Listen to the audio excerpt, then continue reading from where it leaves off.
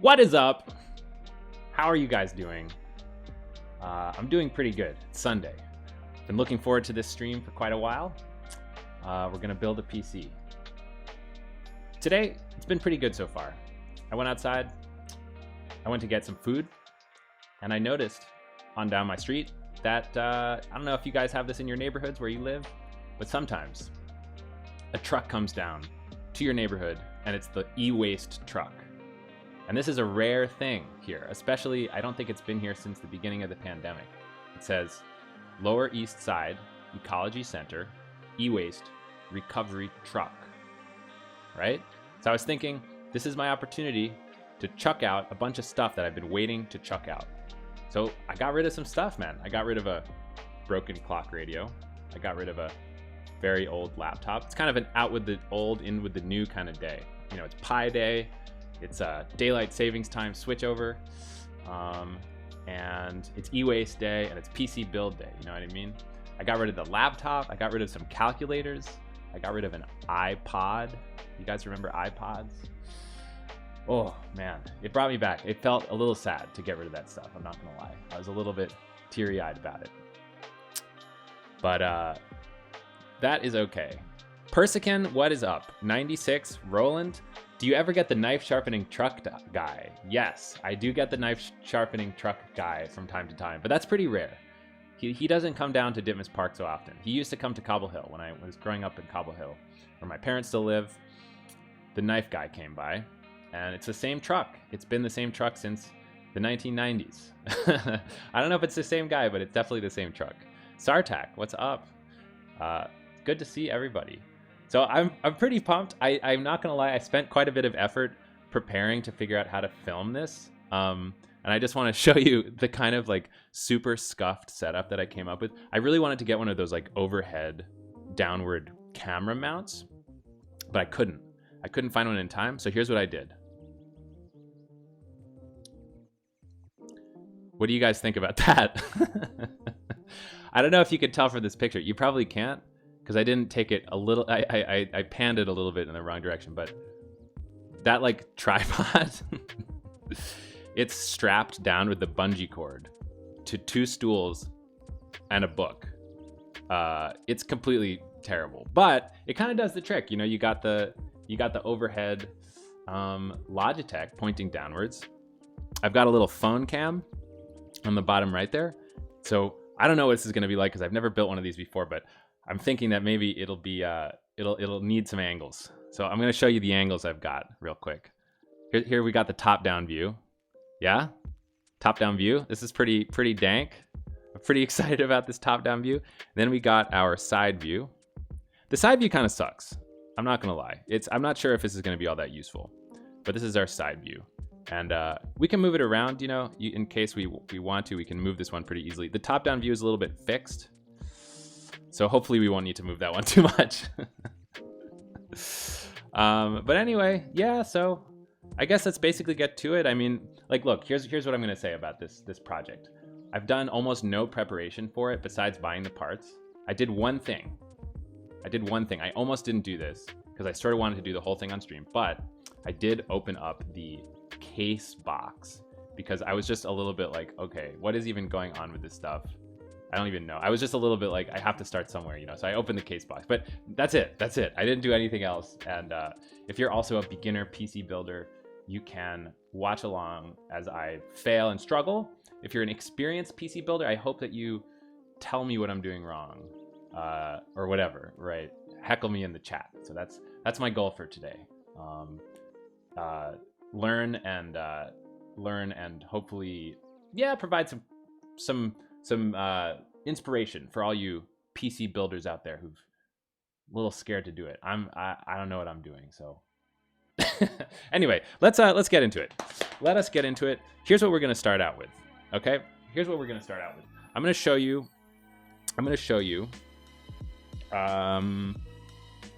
this case. I think that's where we're gonna start. I think that you're supposed to start with the motherboard. I'm gonna show you this case. Yeah, that's a good point. I should really have like a component list, huh? How do I do that? Hold on.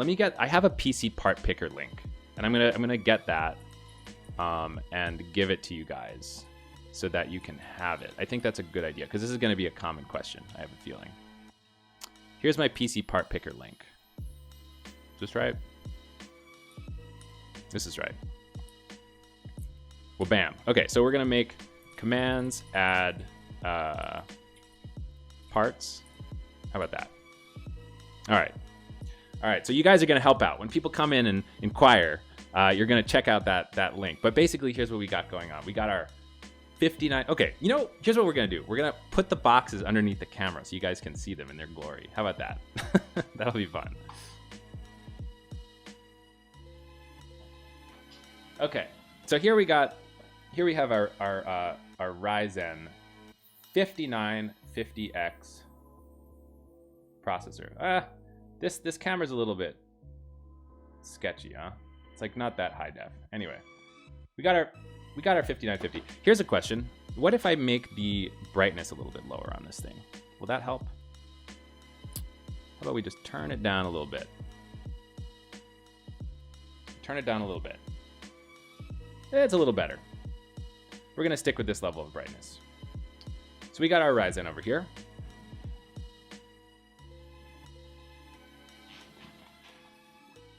We have our B550M Aorus Pro P Gaming Edition motherboard for a micro ATX case. Was the CPU hard to acquire? I did kind of have trouble getting it, yes. I had to go to Micro Center in person at a random time. There's a Discord where people post about what is up with the Micro Centers. And I happened to be lurking in that Discord when somebody was like, they got a bunch of 59 blah, blah, blah. So I went over there and happened to get one. So I was kind of lucky. I was trying to do the same for the graphics cards. It didn't work out. I'll tell you guys about that in a sec. Okay, so we got this stuff.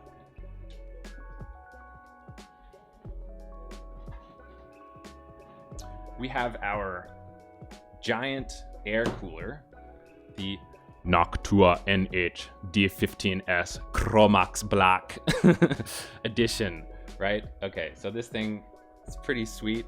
I don't know. It's a big air cooler. People say it's pretty good, and it's black. I guess the rest of the stuff in the build is kind of black colored. So try not to do too much of the light stuff because I think I don't know, I'm not into it.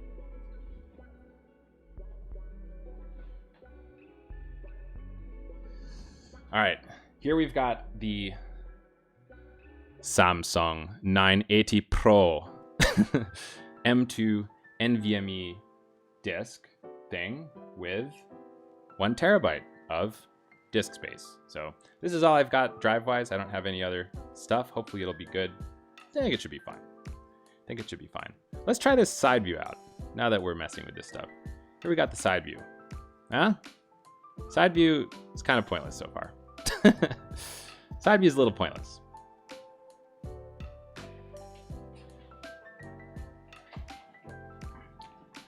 We got some Cryonaut Thermal Grizzly stuff.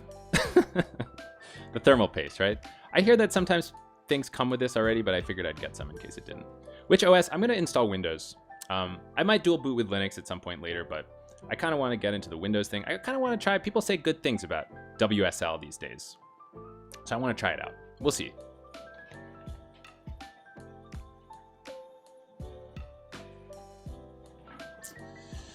Power supply. We have the RM650X Corsair 650 watt power supply. All right, that's all there is. Not so complicated. And then for our graphics card, yeah, so this is, right. I wanted to get the whole, can you even see this? You can't really see it because it's super yellow. Anyway, it's a 1660 Super. I wanted to get the 3000 series graphics card, but I couldn't get one. People were lining up at Micro Center 10 p.m. the night before for non-guaranteed drops, my dudes. I'm talking about, you get there at 10 p.m., you put your chair, you lock your chair up for some of these people, and you don't even have any guarantee that they're gonna give a shipment, right? And in the end, they end up having like 15 cards. So if you don't get there in the middle of the night, you don't get one. So I didn't do it. I want to go to that length. Didn't feel worth it, so I got a last generation one. It should be fine. I don't think. I was sort of excited to get all the new gen stuff just to have it, but I don't know if I really need it, right? Hopefully not. So this thing was expensive. I mean, honestly, I think it was at least a 2x markup from the MSRP. All the Bitcoin miners or Ethereum miners or whatever, kind of driving up the price of those graphics cards. So this is what I could get my hands on. BHAVC, I use Mac for my Go streams normally. I'm not really a Windows person, but I'm gonna try it out because yeah, you know, it's been a long time since I've used Windows. Trying to get the 3080 JJM, yeah. It's good luck. Good luck on your journey. Dual boot and VM the same Ubuntu install. Oh, that's cool. That's cool. Oh, you can dual boot and VM it. Oh, that's actually super sick. I should check that out, Nanometer. I like that. Tycho, what's up? Thanks for stopping by. How long did it take me to get a hold of all the parts? Everything was pretty easy except for the GPU. The GPU took me like, I don't know, 3 weeks of deciding what to do and getting it. Everything else took like a week or 2 weeks or something.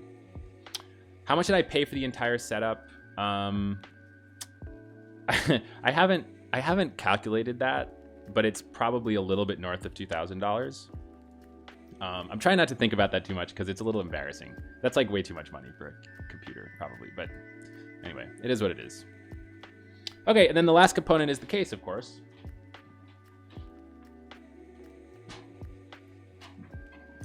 So for the case, I have this Fractal Design Define Mini C case. It's got a glass front panel, which is not on it right now, but it's a micro ATX case. And I think it's pretty reasonably sized. I don't know. It's like, I think this is where we use the side camera, so you can actually see this thing. Okay, the side camera, I don't know if this is really working out. But anyway, it kind of looks like this. It's like mid-size. You know, here's my hand. It's probably like 3 hands lengths. Is that big? I don't know. Anyway, that's kind of that. So I guess let's get to it, right guys? Right guys? Okay. So let's go ahead and start by unboxing this motherboard, which I think is the first step here. So we're gonna open this bad boy up. Okay. It's kind of interesting. It's like the motherboard sort of attached to the top. There we go.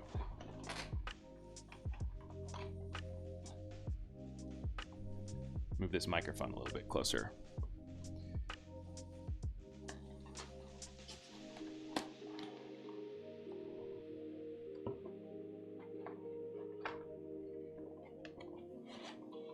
So inside the box, there is the motherboard itself. They've got some special cable here, which I don't know what this is. And it's got the manual, which I think I will need. It's got a CD. I have no use for this. I don't have anything that can use one of these, unfortunately. So I will just put it away. And I've got this pretty Poggers Aorus sticker. What do you guys think I should do with this? I will not need the manual? Okay, if you say so. Great, so we've got our motherboard. It looks like it is enclosed in some sort of anti-static bag, would be my guess here for what this is.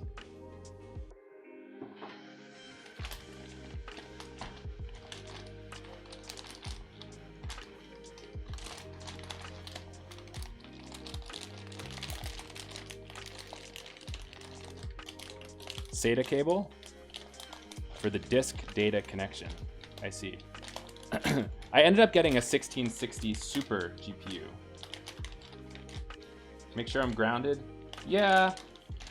I mean, people say that to get one of those, like, I don't know, guys. Tell me about grounding, right? Like, I don't have any rugs, really. I don't really have static shock in my apartment. So what do? I don't have one of those little wristbands either. What's a good way to ensure that I'm not going to destroy all of these expensive parts? Any tips?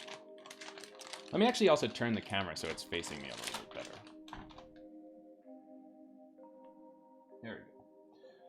of centered in the frame. I should get a knife. I've got a knife over here. I don't know if I'll use it, but hand on radiators once in a while does the trick. All right, you've convinced me. I'm gonna radiator my hands. Okay.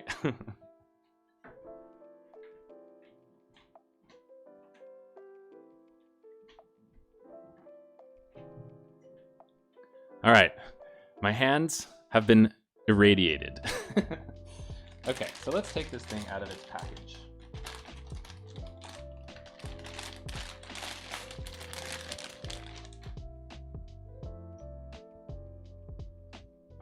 Okay, so we have ourselves a motherboard, ladies and gentlemen. Very exciting stuff. I guess the correct orientation is probably like this. I think so. Yeah, it's looking pretty cool. So one question that I had right off the bat. Earth electrical device, just keep touching the metal. Ground yourself, touch something metal before touching the components. Touch the case.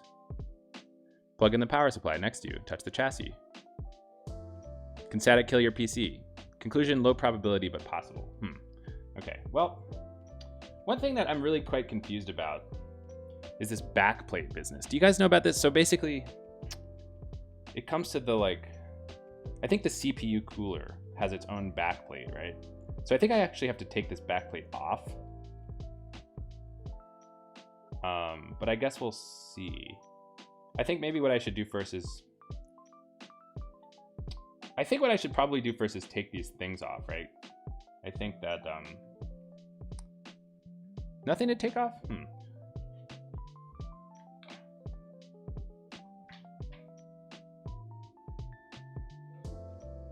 So I kind of want to, you add parts from the cooler?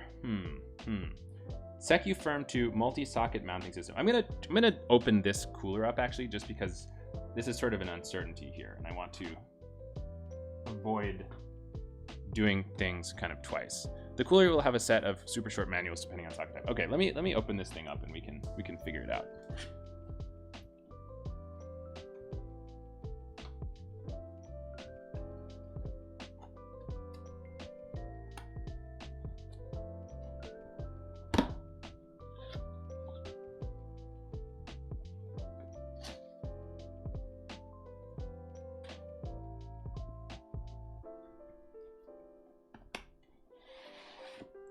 Okay, so pretty heavy heatsink here, as well as a fan or something. This is a mounting system. So this seems important. I need to figure this part out. You super enjoy paying other people to do this part for you?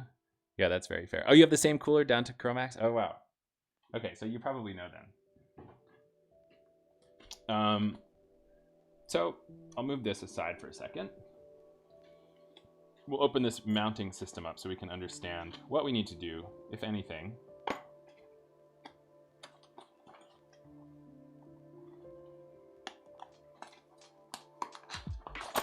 Whoops, let's not drop all the parts. Okay. Wow, this looks fairly irritating, huh? Okay. So we got, oh, I see. So here's the AMD manual, you see? The backplate business comes after the CPU? Okay, that's fair. So maybe I should just do the CPU first then. Well, I mean, you could do it before or after, right? Yeah, 5950 doesn't come with the stock cooler. That is correct. I feel like my head's cut off.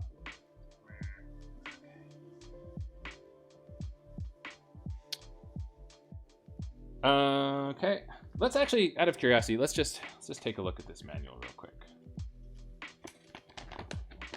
Okay, so AMD stock backplate included with the motherboard. 2X NM AMB8 mounting bars.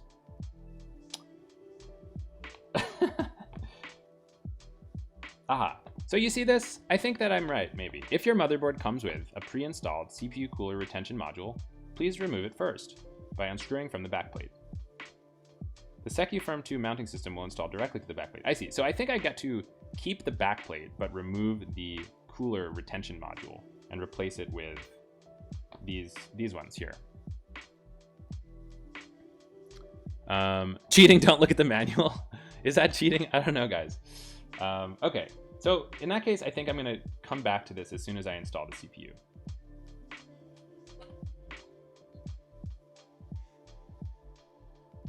80% no manual, run ruined. All right, so let's see here. What do you guys think about all of this plastic? Anybody know what this is about?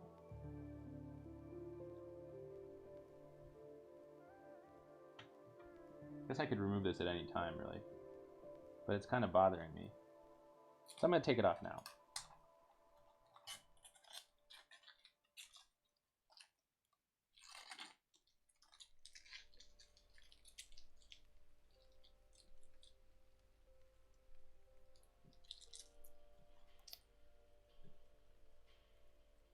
Easier to do CPU, RAM, M2 first. Oh yeah, that's a good point, because this thing is actually super massive, I'm remembering. Okay, so let's get at this CPU then. Okay, so here it is, this overly expensive chunk of metal. Let us open it up and see what is inside. It says cooler not included, liquid cooling recommended. Uh-oh, well, I don't have that. Where's my knife at?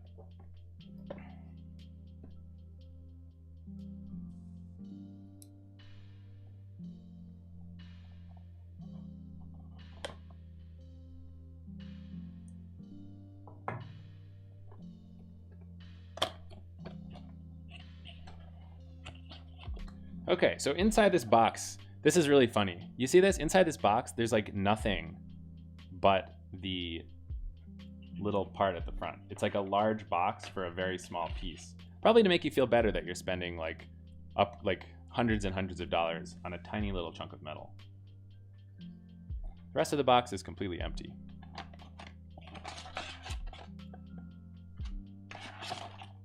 So we'll put that aside.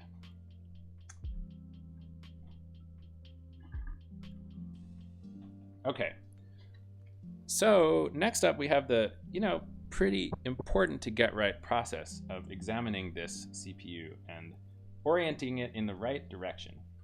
I read that you're not supposed to touch the tops, so I'll try not to do that.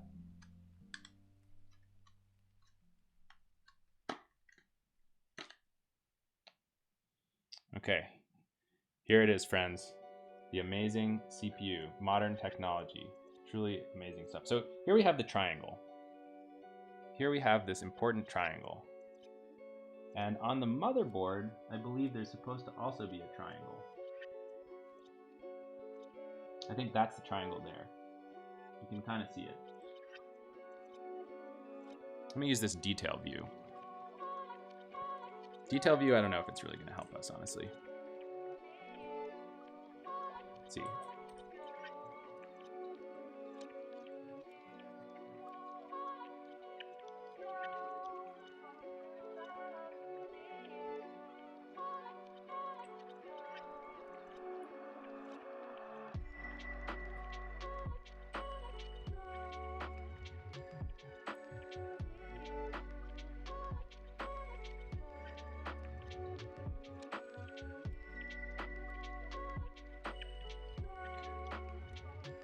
Most of the, oh no, doing X is so bad doesn't apply if you just want a well-working system. That's fair. Yeah, that's a fair point. I just want to, it's just a lot of money. That's the thing about it, right? It's like nerve-wracking because you've spent a lot of money on this thing. Okay, so we grab our CPU. Very exciting, chunky piece of thing. Here is the triangle, right? See that triangle? Probably not. I'm doing a terrible job of videographing this thing. Oh wait, first, do we take this up first? We take this up first, I think. Right, boys? We raise our lever.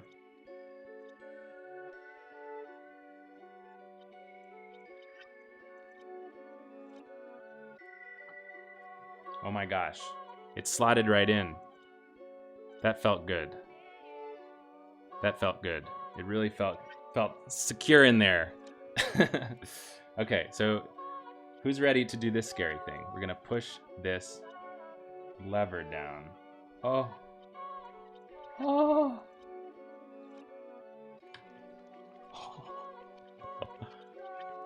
So scary. So scary. But I think it's good. I think it's working. I think we're doing good. Okay.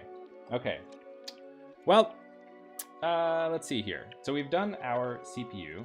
The question is now should we do our thermal paste? Or should we wait until we've installed a bunch of other stuff? I'm feeling like we maybe wait until we have installed some other stuff. I feel like we have to put our RAM in first because the CPU cooler is so big, right? Isn't there something about that? Yeah, RAM, exactly. Okay. In fact, I think I forgot to show off what RAM I've got. Can you use a computer yet? I think so. I think it works already. So check this out. Here we have the Viper Gaming Patriot Steel Edition, 32 gigabytes. Very exciting.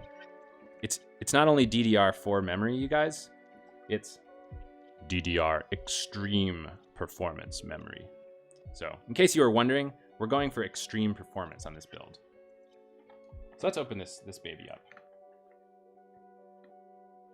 Yeah, exactly. Hashtag gamer. You guys got it. So we'll open this up.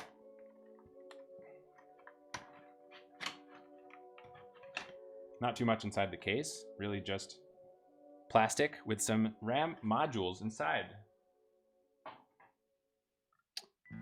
Okay, so let's open this up. Beautiful. Beautiful. Very tough looking. Very gamer looking. Super gamer looking. Okay, so next question is which of these slots do we put it in, right? That's a thing. That's a thing. So for this, we're gonna refer to the manual, boys and girls. We're gonna refer to the manual because I hear that you gotta get it in the right slots. All right? Okay, installing the memory. 4 memory sockets, dual channel technology. The 4 memory sockets are divided into 2 channels, and each channel has 2 memory sockets as follows. Channel A is DDR4 A1 and A2. Channel B is B1 and B2. Okay, so presumably what we've got to do is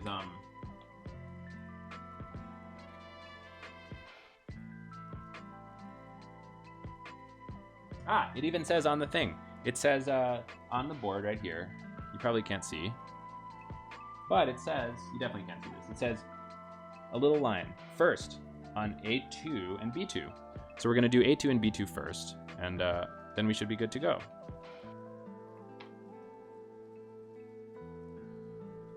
Okay, so first we'll unlock our little slots here.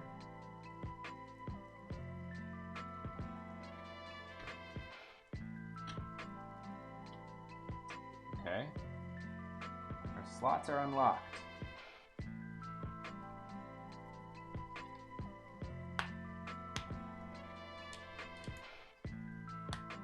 Weirdly difficult to get the...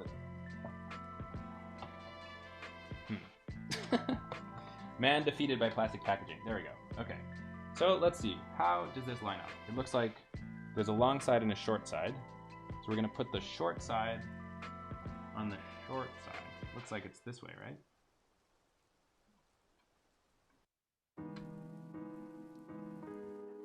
Is that looking good? It's looking pretty good. So we push down here. Seems terrifying.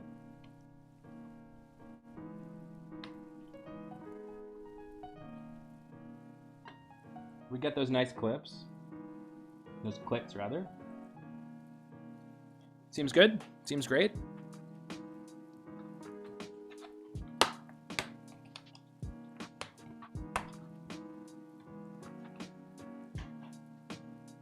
And we do it again. 95XXX. If you hit exclamation point parts, you can get my PC parts picker list. In case you're wondering about that. Okay, so for module 2,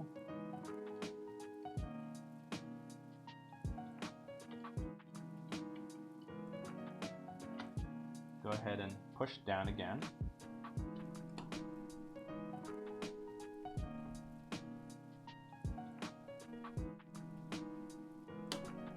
Got one click. I feel like we've got both clicks. It's a little bit ambiguous, honestly, but it seems good. Seems good. MD Layer, what's up? Welcome to the stream. We're doing pretty good. We got our CPU installed.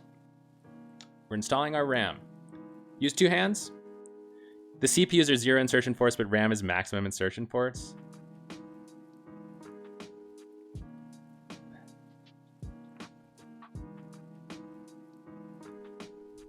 Yeah,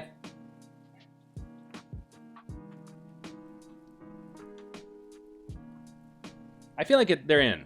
It's a little hard to tell, but I think it's good to go. All right, fantastic. We got our clicks. I think we got our clicks. Okay. So at this point, you can put these pieces aside. This is our instructions for the CPU. And I guess we should do our M2 next? Something like that, right? Let's do our M2 next.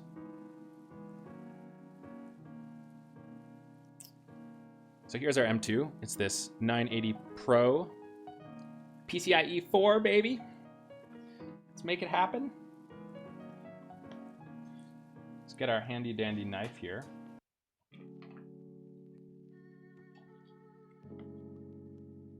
Yeah, I think the CPU cooler is definitely going to get in the way of the RAM. I'm not so sure about the M2, but we'll see.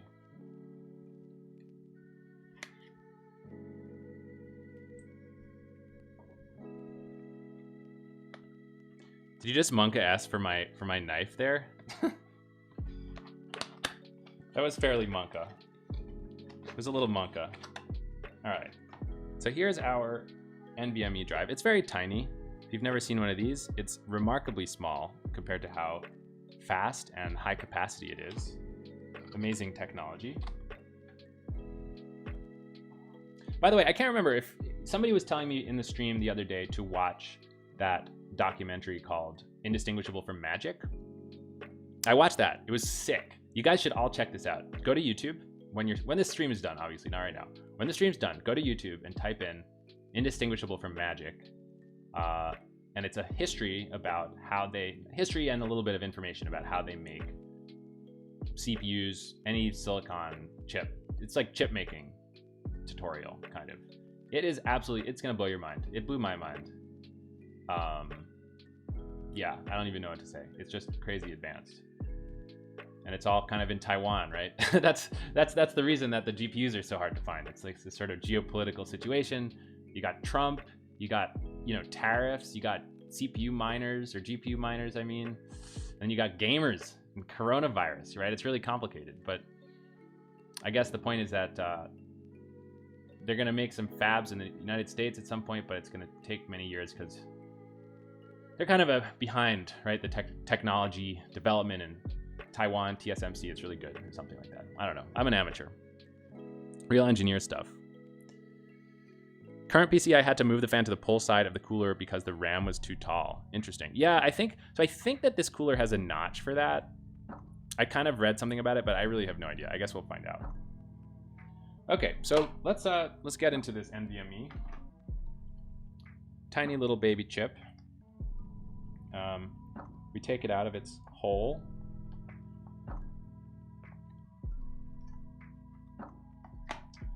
And okay, where the heck is the? Hold on, I'm just realizing I have no idea what I'm doing. I think it's this guy, right? Is that right? No, that doesn't seem right. Ooh, there's a shield. There's a shield. I think it's this. I think I have to unscrew this. Let me check the.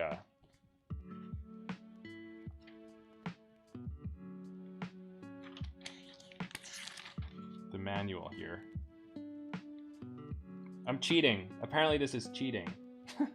Okay, it says, follow the steps below. Locate the M2 connector. Use a screwdriver to unfasten the screw and remove the heatsink. And you put the heatsink back. That's kind of cool.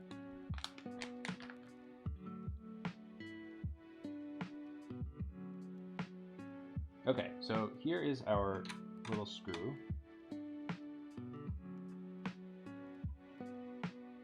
It didn't feel very... Wait, did I...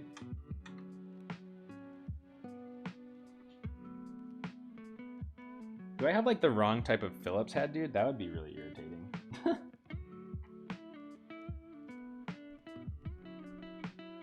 I definitely do. What do I have that could be helpful here? Let me see if I can get another screwdriver. iFixit Pro. 2 M2 slots, closest to the CPU.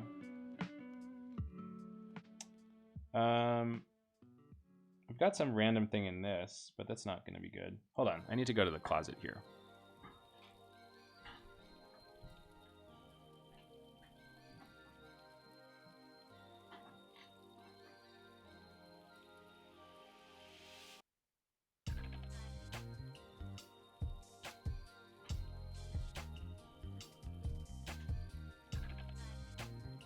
Phillips head is not good. I don't get it. Okay, I've got this tiny screwdriver. Maybe this will help.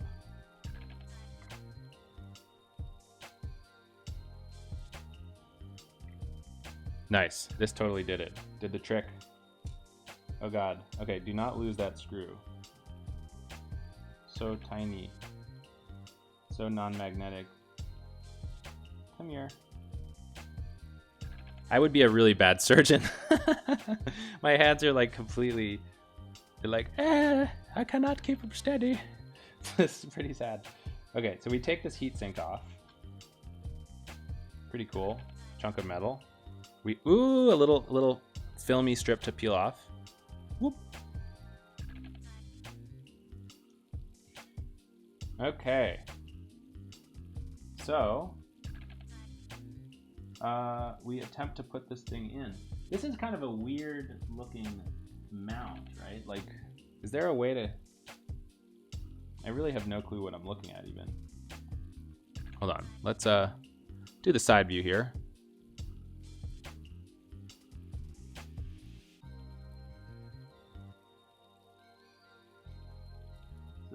Is it up here? This seems to be right. And then I saw online that you're allowed to like squeeze it, which feels really sus, you know? Like, why did they let you do this? Boing, boing, boing, boing.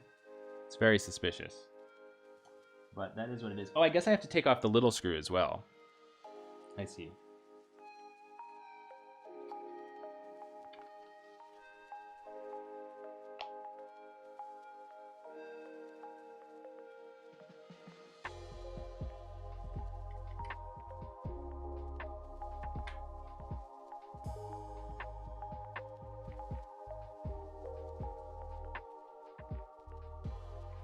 All right. You'll put that one on top. That makes a lot of sense.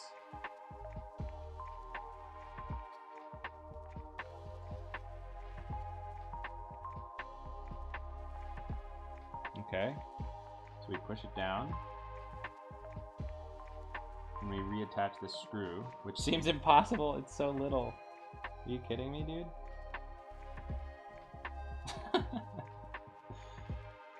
My hands feel like giant meat sticks compared to this screw.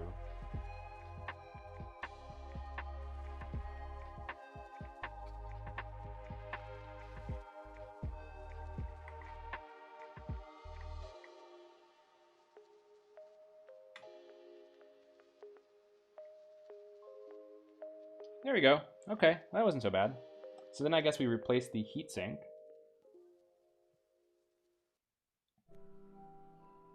The heatsink is sticky, you guys. That's kind of crazy. What's up with the heatsink being sticky? Uh-oh, looking for the phone. Well, that's not good. There we go. What's up with the heatsink being sticky exactly? You see this? This is like sticky material. It adheres to the memory modules on the SSD. That just seems weird, but I guess it's normal, so great.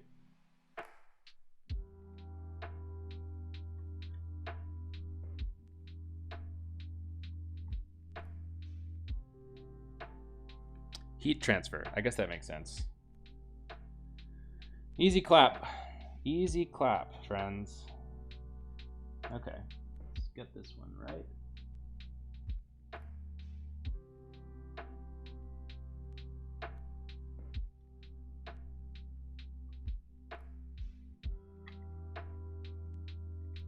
No. Oh, this is brutal, dude. Okay, wait. Do I need like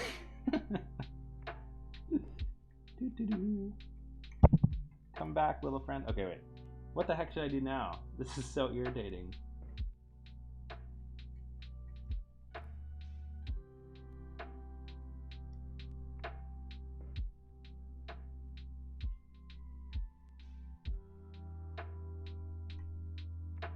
It really would be better to have a magnetic screwdriver for this. It would make life a lot easier. All right, we're good. We're good. We kind of we made it through. So I think there's also an installation guide here for our M2 drive, but we completely ignored it. So we're just gonna probably put this into another thing. It's also got a warranty, which is nice. All right. Okay, well, we did some good stuff. We installed our RAM, we installed our CPU, we installed our M2 drive. And I guess maybe the next step is that we just go ahead and do our cooler, right? Because the only thing that comes after this is our GPU. And before we put that in, I think we want to put it into the case. So I feel like it's cooler time. What do you think, chat? MD Layer says yes. SSDs operate better when they're slightly warmer, which is counterintuitive. That is confusing. That is confusing. Sounds cool. I think it's actually warm, my friend. Sounds warm, Oscar. Don't get it twisted.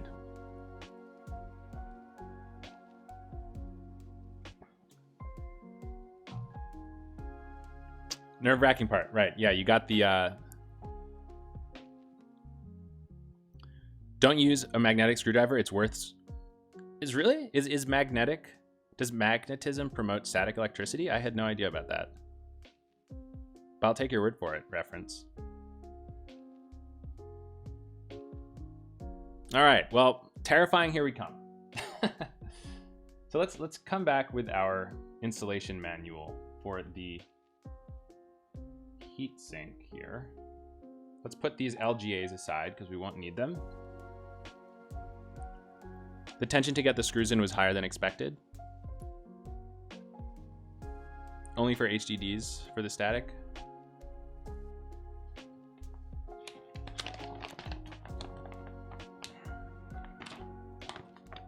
Okay, so first what we have to do is we have to remove our pre-installed CPU cooler retention module. So let's go ahead and do that.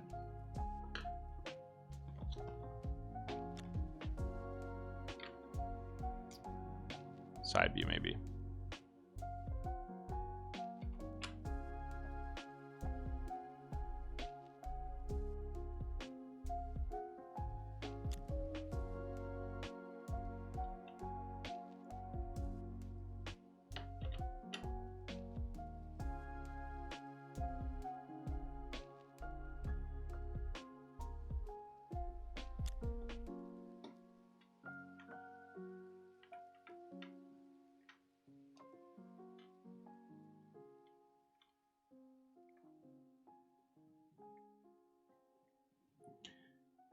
Yes, it does already have a backplate. Yeah, I think according to the manual, what we're supposed to do is take these off and replace them with the Noctua ones. And then hopefully the backplate won't actually fall off.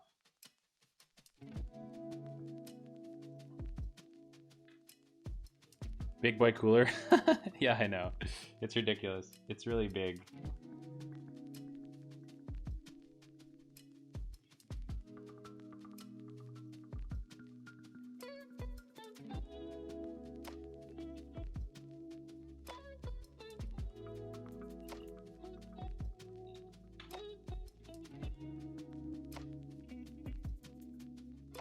Has old spec and parts? I think it's correct. Let me check. Yeah, this is the same as what I've got. I think it's correct.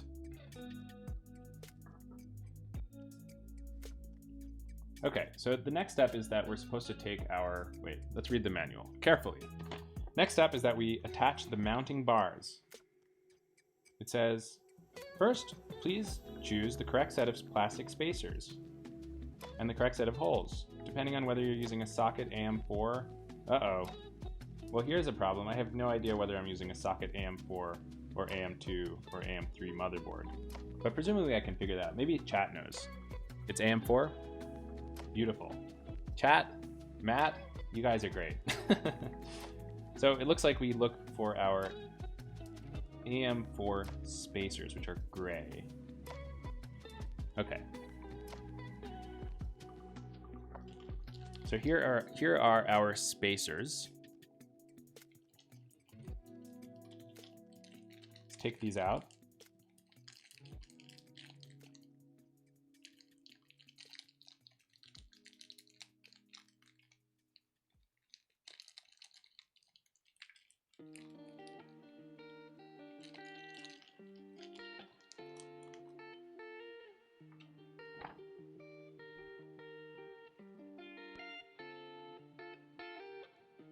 And it looks like it comes with screws as well. So we're not going to use the old screws. We're going to be using the new screws. Did I order all the parts in a kit? No, I did it. I just sort of picked parts that seemed good and compatible. I used PC Part Picker. If you're thinking about doing this, you should do it.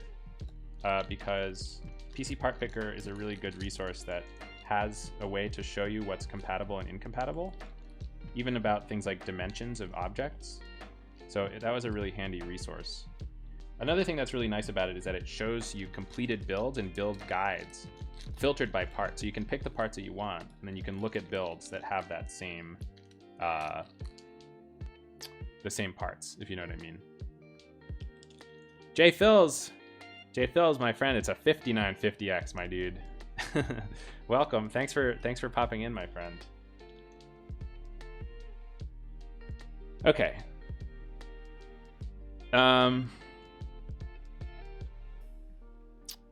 Jay, do you want to see my scuffed setup in terms of the camera mount? Look at this.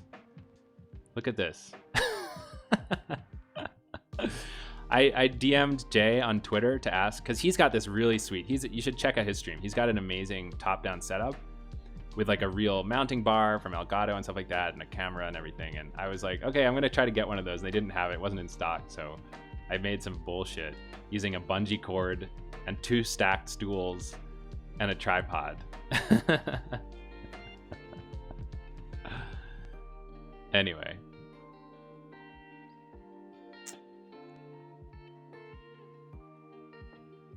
Are the plates at the wall lights?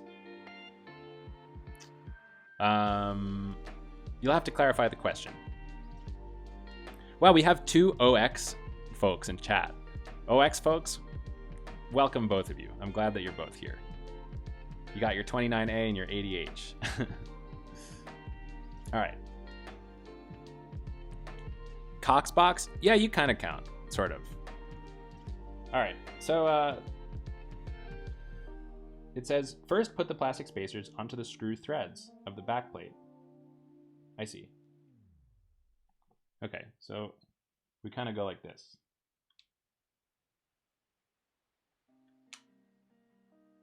We're affixing these spacers into the screw threads of the backplate. And then what we're going to do is we're going to attach these special mounting brackets over here in the box. So if you look in our box, we've got these mounting brackets, and we're going to be attaching these 2 guys to the motherboard. The 3 squared white things, no, it's not LED. They're just they're like little sound absorber panel thingies to prevent a lot of echo in the room. The data bank's too big. I have to narrow down the search. How are you going to do that? Thanks for the follow. By guessing.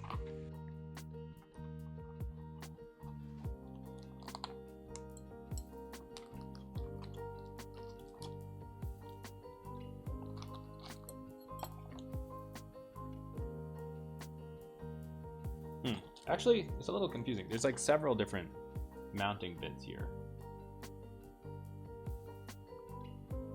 2x. I think I need not this one. NM, this is the NM-IMB2, and I think I need the NM-AMB2, which are these smaller ones. So I think I want to be using these guys. Confusing.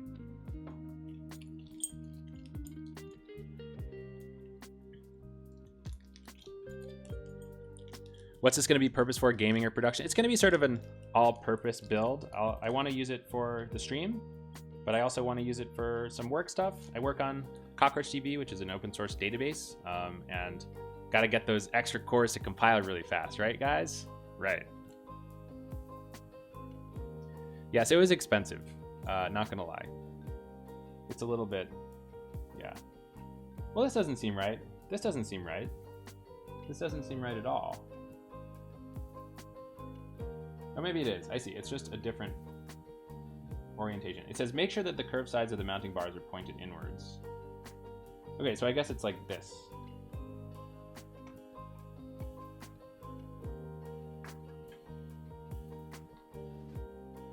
There's also a choice here because there's two little holes in each mounting bar. How do we choose which one to use?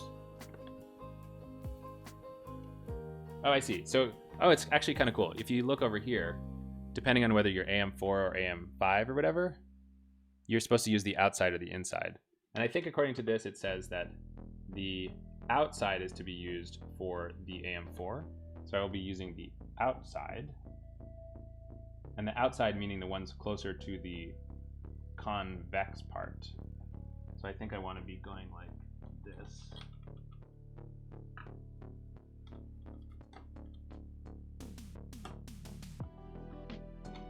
This feels super janky, dude. What the heck? It's a little fiddly. Okay, here's what we're gonna do. We're gonna put both screws in.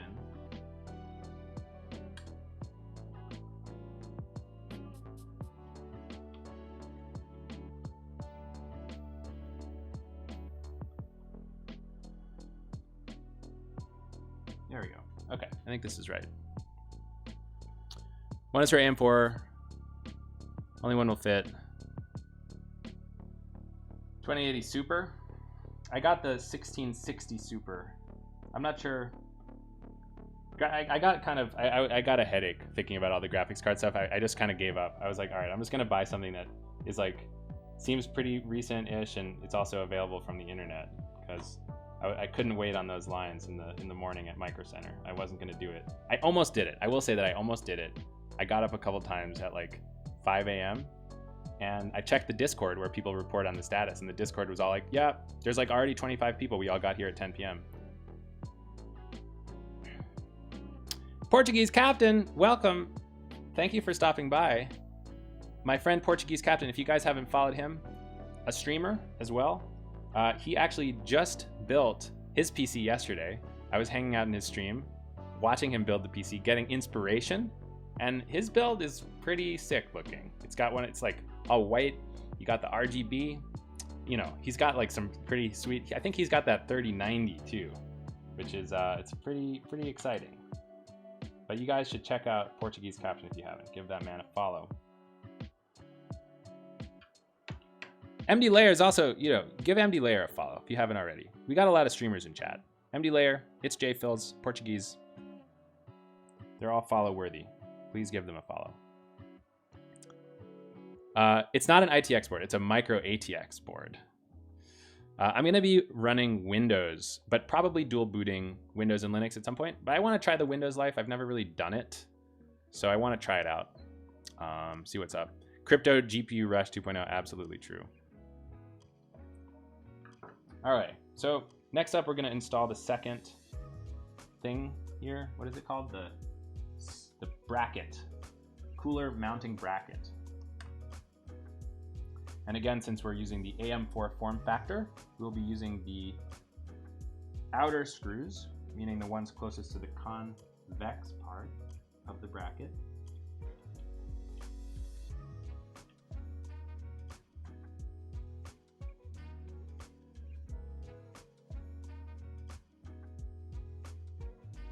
WSL gets most of the way there.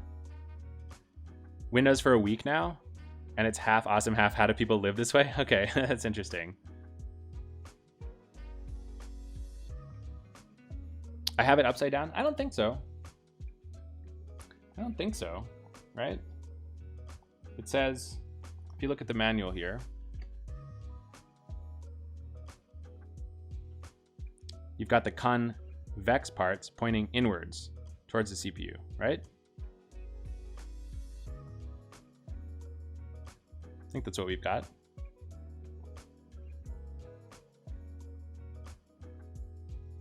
Feeling confident.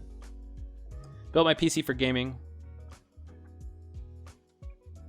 Oh, do you think I have the whole bracket upside down though? Is that what you're saying? I see. Yeah, you're 100% right. Thanks, chat. Okay, this was helpful. Chat, you've saved my life. You've saved my life. Well, anyway, let's fix that. Let's make this better. Very good. Oh, and you know, you guys, it's even better because it says the number that you're supposed to be looking for. There's a little 4 here and a little 3 there. So I should have noticed that and used it right side up the first place.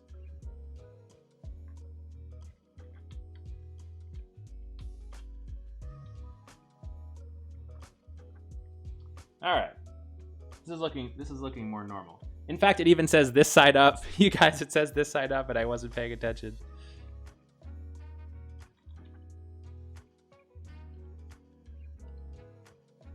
Yeah, the Chromax thing, I just did it because it was like $10 more and it was black colored instead of the Noctua brown or whatever. Which I think people like the Noctua brown, but everything else was black and I was like, it's gonna be out of place.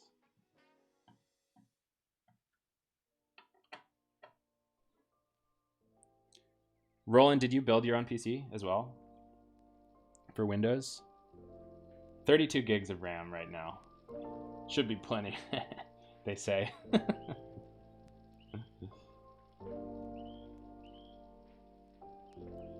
Not big on the Noctua color schemes, but also don't run RGB Windows, so who cares? Can't do less than 64 anymore? Damn, dude. I've never lived that 64 gig life. I've never lived that 64 gig life, so I don't even know what I'm missing.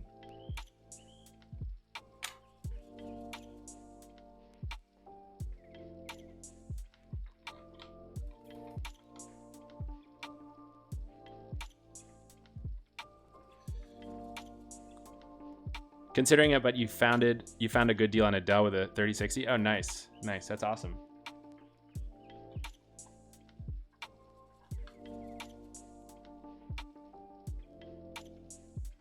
If I ever leave Cockroach Labs, am I going to rename my username? Probably not. I'm going to run Windows to start with, but probably I will dual boot it at some point.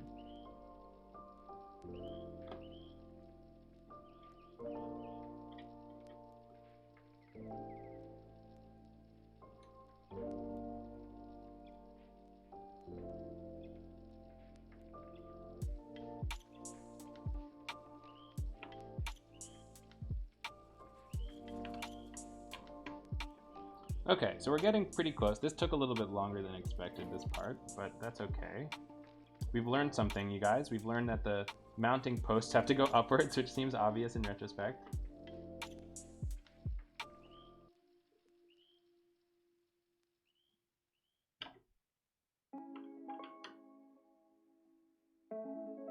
Okay.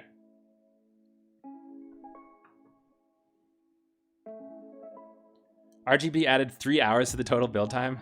Still need to cable manage. Grover, dude, yes. Never forget. Okay, so Jay and I, we worked together at my first job at Newton, and I built this, well, it wasn't just me, but I don't know. Anyway, we kind of built together this unfortunate-ish thing called Grover. It was a graph database. It's set on top of Cassandra, and the graphs were versioned. So the idea was kind of like, okay, so why did we build this again? It was because we were running it was an education technology company, and we had this requirement. It was kind of a requirement, kind of bullshit, but the requirement was that we wanted to make sure that teachers could edit content graphs and share them and fork them, right? So it's like, I'm gonna teach this course, and then a teacher could be like, I kind of like this course, but I want to change it a little bit. So the idea is that you could version these graphs and you wouldn't have to copy them. It was so stupid because honestly, the graphs just weren't that big, so you should have just copied the whole thing. Anyway, I spent a really long time building this graph database with some people, and yeah, I don't know, no comment. It was fine. I learned some stuff, I think. Man. What's up, EZE87? Hi from Argentina. Gen 2, compile everything for 64. First install Windows, don't forget that.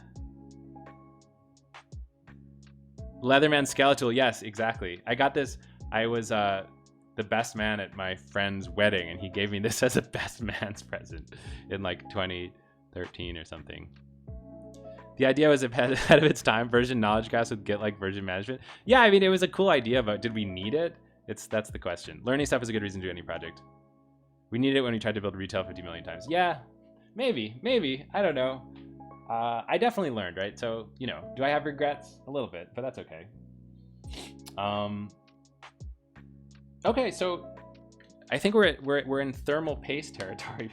We're in thermal paste territory. I'm so scared.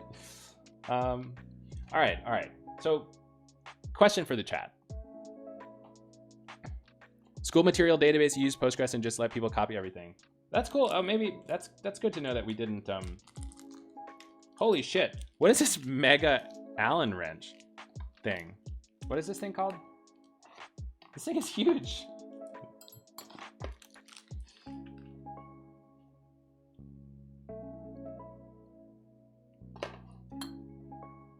A huge mega Allen wrench. That's insane. Okay. You'll need it to secure the heatsink. Okay. All right.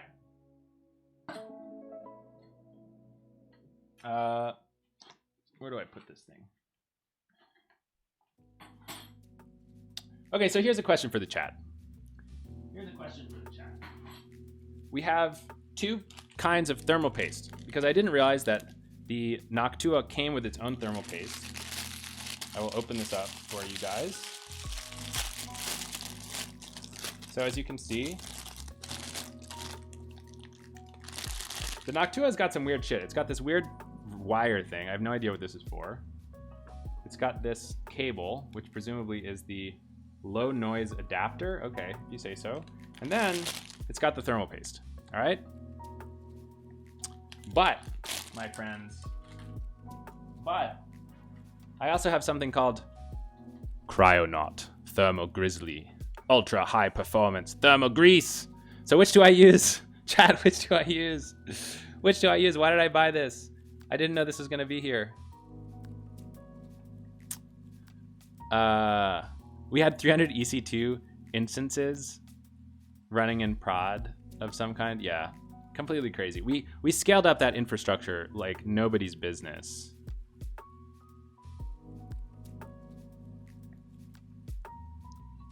Practically probably doesn't matter. Cryonaut might be slightly better. I think I'm gonna make. I think I gotta use this Cryonaut, right? It's like either that or I give it to somebody. I mean, isn't it the case that there's always way too much of this stuff anyway? Like you have a huge tube and you only use a tiny bit. I think I'm gonna use this stuff though. It transfers thermal energy better, according to benchmarks from Gamers Nexus. A thermal paste giveaway? It's not a bad idea.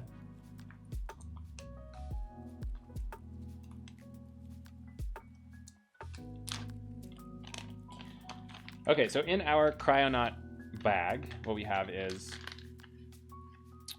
we've got documentation.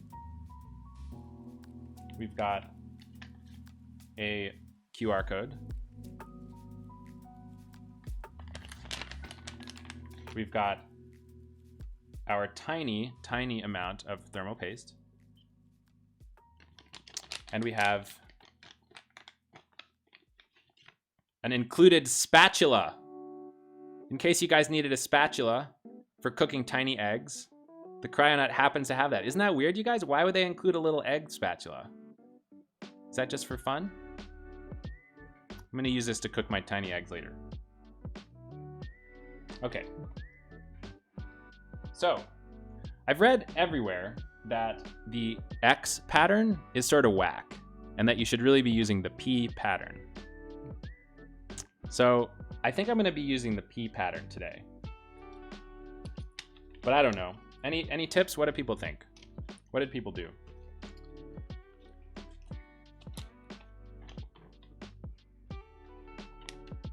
Cooking eggs on the CPU? Tiny pancakes on the CPU?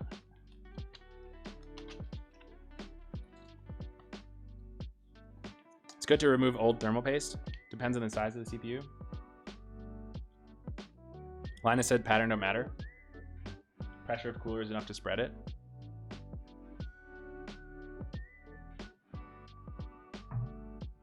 Sounds like micro optimization. I think the ticket is the tiny bead. So I'm gonna do that. But wait, before I do that, I'm gonna prepare a little bit more. I'm gonna prepare a little bit more by opening up this heatsink, so that I can know what I'm working with a little bit.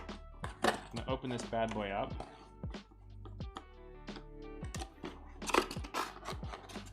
Jeez Louise, this thing is rather large. All right, you see, this thing is like really big, you guys. I don't even know.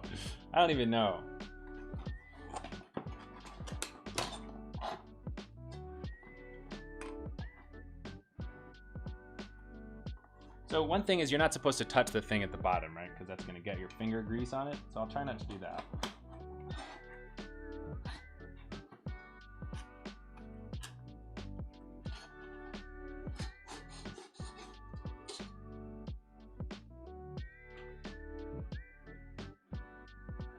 Jeez. Okay, starting to feel a little out of my depth. I have no idea what this is really about. Okay, try not to break it.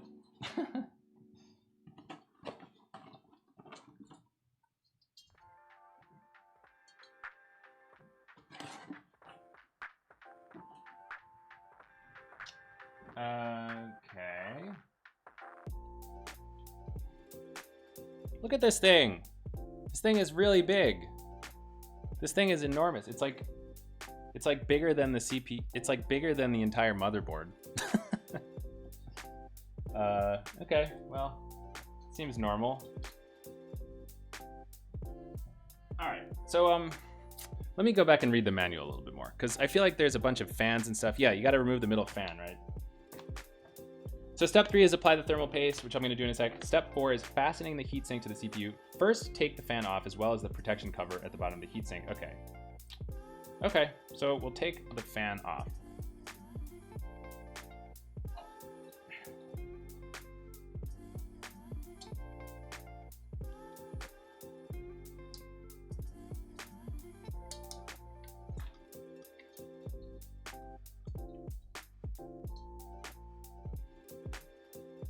It's kind of tricky to take this fan off, actually.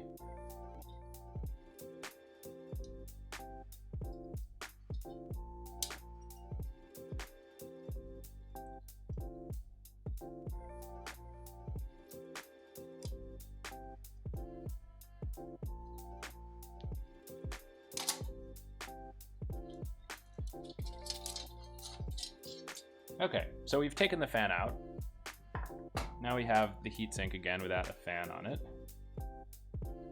And I guess the idea is that we're gonna eventually be placing it on like this.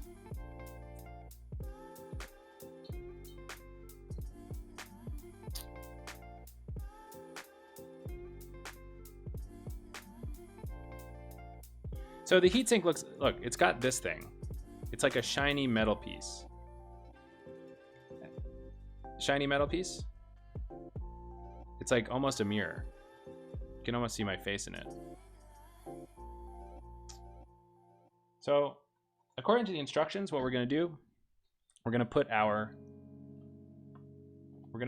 P of grease, and then we're going to just put it on top, baby. All right. All right. Yeah, I took the plastic cover off. Took the plastic cover off. All right. Here we go, boys. It's happening.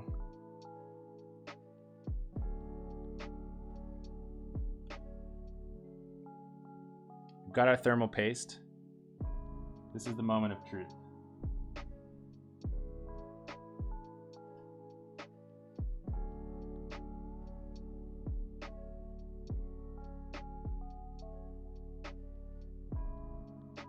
Ah? Is that too little? Too much? What do you guys think? A little more? A little less? Is that the good amount? Good amount? Biggest pea-sized blob incoming? Think it's too much? I feel like it's decent. I feel like it's a little big. I feel like it's a little big. I don't want it to ooze out and get everywhere, you know? You think it's gonna ooze out?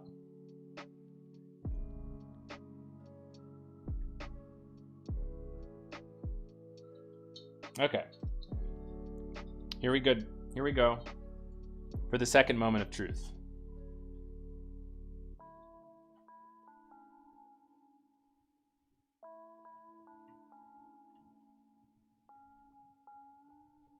Okay, we've applied our heatsink. Now you can't see shit. Now you can't see shit. Okay, we're gonna switch to the top-down view.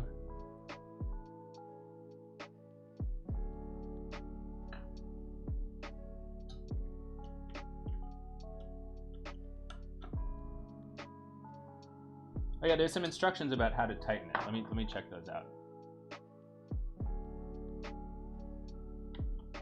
The instructions for how to tighten it say 2 to 3 turns on each screw, and then repeat until both are fully tightened. Okay.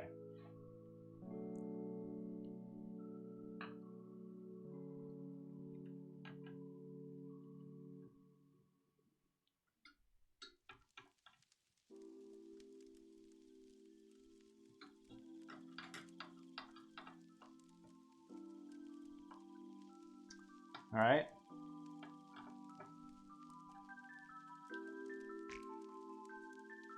Need to push in quite hard or else you'll be spinning freely.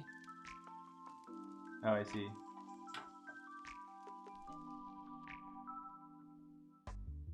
No, I think it's catching. I think it's catching. I will install GPU after it goes into the case.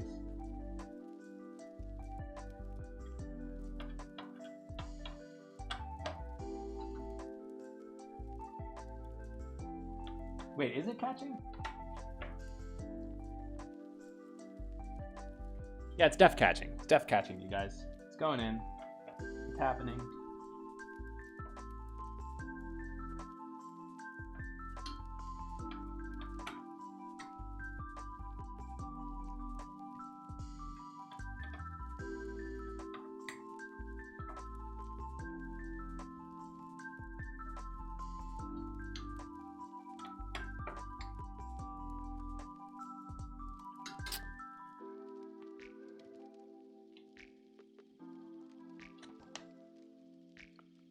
So gently tighten the screws until they stop, but don't use excessive force.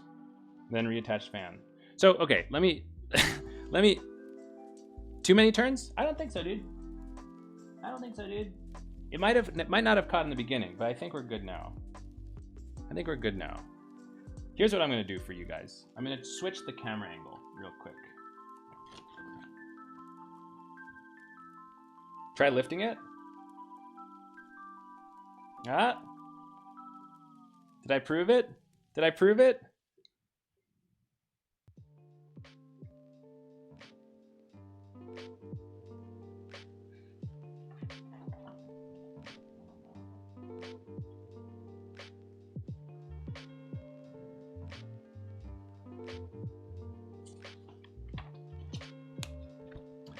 Sean! What's up, my friend? Thank you for stopping by.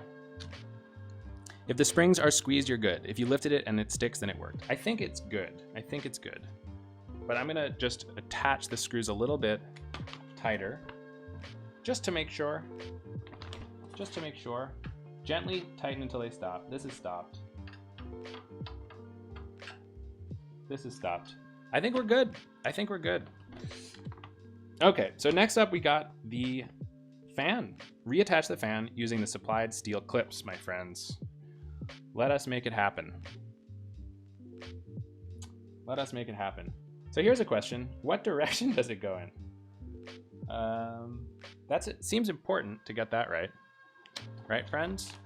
What direction is this supposed to go in? I guess it kind of depends on what my case architecture is or something.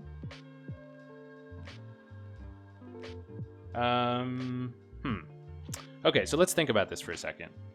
I think when I put this in the case, it's gonna be like this. It's definitely front to back. Usually exhaust hot air out the back. Okay, so let's help me out here. Here's my fan. Is this the front or the back of the fan? I think this is the front.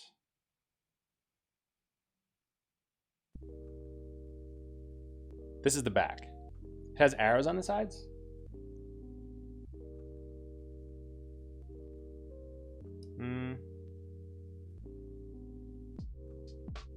Oh, it's got these little arrows. You see that? You want the airflow to go into an exhaust fan in the back. That is the back of the fan. Tells you the direction. Oh, I see. So I see. So check this out. This is saying that the back is what you guys said. Okay, exactly. So this is the front. This is the back. And the front of the case, I guess, is on this side, right? So if the IO plate is here, that means this is the back of the case, which means that I want to put the back of the case, the back of the fan where the back of the case is, right? Like so? I think so. We're getting some thumbs up.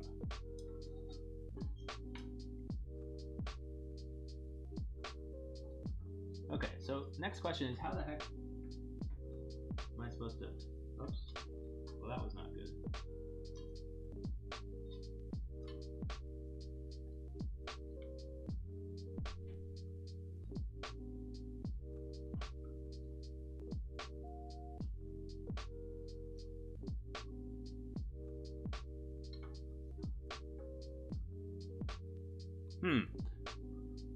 Very unclear. The wires catch on before the fins. Check for the fan header on the motherboard.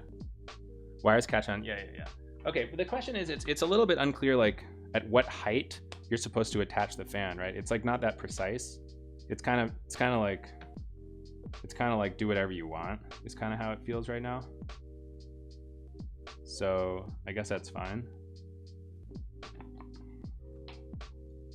However low it can get while being level.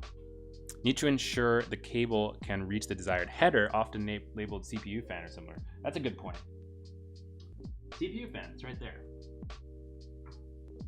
Okay, well, it can definitely reach because it's right where it wants to be.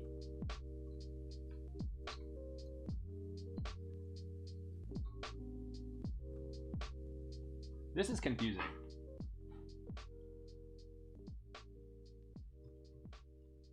Well, I guess I'll just kind of attach it whatever way. Maybe.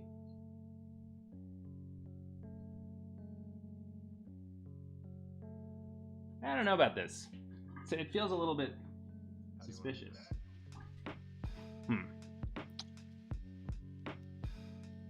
Feels a little bit suspicious.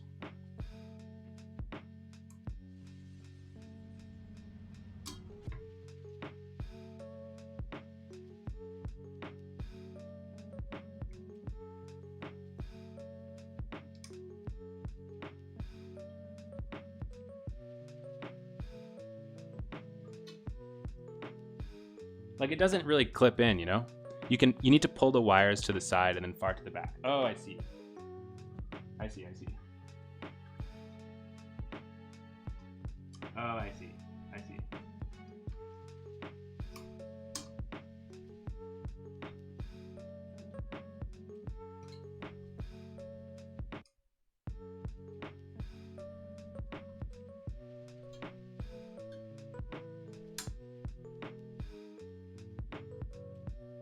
Pull further than that even?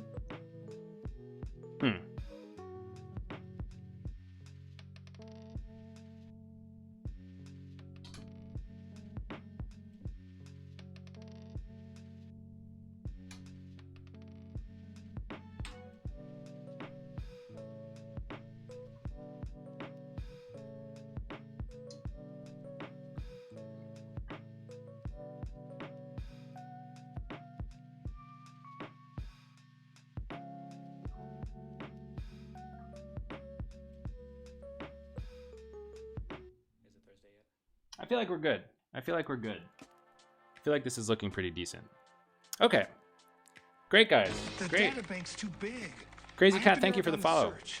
How are you gonna do that? By guessing. Whoops. Well, that's wrong.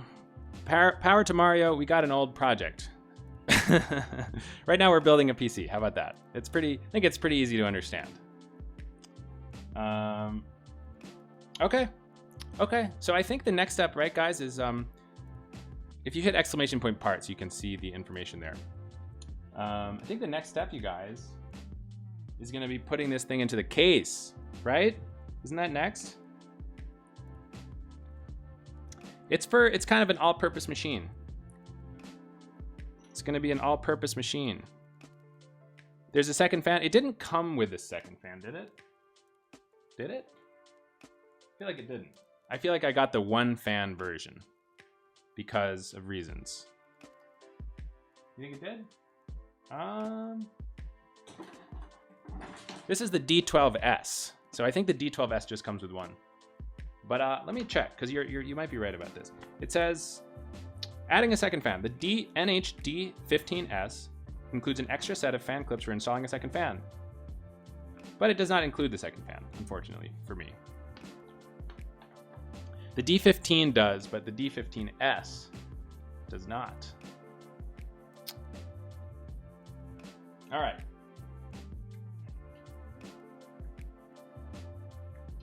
Let's put some of this stuff aside. We didn't need this giant wrench thing.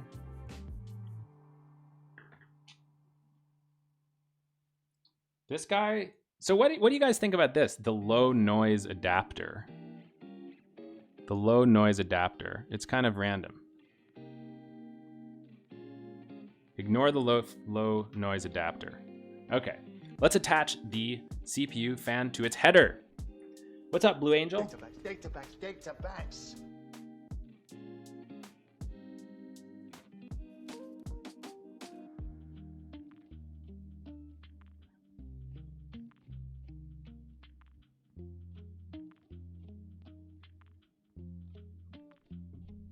All right, we've plugged in a wire. That's really quite exciting. Really quite exciting.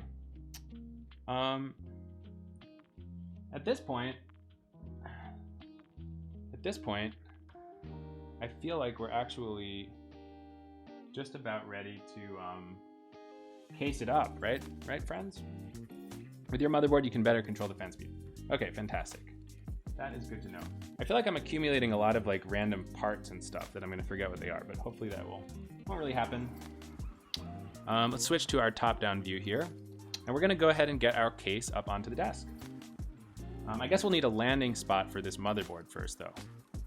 So let's make one of those.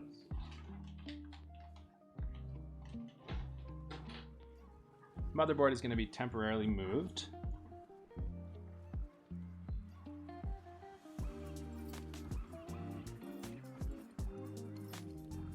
Okay, and we're gonna get our case up onto the desk here.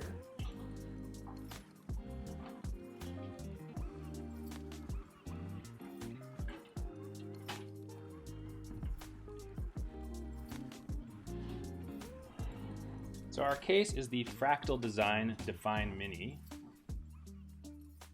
And basically, I feel like what we do now is we just kind of put it in, right? I don't know. Anybody know? Test fit GPU to determine if you can use the top PCIe or the bottom one. I can do that later, right?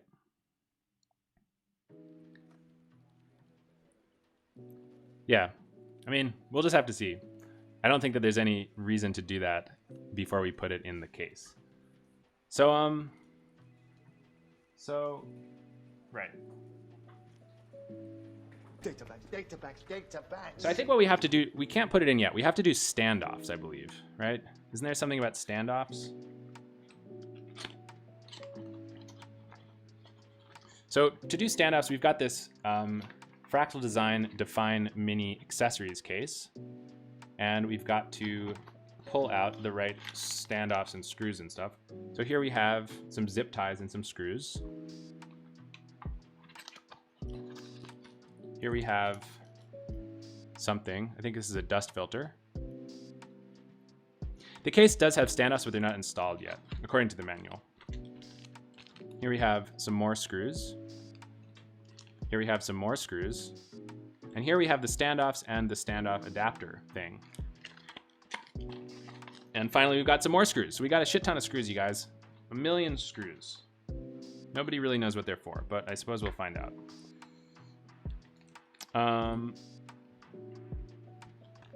And the first thing that we're going to do is we are going to...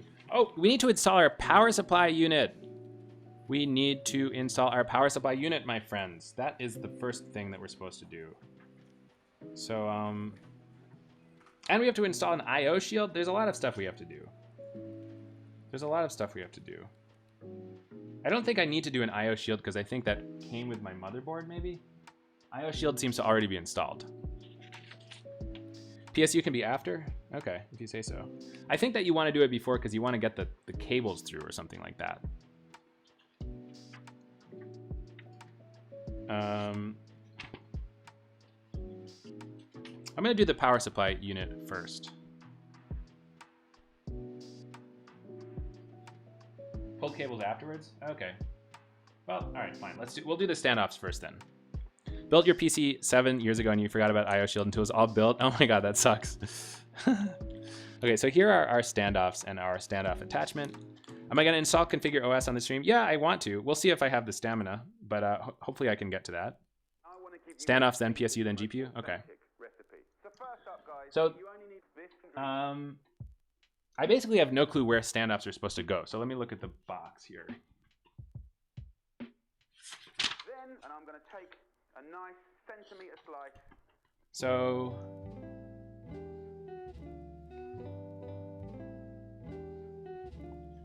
and technique and timing. So as simple as this is.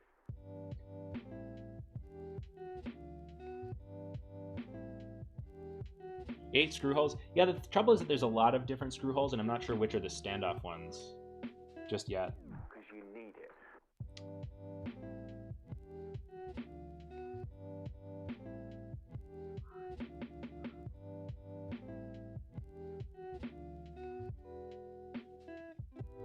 I think my PSU is full modular, but I'm not positive. It says The data bank's 650. too big. I have to narrow down Maybe the someone search. can find that out How for are me. you The gonna do Corsair that? By 650X. guessing. Bottom ones are offset on the MATX. Okay, I'm gonna move this so it's in the same orientation as the manual.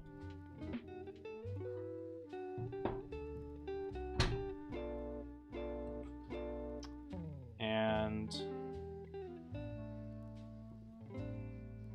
I think I'm also gonna get a headlamp.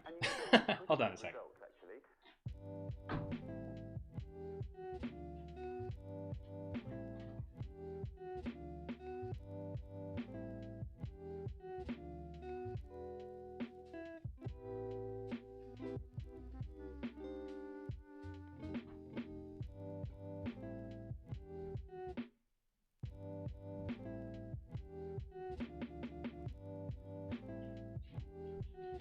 All right, boys, it's me.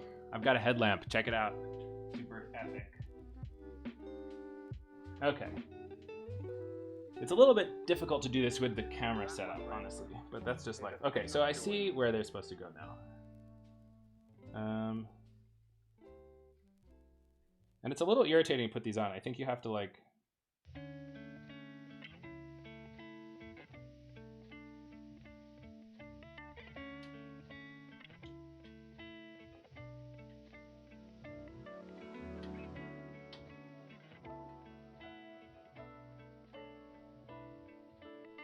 that doesn't seem right. Something seems wrong. Something seems deeply wrong.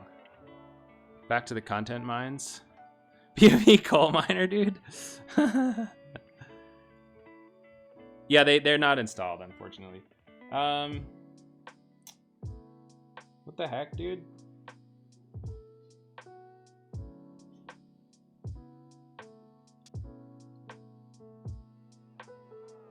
I feel like this is right. It's just like a little bit tricky. Yeah, I think maybe you have to kind of press a little bit hard.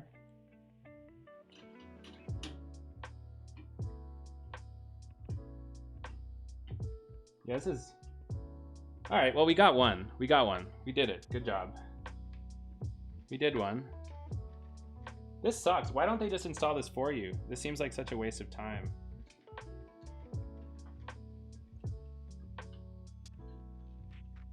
Like, it doesn't seem that hard to make these little posts. Anybody know why you have to have these special standoffs?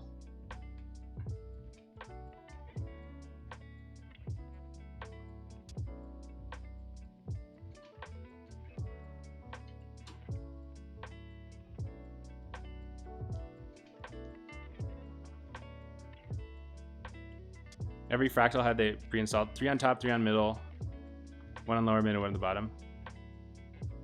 Match up the holes in the motherboard with the case. Different motherboard systems in the same case. Building a connection to the case by assembling it. Motherboard can't touch metal case. I see. Yeah, that makes sense. But like, why don't they just... I don't know. Okay, sure. Just kind of feels like they could install it for you most of the time. Or like, figure out a better way. But I get it. Technology can only come so far.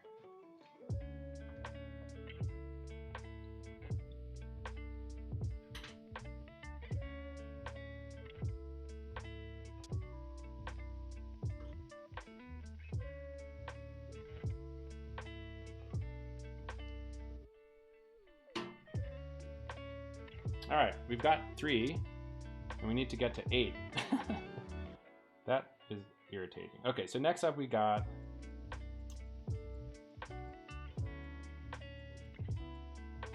So they did this one already.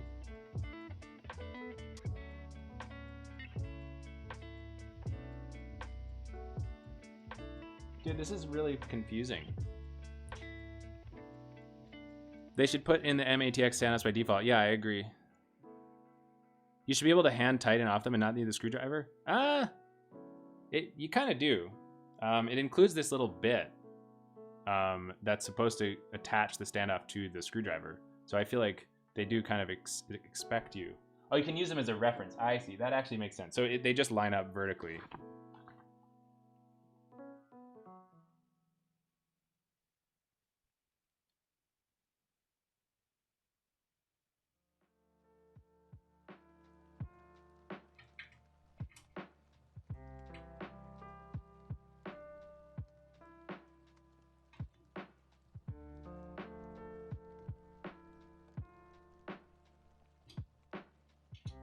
All right. So then we do the one over here.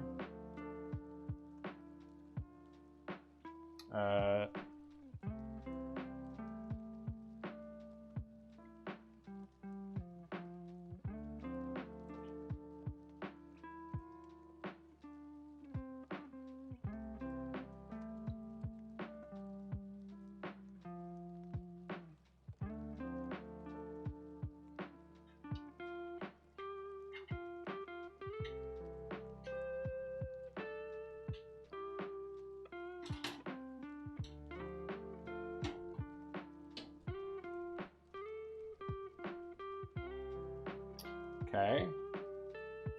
So looks like 2 more now. 3 more? 2 more? 2 more. 3 more? The case kind of says like it's 2 more, but it sort of seems like there should be 3 more. 2 more.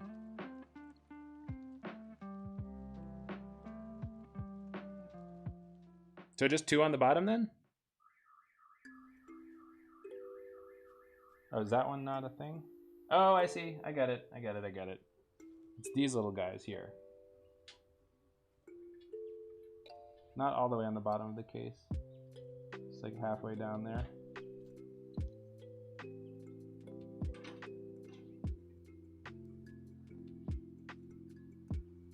Okay.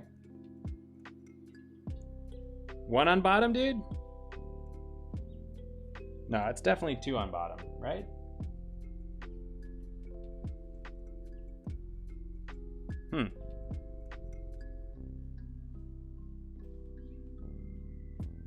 One on the lower mid left. Well, any thoughts on this guy? So this is where I put it.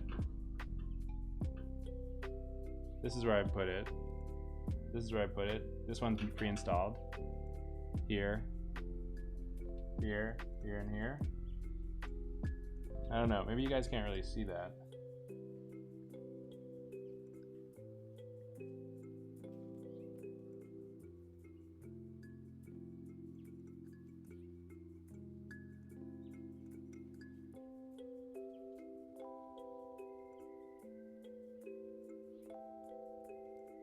Seems like it's 332.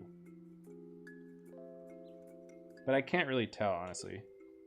Why is this so difficult?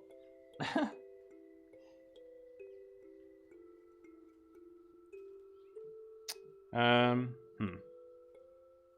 wonder if the motherboard manual could help me out here.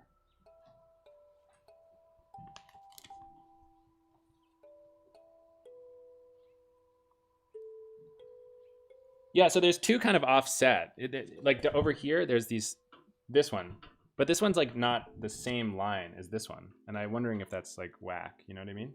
Put the motherboard and see what I missed. That's a good point. I guess I should just do that.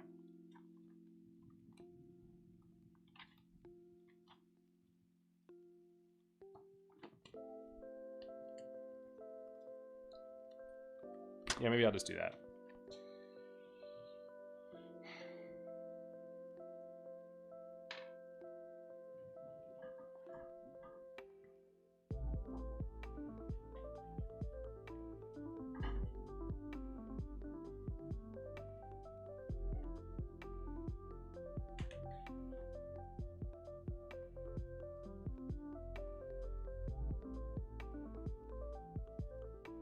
I see, so there's actually two right down there. Is that the issue?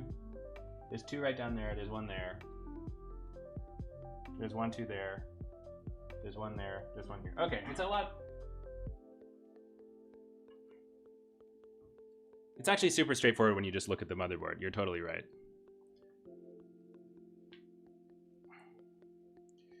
All right.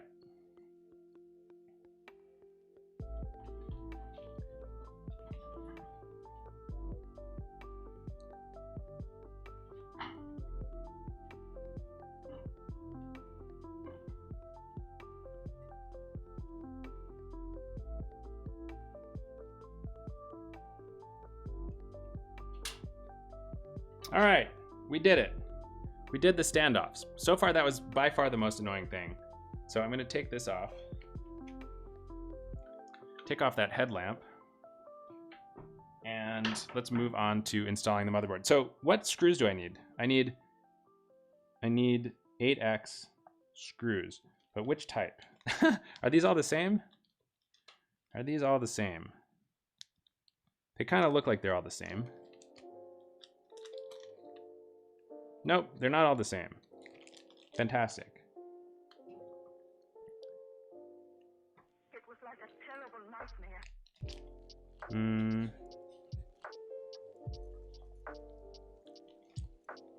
So it's 8. I think it's this bag. 1, 2, 3, 4, 5, 6, 7, 8. Okay, so it's this bag here. Okay. All right, boys. Let's put in the old motherboard.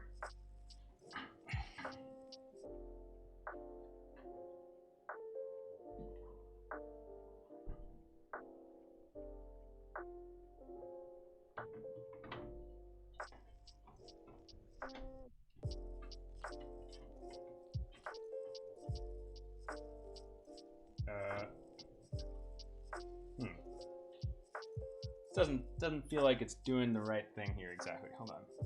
Hold it by the cooler.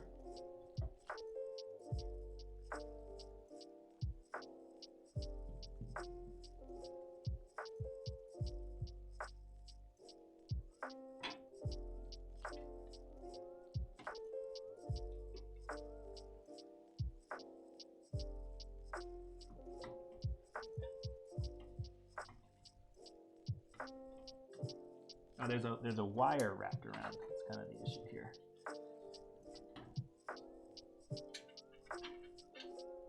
Okay, hold on a minute. We have a problem. Small problem. This wire needs to be carefully tucked away so it doesn't get in the way here.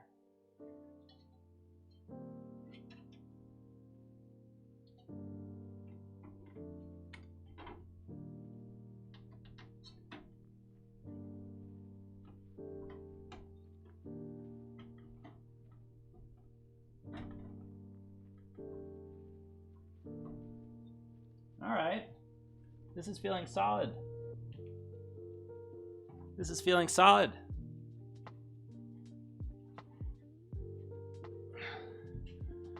This is feeling solid. Don't slide it. Well, hopefully it didn't die. We'll just have to see. Swing in the IO shield first and plop it into place. Well, hopefully it'll be good. Hopefully it'll be good. At this point, we need to screw everything in.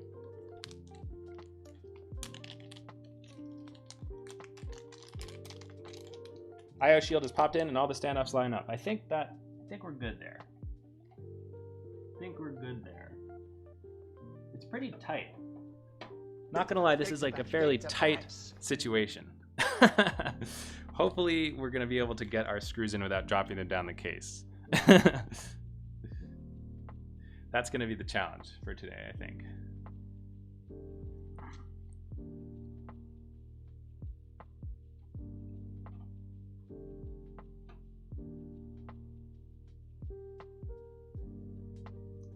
All right, we got one. It's gonna be Windows, it's gonna be multi-purpose. We'll do some gaming, we'll do some working, we'll do some life, you know? Much as I like small motherboards in case no room. The IO shield. Yeah, I think it's because it's a commonly missed step. This particular motherboard, it has the IO shield built in, so I didn't have that problem. At least I'm fairly sure. It would be pretty funny if after all of this, I still forgot to put the IO shield in, but fairly sure it's on there. In fact, let me show you guys.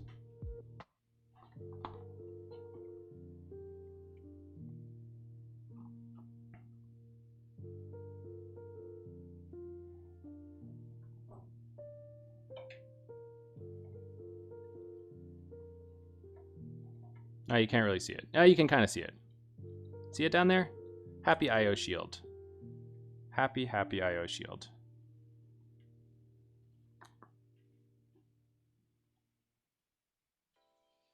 All right. More screws.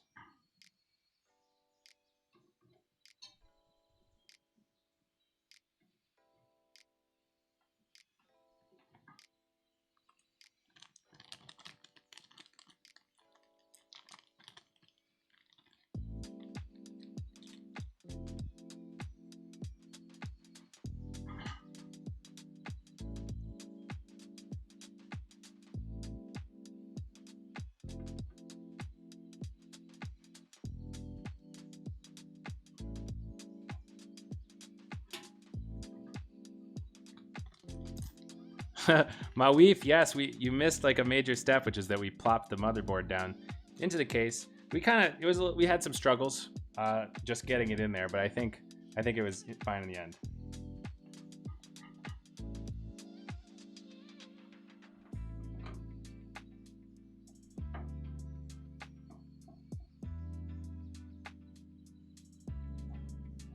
All right, 4 screws, 4 to go.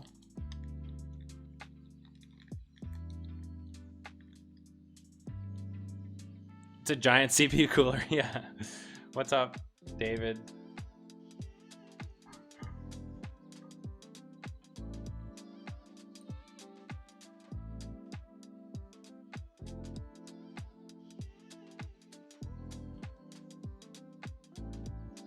Huh, weirdly enough, maybe one of the standoff holes doesn't have a hole. Is that on purpose? I guess it must be. It's kind of like it's a cutout, just like the rest of them, but there's no hole. So I guess that you just don't screw into that one. Seems fine.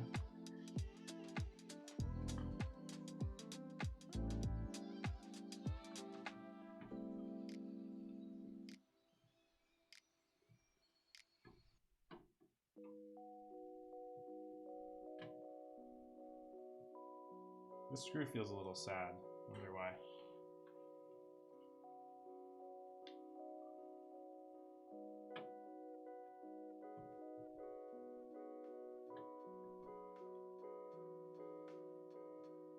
Mid is a guide. Self-tapping screw. If there's not. Thanks, Roland. It's a good pro tip.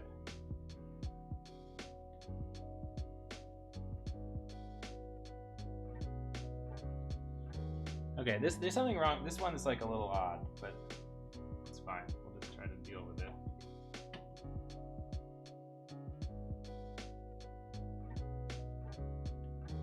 Case looks compact. Yeah, that's true. It's a little tight to work in, but it's gonna be good once it's done. Okay, so now for the hardest two screws, which are really back in the back there, surrounded by the air cooler.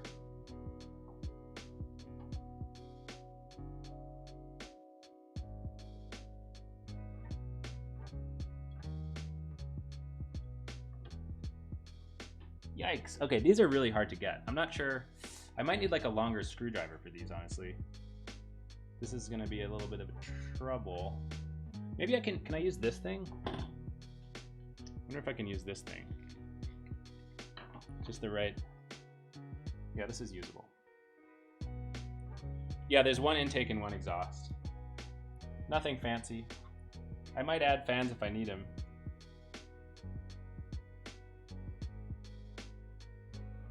Dude, I have no idea how you're supposed to get these things in.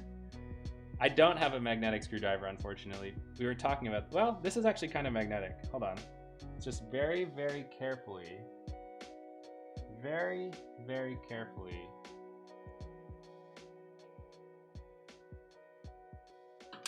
Oh. Okay, all right, we're good. Don't panic, don't panic. How are we gonna get this out? Invest in iFixit kit.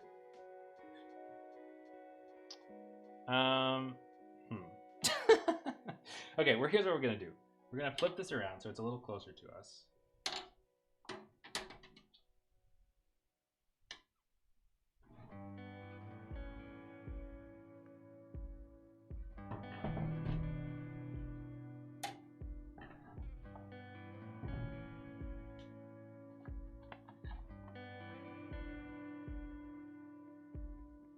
Turn over and shake.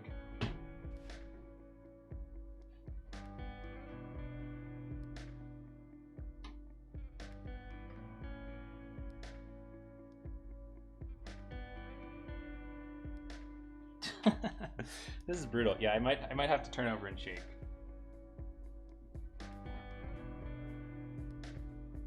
Oh.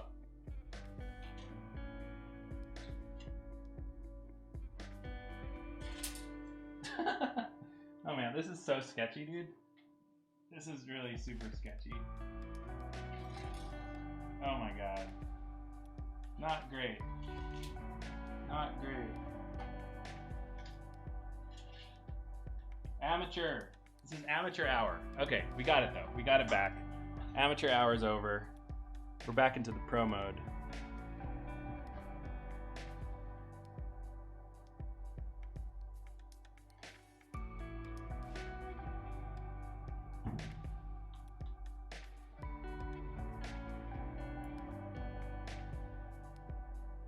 Yeah, I'm really not sure how I'm going to get this done actually though, because it's really just quite far down there.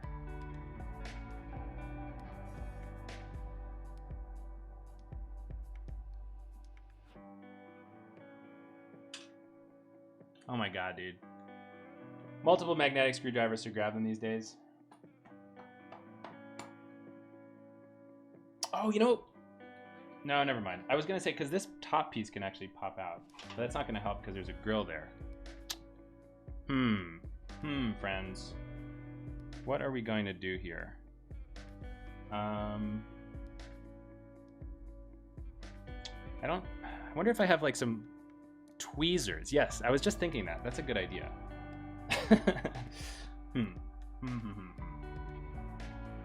All right, we're gonna have to do this flippy thing again, real quick.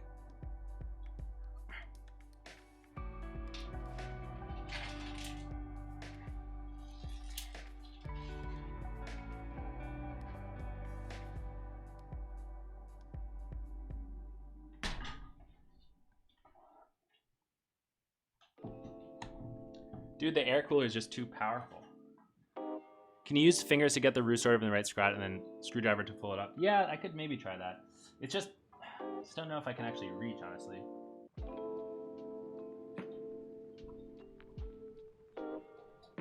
It's so far down there. So far down there. I need to get a magnetic screwdriver. It's like the only way. Take us on your phone to Micro Center to buy an iFixit kit. You can put the screw on the top of the driver, then use your index finger. Yeah, the problem is I can't actually get my hand down there because it's too tight. What I need is like a little, like a rubber band or something, so I can hold it until the very end and then slip it off. I don't have anything like that. Okay, should I just try again till I get it? I feel like it's a little bit of a fool's errand. This kind of sucks, dude. Okay, wait.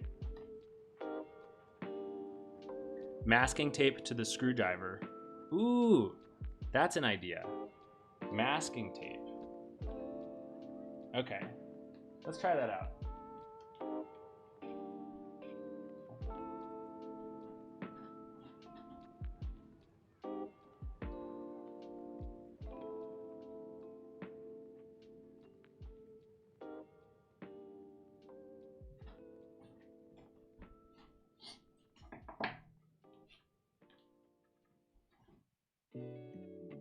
All right, I've got two things. I've got masking tape, and I've got a little bit of a needle nose pliers here. I think maybe I can use the needle nose pliers to set the screw, and then screw it in afterwards. I'm gonna try that first. If they're long enough, which I'm not even sure they will be.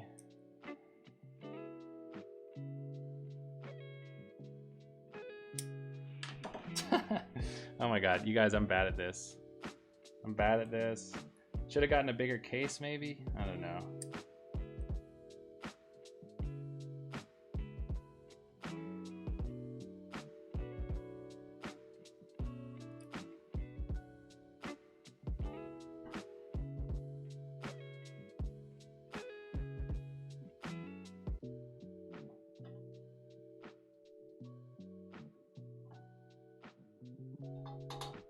This would have worked, but I couldn't see. Ah, this is fucking brutal, dude. Okay, we're gonna try the masking tape. We're gonna try the masking tape. Yeah, the panel does come off, but the thing is that the I don't think that the there's a grill there. You know what I mean? I think the grill will prevent you from getting in there, unless you can take the grill off. But I don't think you can do that. Like.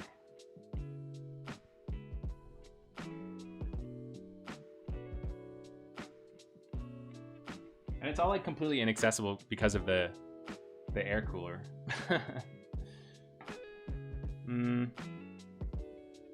Once you pop the panel off. Okay, I'm gonna try this tape idea.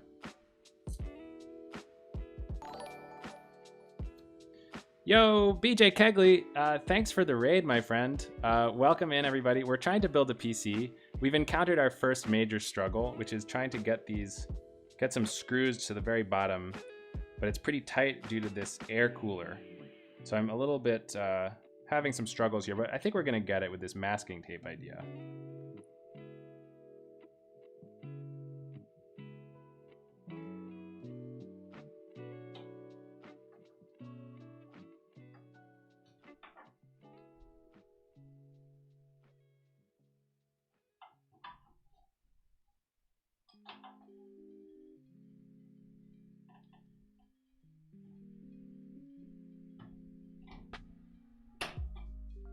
All right, boys, the masking tape idea worked. That was absolutely fucking brilliant. Whoever said that, who said that? Who said that? Maweef. Somebody buy this man a gift sub. Somebody buy this man a gift sub. JB Pratt, what is up? You said hi already, but hello again. Okay, so we've only got one screw left, and it's also difficult, but I think the masking tape is gonna make us feel good.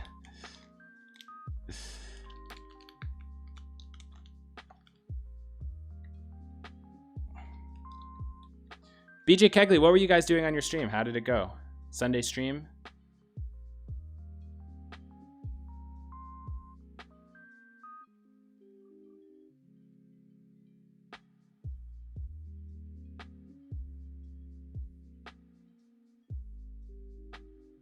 All right, here we go. For the second and probably most difficult screw.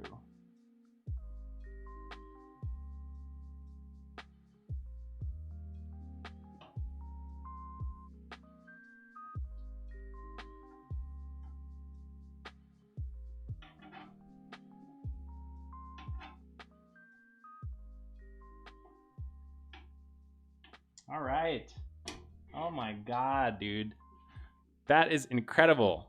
That is incredible. The power of my weave is unmatched. The power of my weave is unmatched. You know, sometimes this just calls for something. Sometimes just calls for something good. And it's called gifting a sub to my weave from myself to my own channel. How about that? It's called robbing Peter to pay Paul or something. Don't scale because they use joins, and write to disk. Fixed a couple things and started working on a rich text editor. That sounds pretty cool. A rich text editor. Like an RTF kind of thing. All right, we did it. We did it by hook or by crook. Very good, everybody. Next step is going to be connect the cables for front I/O and fans. Oh boy. Well, that's really exciting. Let's see. We need to do HD audio, reset, power switch, power LED, HDD LED, and USB 3.0. Okay. We got this. We got this. Maybe. So one problem I'm noticing is that the cables are on the bottom. So I've got to flip this thing over and route these cables through, I guess. This is kind of intense. Okay, let me show you guys something.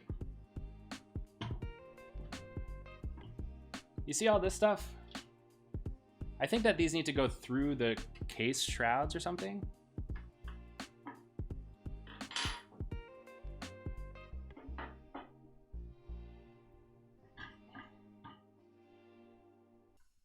Soft cloth under the case so you could spin without scuffing. That's a good point. I should probably do that.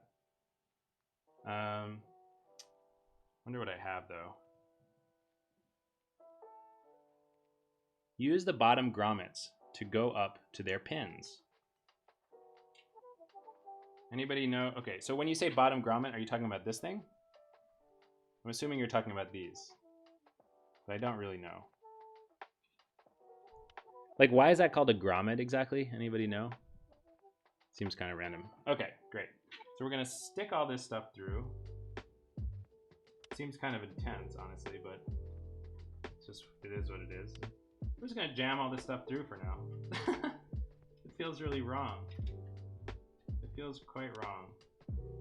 But we're just gonna do it and see what happens. There are also holes on the bottom PSU shroud. Right. Okay, I'm gonna get a cloth to, it's kind of a good point. I work too much has a good suggestion. I'm gonna get a cloth. Hold on.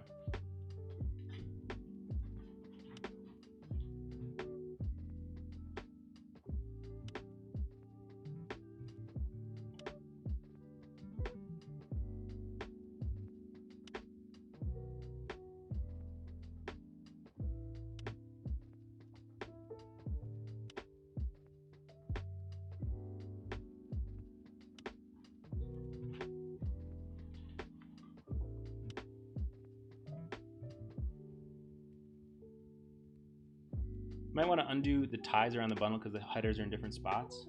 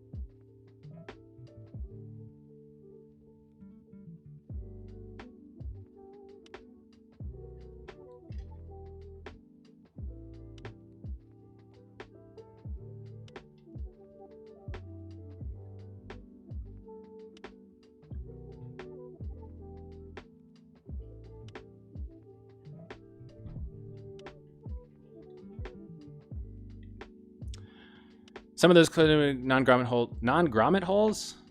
I don't know if there are non-grommet holes. Anyway, we'll figure that out. We can do cable management. We'll try more of later, I guess. I don't know.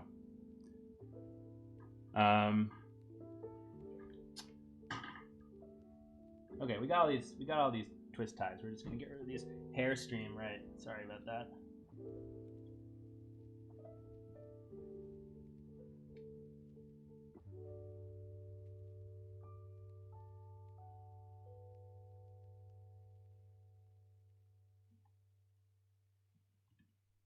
Oh my god, dude. There's like 1,000 of these things.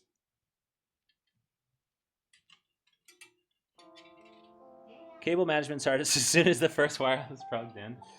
Oh gosh. Okay. Yes.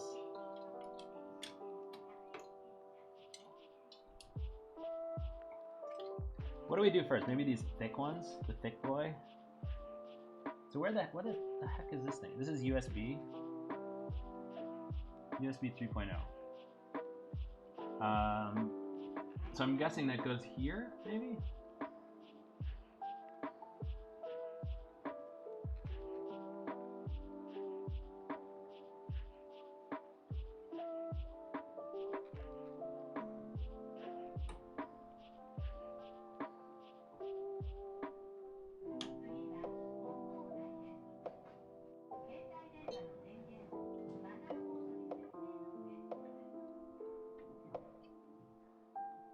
All right, we did one. Hell yeah, friends. We'll have a diagram. Check the motherboard manual. Okay, good point, guys.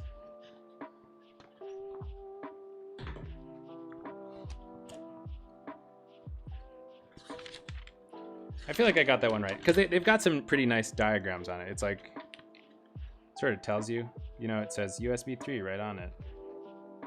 But we'll see if I got it wrong. 13 is FU32. Uh-oh.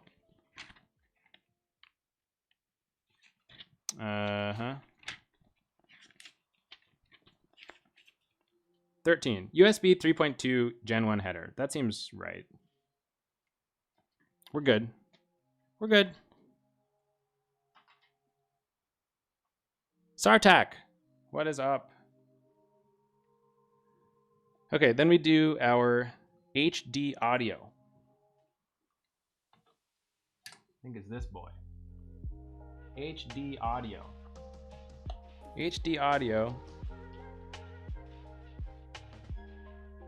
Wife is not convinced watching a PC build is good Sunday entertainment. We need benchmarks? I don't know. It's going to be a little while since we can get to that, I feel like. HD audio. F audio.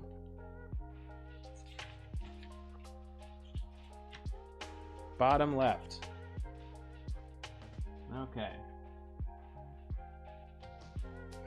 So the missing pin is like this. So we go like this. Carefully.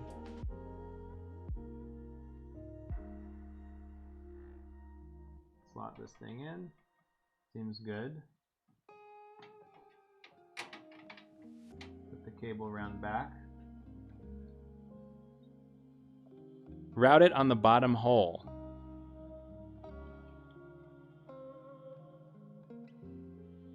Dude, what is a bottom hole? Are you talking about like over here?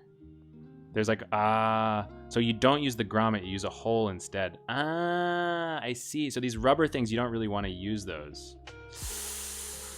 Oof, okay, that's a big yikes. That is a big yikes. Okay, so we're gonna undo this carefully.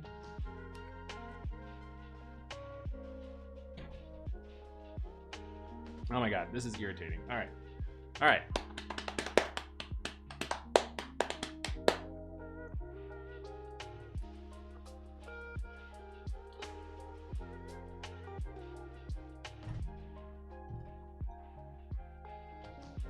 Maybe we should do it like, maybe we should actually be doing it standing up. It's an option.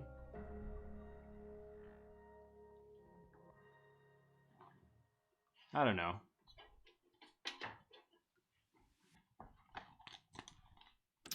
We can switch to the side view here.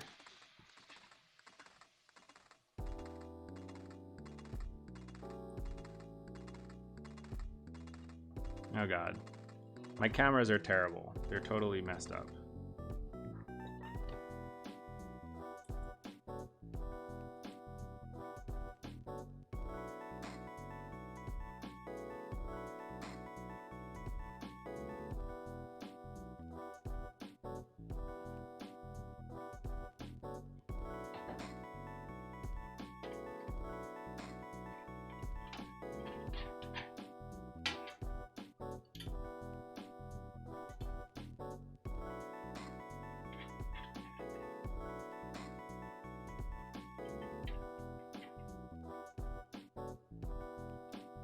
We need to go.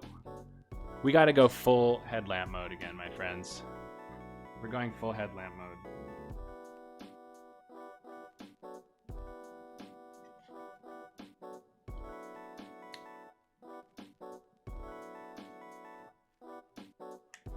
Back to the content mines we go.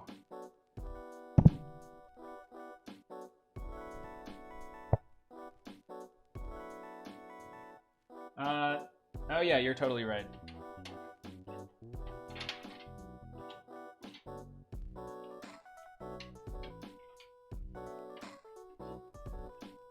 Okay.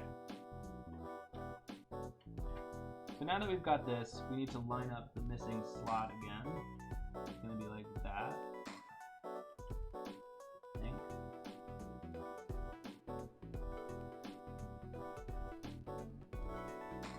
All right.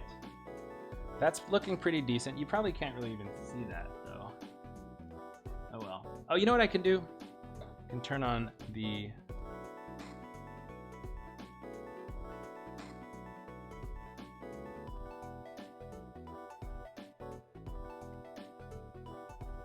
There we go. Okay, that's gonna be a little bit better viewership wise. Okay, so next up we got our reset button. Our reset button is gonna be where? Ow. Sorry about that. That was probably really loud for you guys. Yeah, this totally sucks. F panel bottom right. Oh my god, dude, this is brutal. I need to undo this USB. This USB is gonna really be in the way.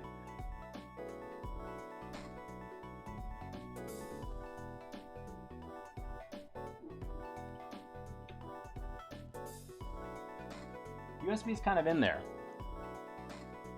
Did your Mobo or case come with a special header for all those front panel pins? USB is hard to pull out. All right. Oh god. What have I done? What do you guys think? Should I do the USB through the side or through the bottom? What's up, Diego?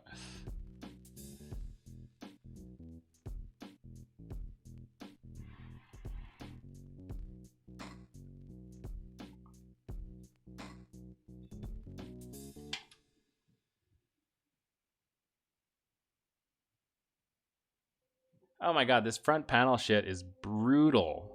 Absolutely brutal. Oh yeah, I'm not sure if it will fit, honestly. Yeah, I don't think it's actually gonna fit. I don't think it's gonna fit. It's like a fat cable. The main issue is that I've got to plug in these tiny little babies here. And these babies are really brutal, dude. Are you kidding me? Is this for real? Is this for real? It's like, what is this?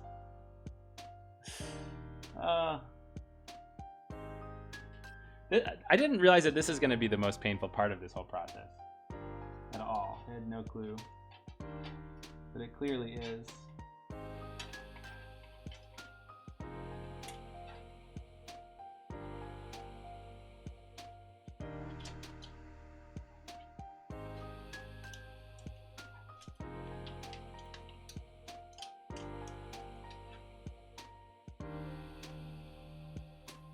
I don't even know what order to do this in. I feel like a little bit confused. I feel like I should take out this USB 3 thing.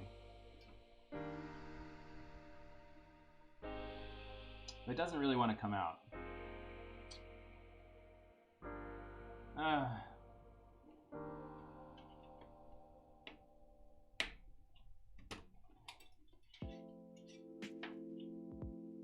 Okay.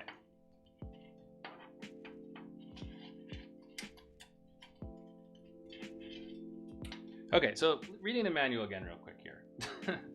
It just says to do all of them at once. It doesn't really give you any information about which to do in which order. Pretty irritating. Okay, maybe we'll do reset first. Is this reset or is this a fan header? I think this is a fan header. Where's reset at, bro? Reset! Okay. Oh my god. How the...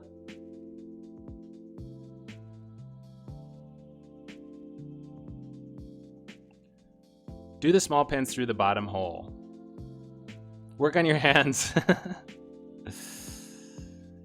Do the small pins through the bottom hole. Okay, that's a good call. Let's do that. Let's do that. Let's do that. Let's do that.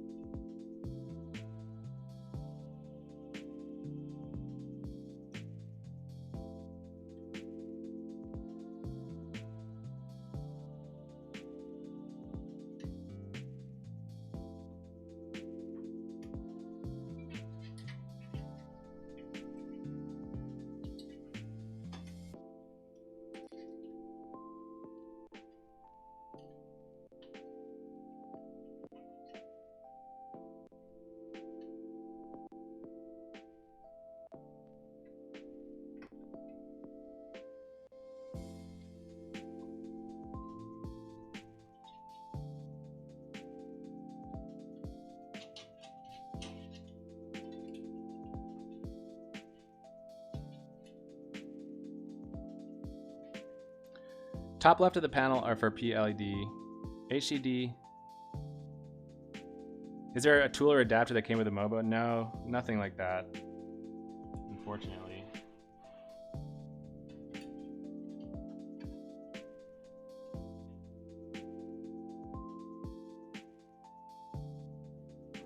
Let me see what the instructions say, though.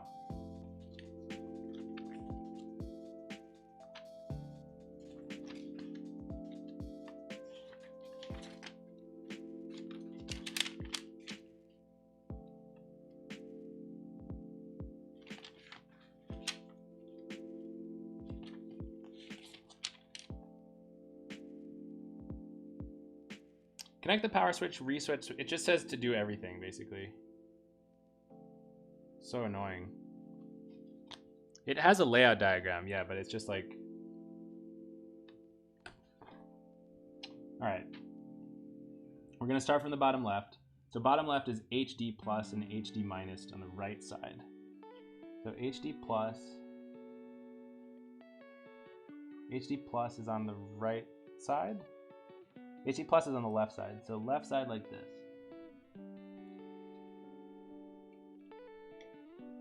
All right, we did one. Next up, we got PLED plus on the left and PLED minus on the bottom, on the right.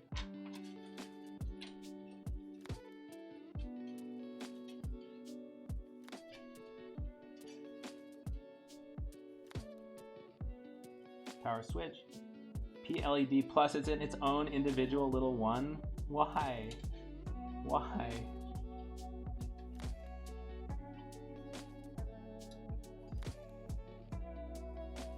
It's so stupid. PLED plus is on the left.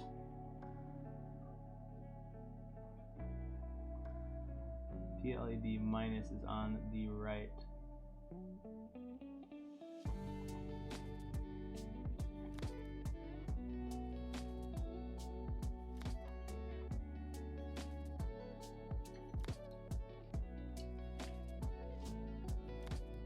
Bro, are you... Oh my god, okay. Phone, come back, phone. What happened to you?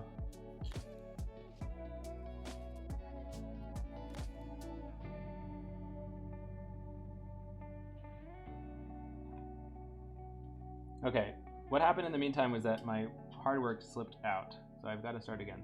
HD LED, plus on the left.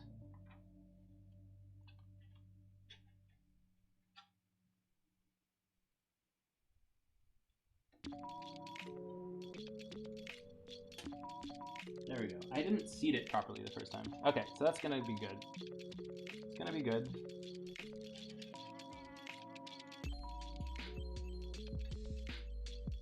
Next we got plus on the left,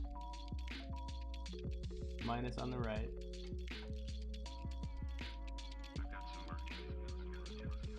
Plus on the left, minus on the right.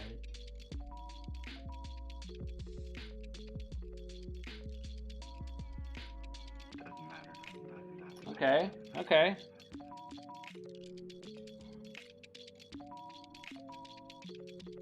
Next up we got our reset switch, which doesn't have a plus or a minus indicator, unfortunately, so that's great. Do these things only go in one direction? Or do I have to get, I mean, I've been putting the contacts up because that's like the orientation that it sort of wanted, but does it work if you put it in the other way?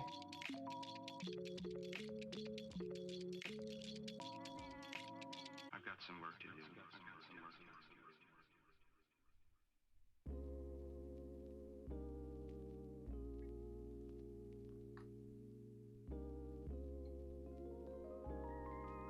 Okay, next up we got chassis intrusion header. I don't think I have one of those. Okay, next up I got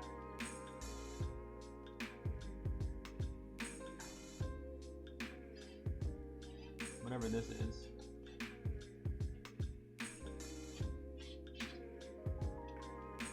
This is our power switch. Pull in the loose cables that are already plugged in. Yeah, I'll do that in a sec. They should be labeled with plus or minus. They all were except for one of them. Power switch. Power switch.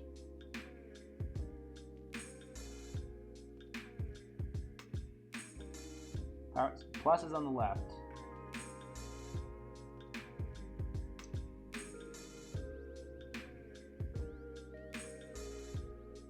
All right. I think we did it. I think we did it. Less risk of pulling something out that's already plugged in then. Lithium. How's it going? Okay. So I think we're good. I think we did our front panel. We need to do our fans now. We need to do our fans now. Our fans have not been done. Who knows where the fan goes? Oh, we gotta do this USB thing too. So we're gonna, let's see. Pull these all down here.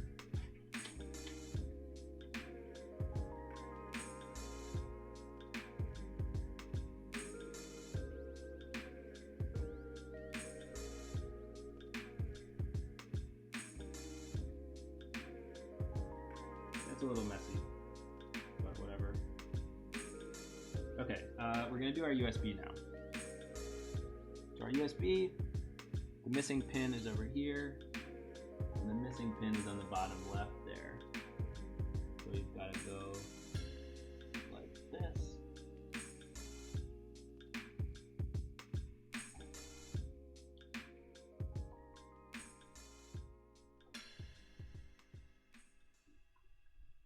Okay, it's pretty good.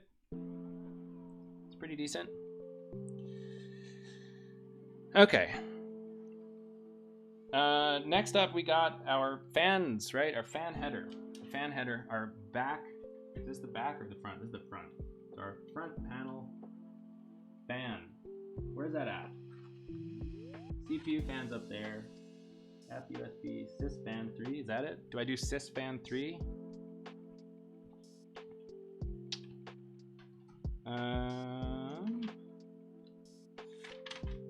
Sys fan 1, 2, 3. All fan headers are 4-pin. Most fan headers persist to blah blah blah.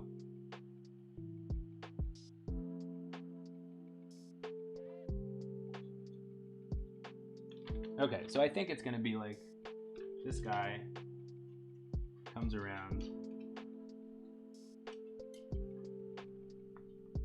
comes up through the back and the bottom.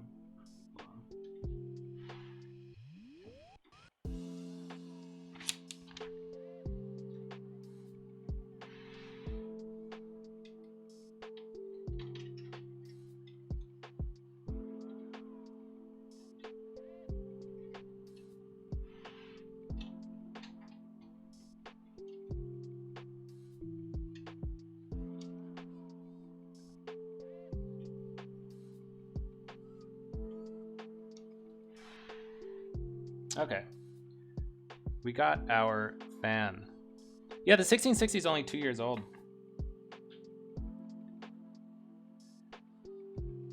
We got our fan. And we're gonna plug it into sysfan 3. I think it goes like this. God, this is so irritating. It's very hard to see properly.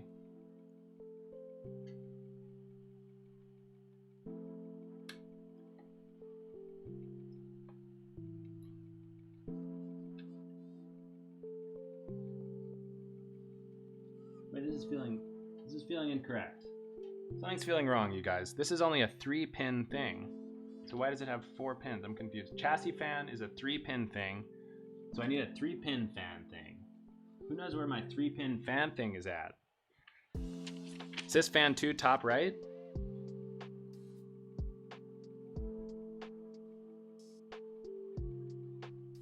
Top right.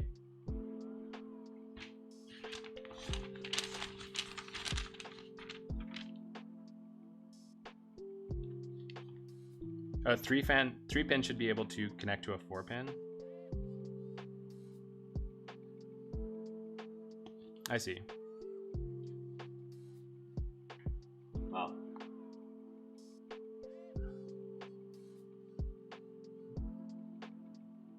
I feel like I'm gonna actually go for this sysfan 3 one then.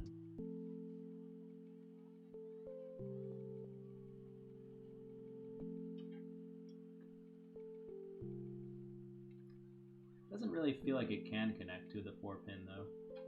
So it feels like something's a little wrong.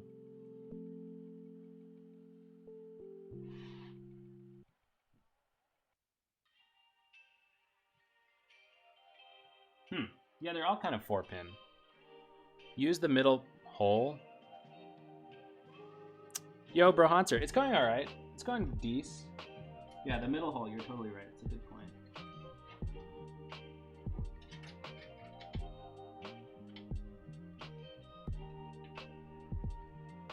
I still don't really get how to attach this 4-pin to the 3-pin though. I'm gonna, hold on.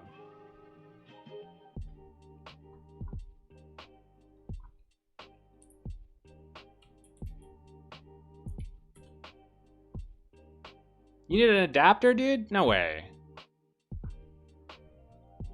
3-pin fan to 4-pin motherboard.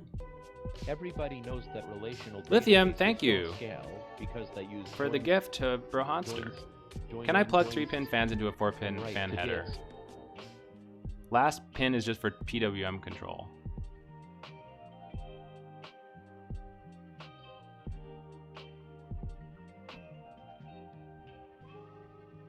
It should just notch into the.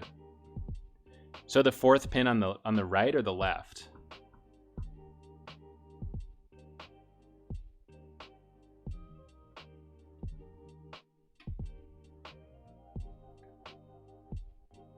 Oh yeah, I don't know. I freaked out, you guys. It was very easy. I just needed the confidence. Okay, fantastic. Now what? Now what? We gotta do we do our graphics card now? What do we do next? We gotta do our PSU. We gotta do our PSU. The PSU is gonna be the next thing, huh? Okay, so hold on a sec. Oh, exhaust fan in the back? Yeah, that's a good point. I should do that. So for this, we're gonna have to put it up to the top, I guess. So let's undo this guy. Rear fan on sysfan 1. Yes, indeed.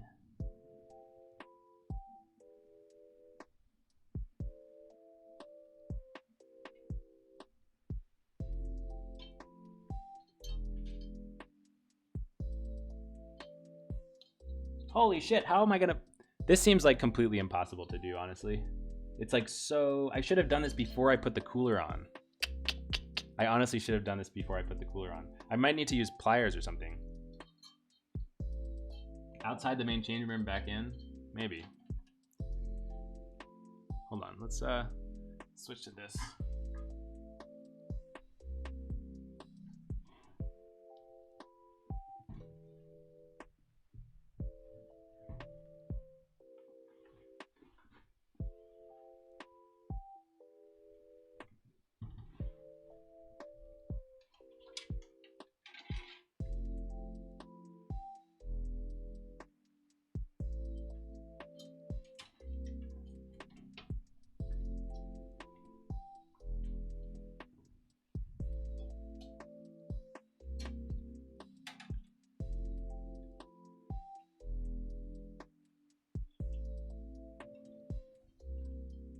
I have no clue how I'm gonna do this. You can plug it in anywhere? Yeah, it needs to go like way down in there, basically.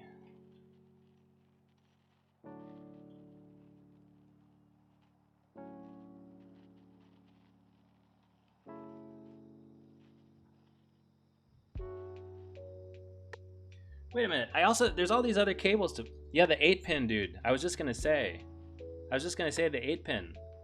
How am I gonna plug that thing in? Maybe I gotta pop the top off. There's gotta be a way to pop the top off, right? Yeah. 8-pin is a misery. Oh man. Okay, I'm gonna look at see if I can get the top of this case off. Otherwise I feel like this is gonna be impossible.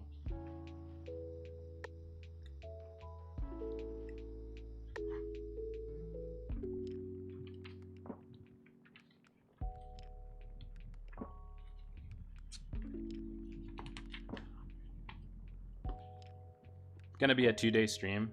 It honestly might be. It doesn't really seem like you can take the top off all the way. You can take it.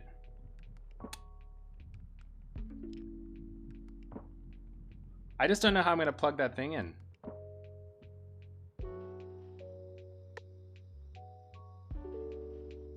M. Lazowick, did you do the same build? You got the 8-pin in with it took some time? All right, maybe I'll just persevere then. Grab a drill bit. More lights to get to the bottom of it. Okay, I'm gonna try to use the pliers for this or something. You have non-mini? Oh boy. Well, I'm even more mini, unfortunately.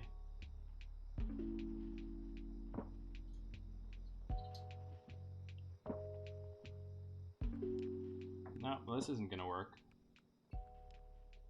Dude, I have no clue how I'm gonna do this.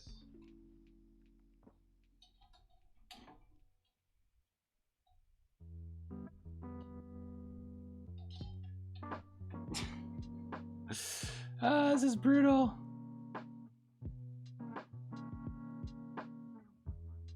Do I have more fan headers? I think there's one more.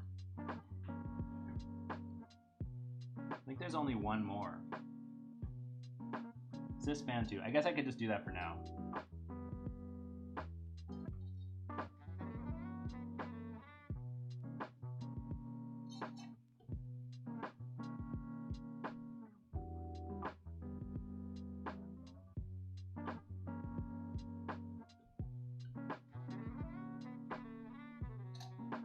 Pretty ugly. Deeply ugly. Deeply ugly. This feels wrong, you guys. Need a kid with small hands?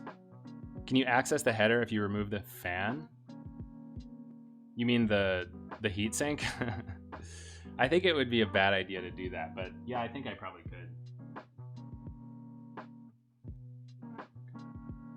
Yeah, maybe I kind of did it in the wrong order. I don't know. The case fan. Oh, yeah, that's a good point. That is a good... No, because the problem is that this whole panel is riveted on, too.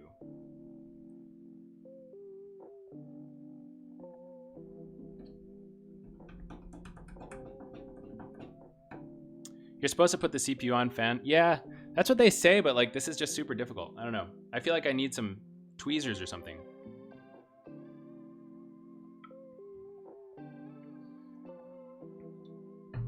I feel like I need tweezers.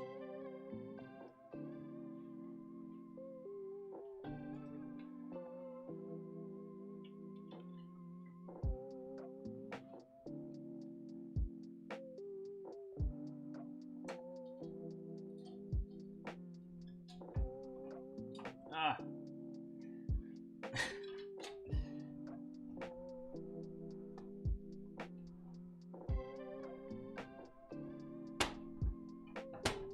Okay, at least I'll take this top thing off.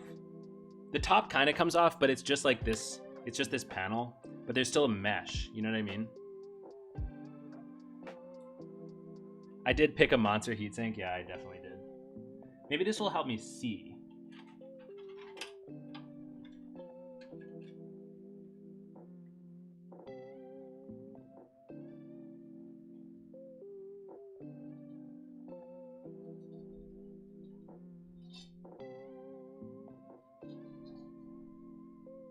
No, I'm gonna get it, you guys. I'm gonna get it. I just needed to be able to see.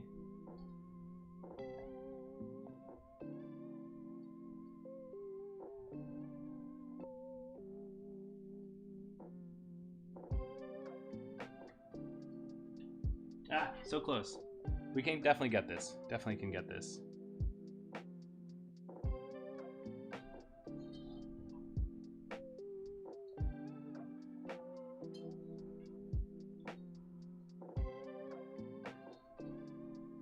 How did I do it the first time? It was so close.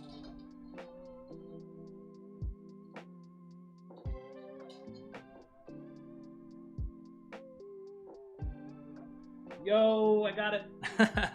I got the fan header. I got the fan header, baby.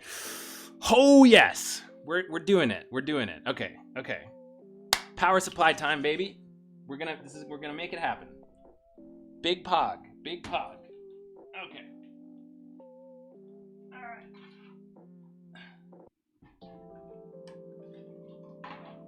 Okay.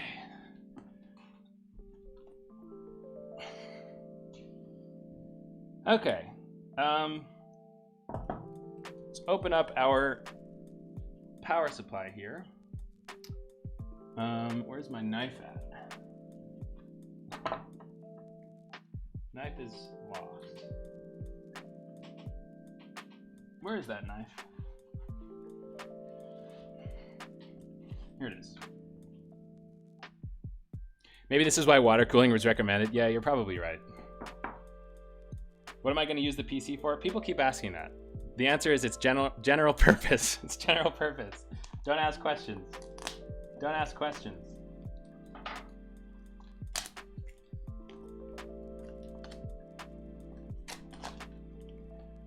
Does a man have to have an answer to why he wants to build an expensive PC? I didn't think so. I didn't think so.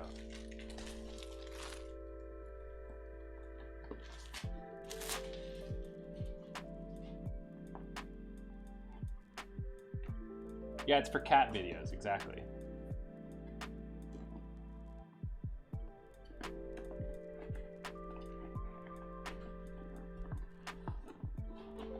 Okay, so here we have the Corsair RMX 650.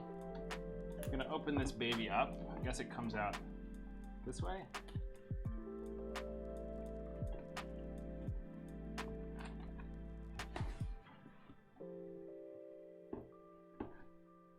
Comes out this way. So we got our fat ass manual. We got our important information. Seems to be some warranties, maybe. Safety information. Got our zip ties. We've got our big power cable. We've got some desiccant. We've got a bunch of cables and shit. I don't know. Got some foam.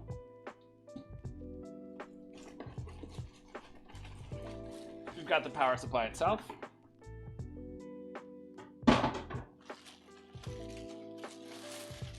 All right, so here she is, the RM650X.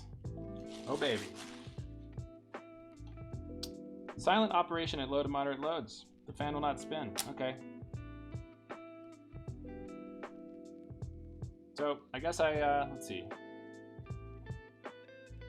Who knows the steps here? Do I plug the big cables and stuff in first or what?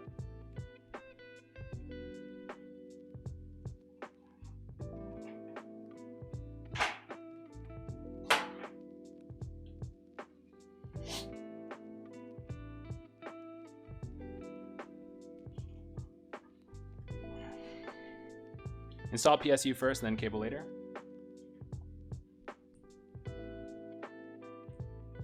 Okay, so I've got to remove the PSU shroud plate. No, that's not right. I've got to install the power supply. Okay, so it looks like first I've got to take some stuff off.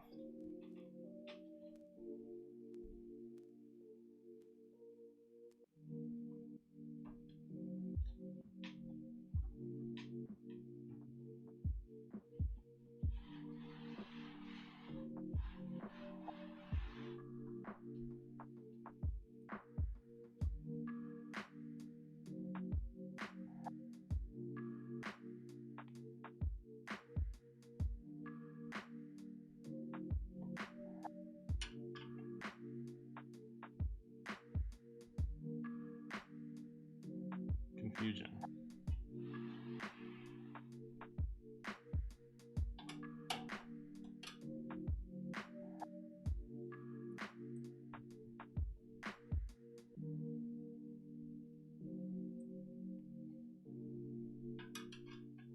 These thumb screws are not very thumb-like. You gotta unscrew them with a screwdriver.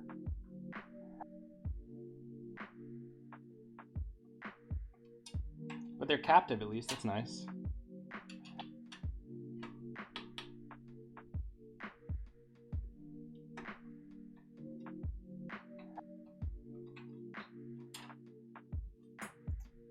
Okay, so we do that. And then we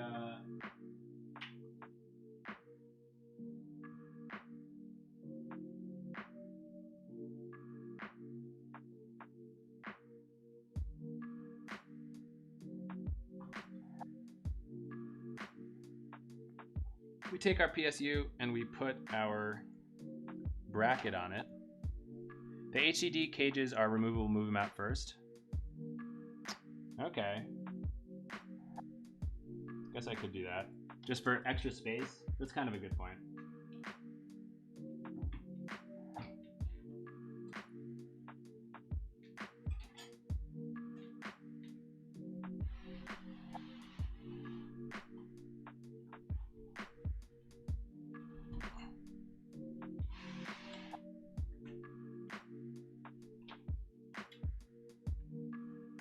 How do we do that?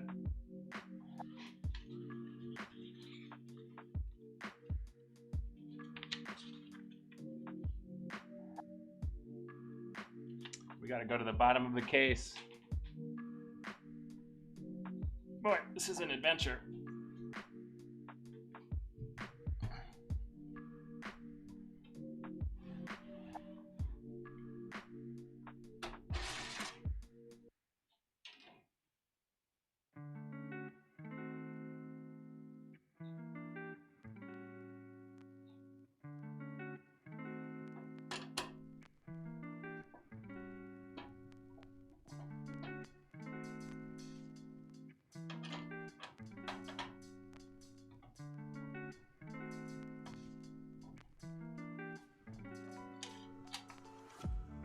Guess I kind of want it the upside down, don't I?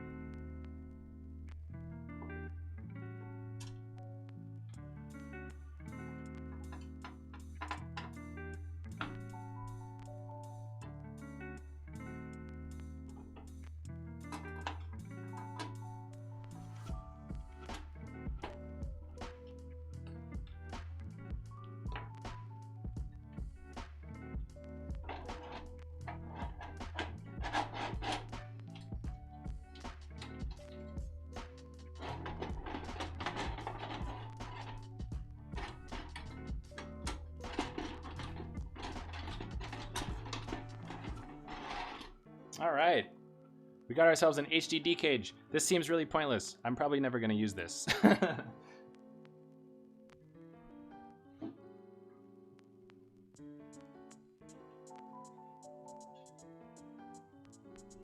Okay.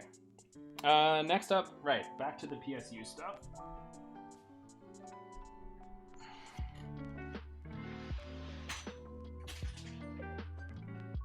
What is that? Oh, that's no big deal. Okay. Next up, we're going to put our something like this, right?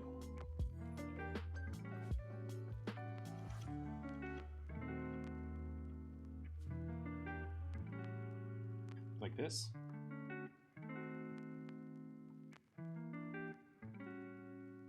Who knows whether... Oh, it's got to be like this way, because the fan's supposed to be on the bottom.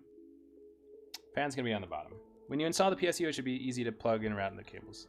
Fan down for more fresh air. Makes sense, makes sense. All right. This is symmetrical.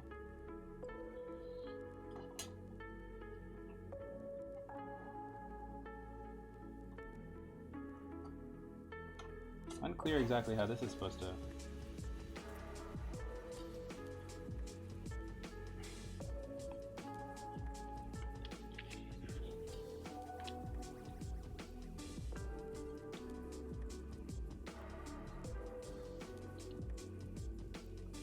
The data bank's too big. I have Snark, to narrow thanks down for the follow. search. How are you gonna do that? By guessing.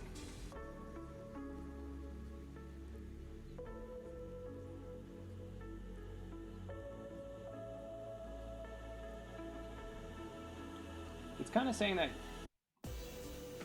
I just don't see any screws to screw this stuff into, so I don't really get it.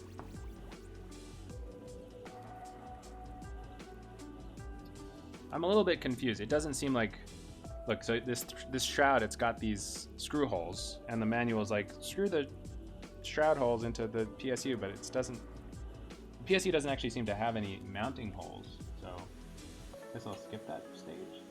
I don't know. Let's have it upside down. Is that the issue? Oh, yeah, it's just that it's upside down. Never mind. I'm wrong. Fully wrong. Okay, cool. So there's 4 screws, 4x of these things. Uh-huh. So where are those exactly? Assuming it's these guys.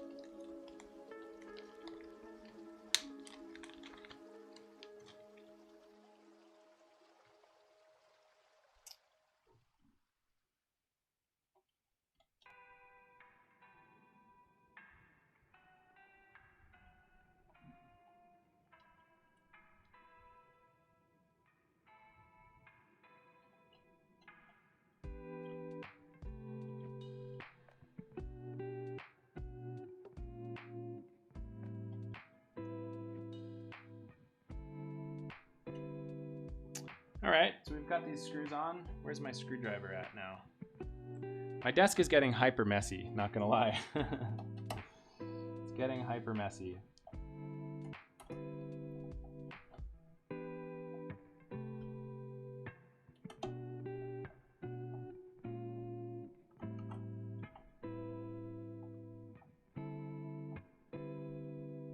Okay, fantastic. We did this. Next is we're gonna slide this bad boy back in.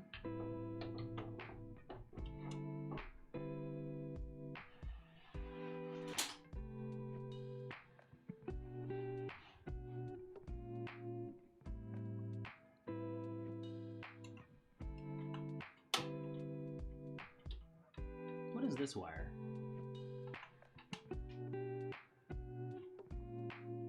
What is this? Feels like it's in the wrong place a little bit.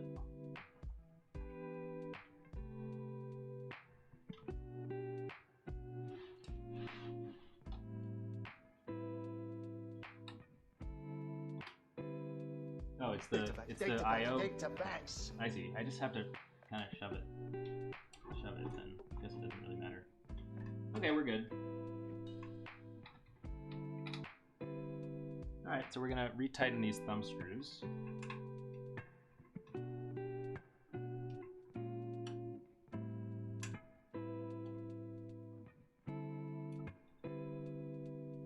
We can.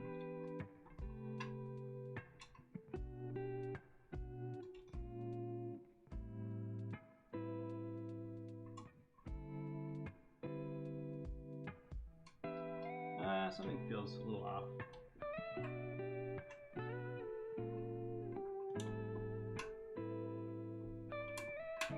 There we go. Okay, yeah, it's just the PSU is a little heavy, so you have to kind of hold it up while you're plugging the thumb screw back into the case. All right. Cool. So we did the PSU. Now I guess next up we got to put our modules in or whatever, like the power modules and stuff like that. No clue what I'm doing.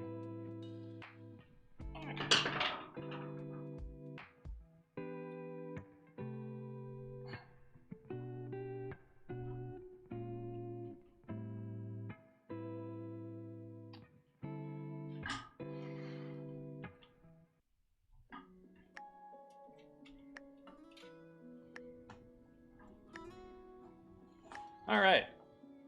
Mobo CPU GPU. So I've got a lot of these babies. I don't really know what I need to do here at all, to be honest. No clue what I'm doing.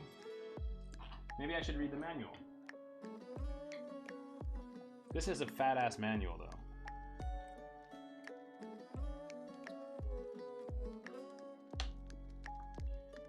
So, install the power supply, main 24-pin power cable, detachable for motherboard has a 24-pin socket. Okay, so I've got to find the motherboard cable, first of all. How do I find that?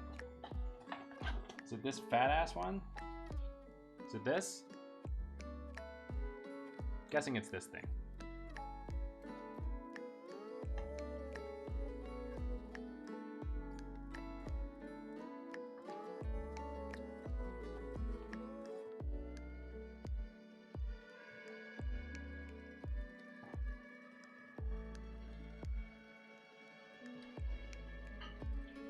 I feel like, you guys, I feel like I should have put these, I should have attached this in there before I plugged it in. I don't know why we did it this way. Feels really foolish, honestly. Feels really foolish.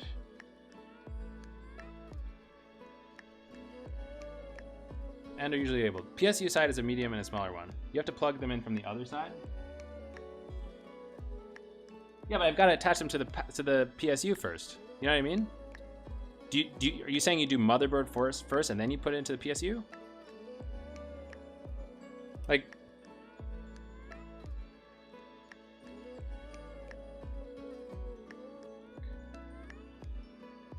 you can't reach them from the backplate side? What? What are you talking about? They're right in here. Huh?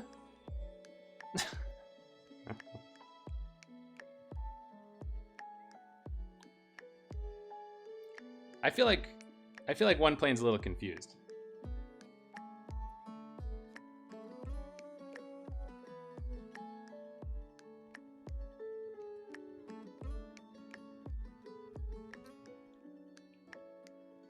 I think we're okay. So I feel like I should have put. Yeah, I think I'm gonna probably do that, Skelly. I think that's probably the wise thing to do. Is the PSU fan facing the floor? Yes, it is. Yeah, I don't know what you guys are talking about. Because the thing is that there is no axis. Like, there's nothing, there's no... Yeah, there's a shroud, exactly. That's the issue. I could take the shroud off. You think I should take the shroud off? I could do that. I now understand. I now understand.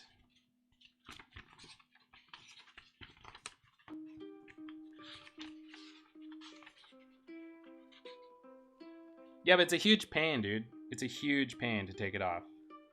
It's really complicated. There's like 4 steps. There's like multiple screws to take apart and stuff like that.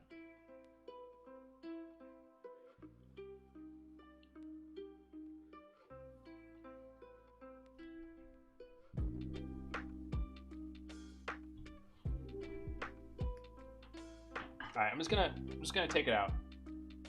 Just gonna take it out. Yeah.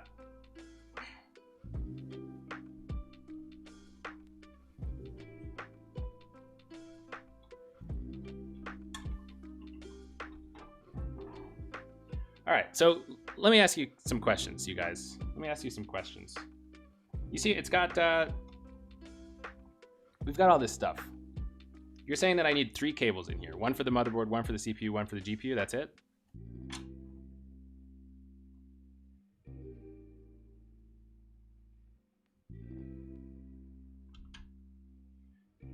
Additionally, okay, so you see how there's two things here? Is this the CPU side or the motherboard side or the PSU side? I mean, yeah. Motherboard side or PSU side? Over under on number of swears. They're usually the same. This one has, this is a fat side. I think we do fat side on, I don't know.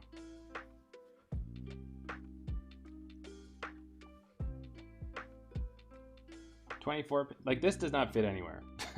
So I assume it's gotta be this one. Go like this.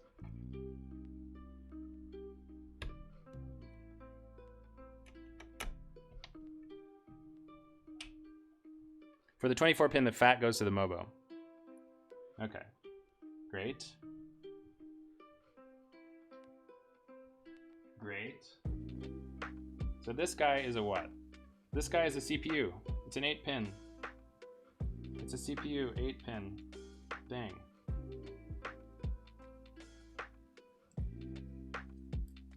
So this thing allows for 2 CPUs, dude?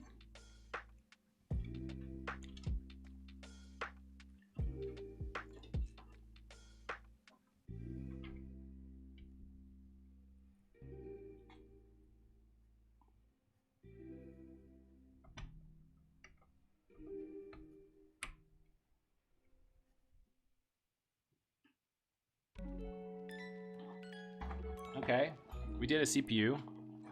Ah, more power. Some power-hungry CPUs use 2. I wonder if my thing needs 2 then. I have no idea. How could I tell? Do I need 2? I guess I don't, because I would have seen it on the motherboard.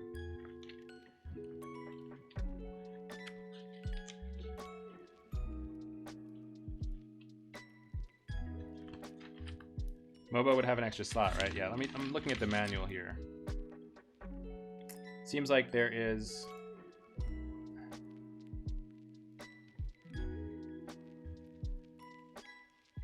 Honestly, I can't tell.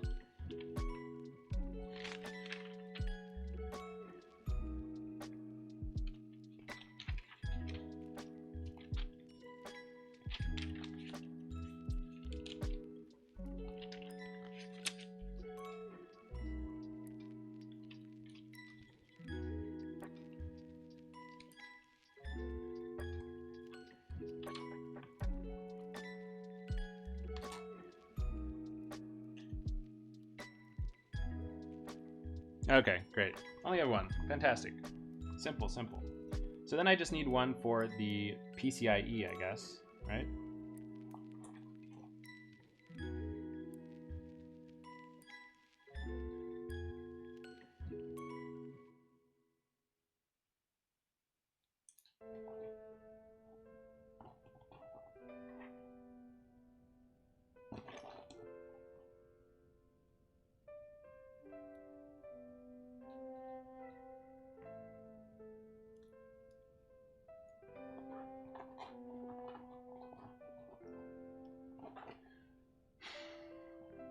Well, this is deeply confusing. All right, I need to figure out which thing to plug in for my GPU. How do I figure that out? I think I need a PCIe 8-pin 6x2 cable, right? And it looks like one of the ends has 2 thingies attached. So it's an 8-pin with 2 thingies on one side. PCIe 6-pin, 8-pin, 2 thingies on one side. I feel like this is what I want here. GPU is PCIe. feel like this is what I want, right? Check it out. I've got 8 pins on the motherboard side, and then this double thing on the other side. Branching in goes to GPU.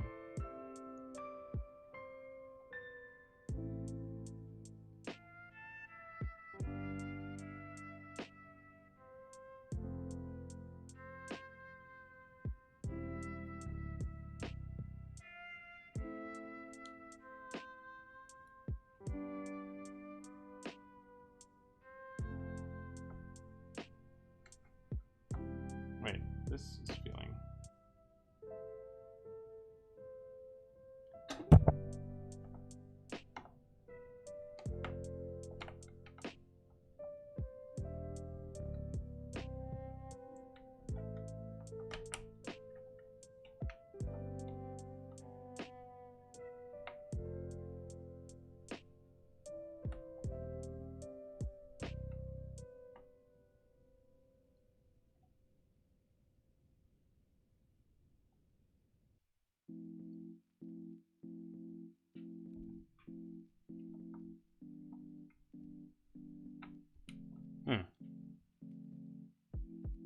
The 6x2 is GPU side?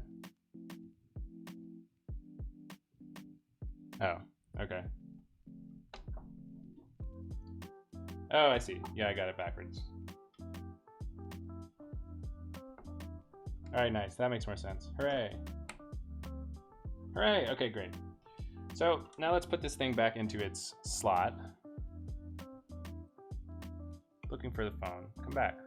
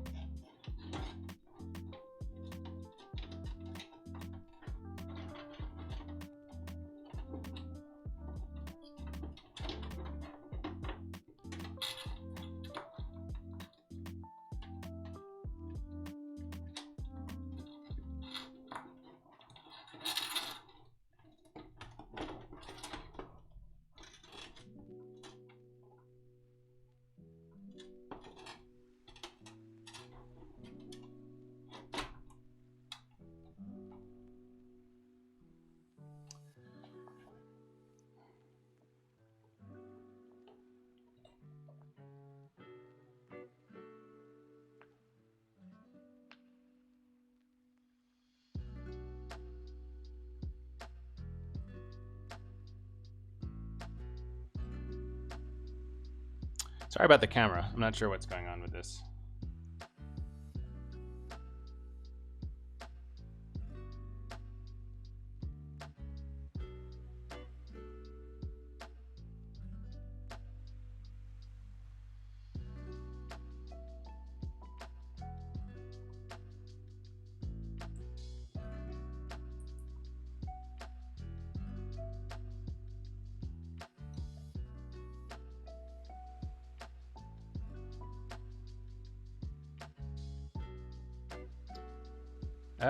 No, I don't think it's overheating. It's just, see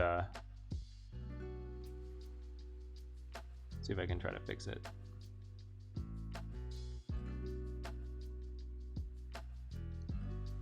There we go. Okay. All right, well, we've gotten this shit done. Next, we're gonna retighten these thumb screws here on the PSU.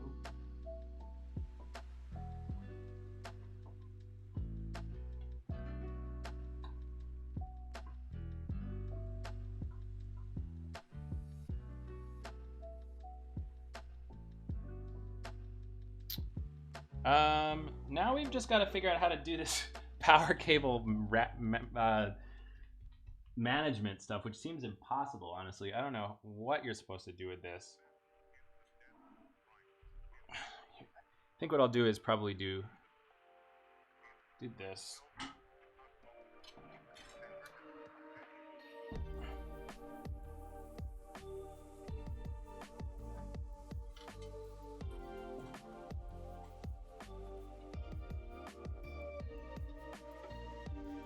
So let's see. Basically, this is our what? This is our CPU. And our CPU needs to go on the top one, I guess? CPU's on the very top, I think. Top right on this view.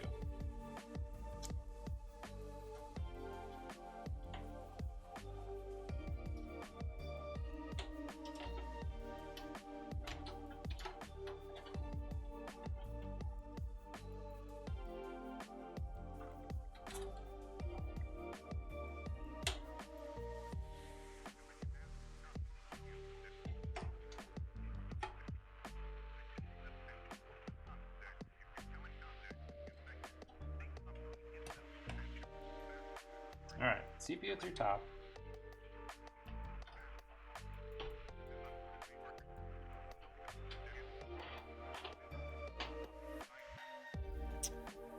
We're gonna do GPU through bottom, 24 pin top.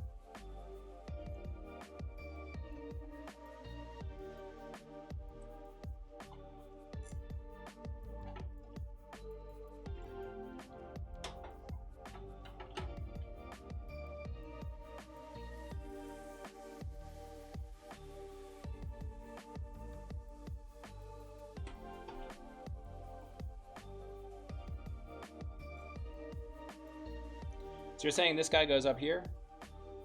Up in the top big fat one? I think that's what you're saying.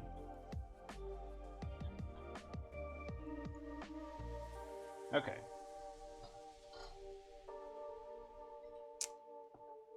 Alright. Okay. Flop her over.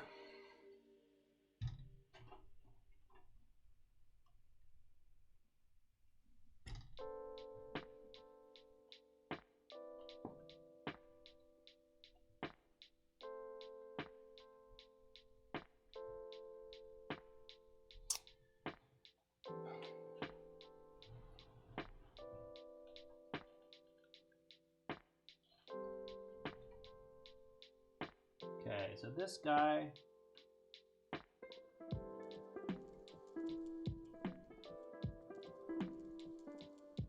looks like it goes like this.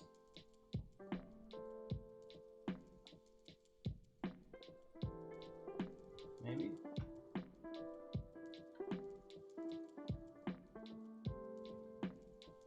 Can't really tell. I think that's right.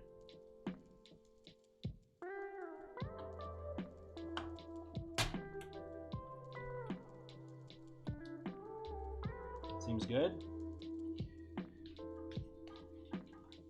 Notch points outwards, yeah. Then we got our GPU, which we'll do later. And then finally, we have the most irritating thing ever, which is going to be our CPU 8-pin. Who's ready for the CPU 8-pin? Let's go, baby! Let's make it happen. How the F are we going to do this?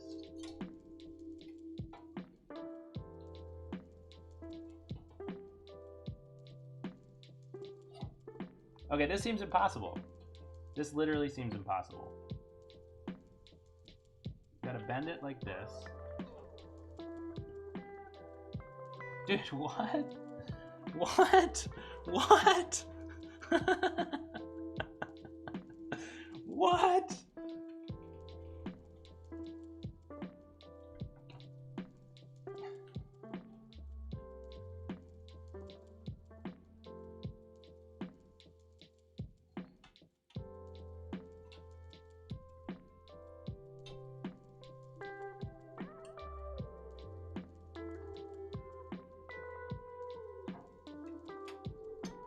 Oh my god. I have no clue. I have no clue how this is going to be possible.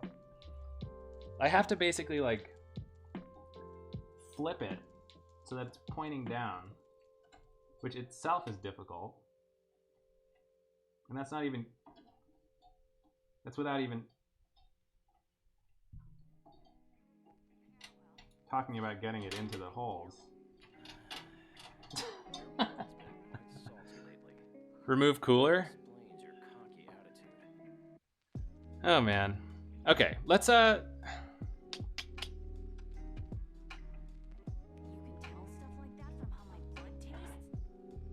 So there is one thing I want to show you guys. So if I go to PC part picker here, and I click this, and I click completed builds, and I click, wait a minute.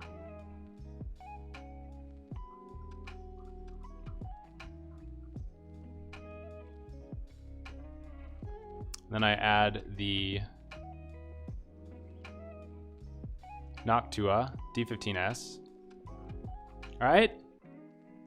Fractal defined mini TC. You can tell stuff All right. from So how did they do blood it? tastes?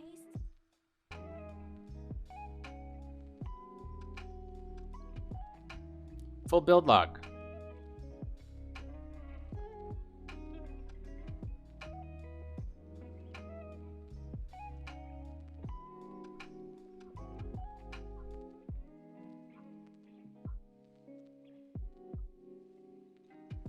Had to take out the CPU cooler because it was blocking a mounting hole. No, dude. No, dude. Oh, man. Well, I suppose that's that. Okay, let's check this other guy's thing.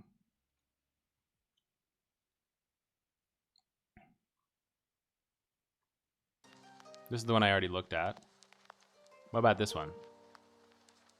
No comment. Green monster.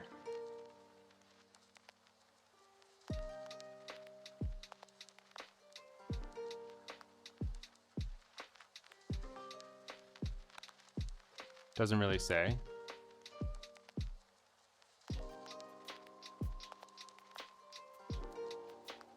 Doesn't really say either.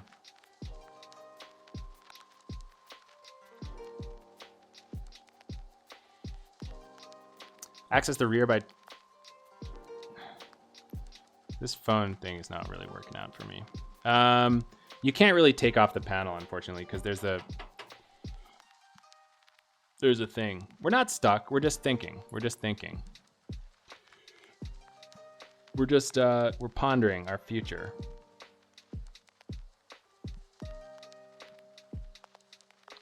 No, you can't take off the Mobo tray. All right.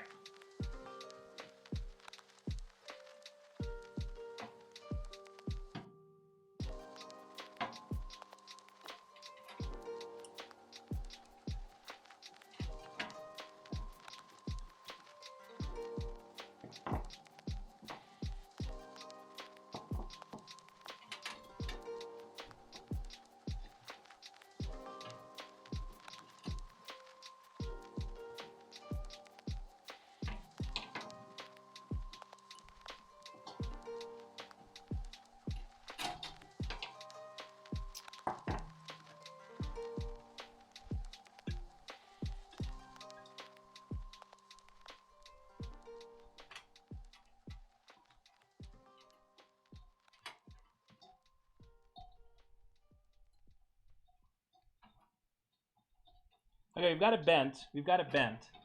So now we just have to kind of...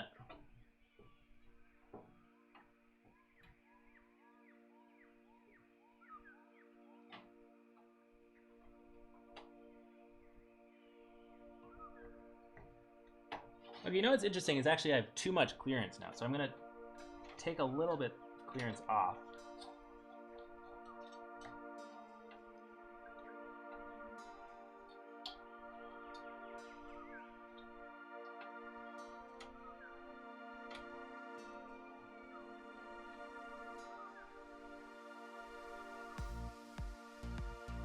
Oh wait, I have it backwards though. This has to be on the outside. Okay, so we gotta swivel it around.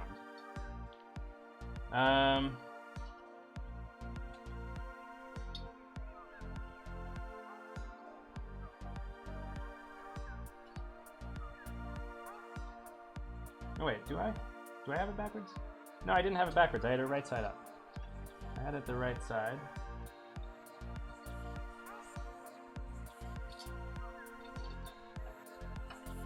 God, this is annoying.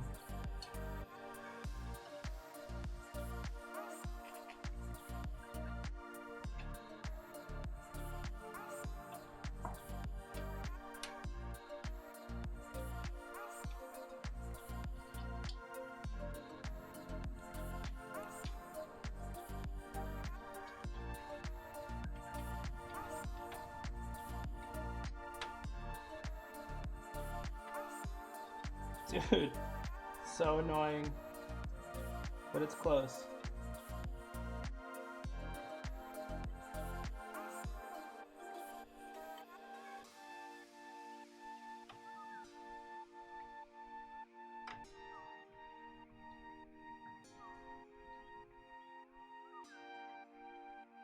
Ah, we got it, boys. Woohoo! Ah, that was brutal, but we got it. It's good. We good. We good to go. Let's make sure it's really in there.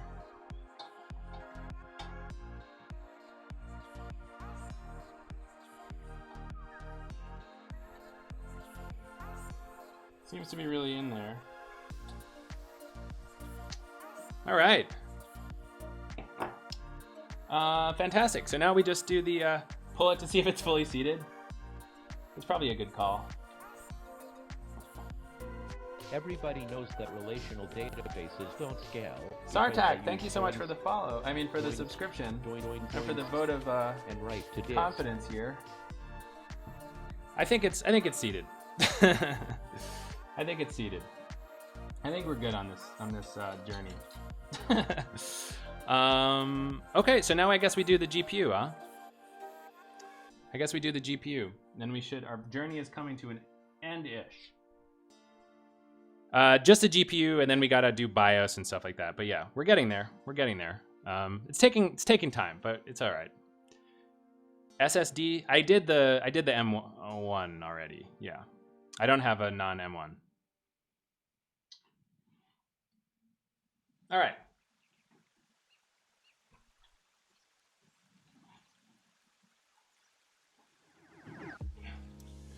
All right, next up, we're gonna unbox our 1660 Super Dual GE Force whatever. It's gonna be great.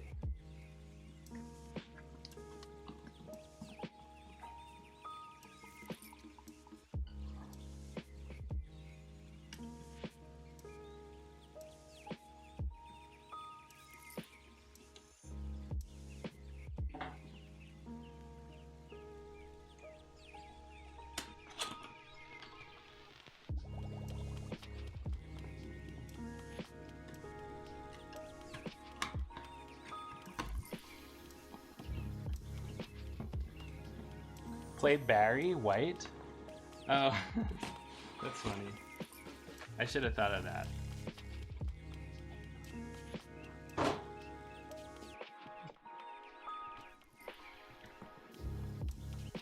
All right, here's the moment, my friends. Oh. I can only imagine what it must have felt like for Portuguese Captain yesterday unboxing the 3090. That must have been pretty ridiculous. But it's pretty nice packaging here. Floor detritus photo, that's a good idea. Unpacking steps. Why are there steps? That seems really random.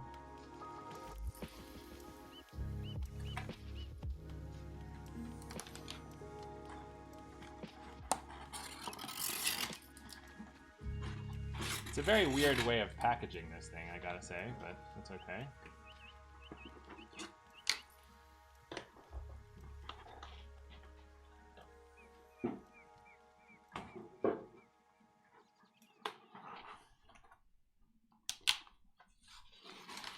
It's like shrink wrapped weirdly. don't know why that's the case. Kaizo Mario's never gonna look so good, dude. Absolutely true. All right, so here we have our GPU, my friends. Very exciting stuff. You can take off this shrink wrap.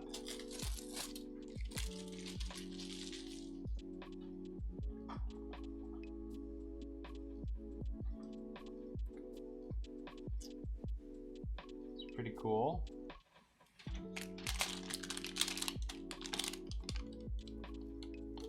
Usually don't rip the plastic off the box in case you need to send it back. Oh well, rip to me, huh? I'm a fool. Hopefully that won't happen. God willing. God willing.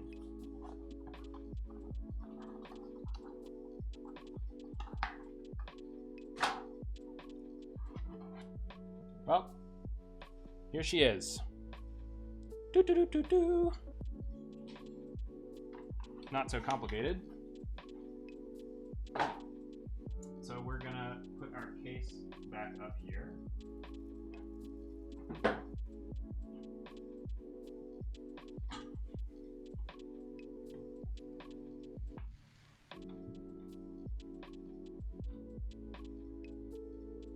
Server spares. Yeah, it's kind of like an, I don't know, it might have been like a rehabbed one. I'm not exactly sure, honestly. But yeah.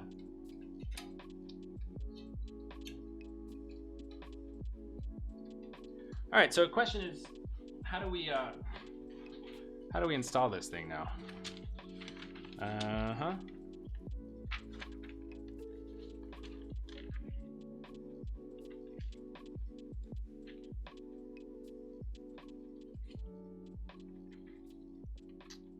So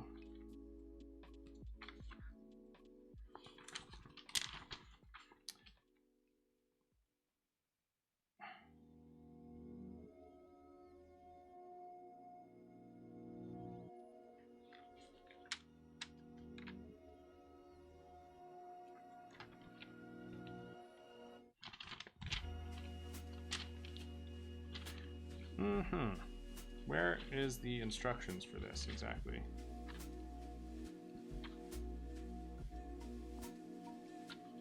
PCIe X16. I guess I do the one closest to the top.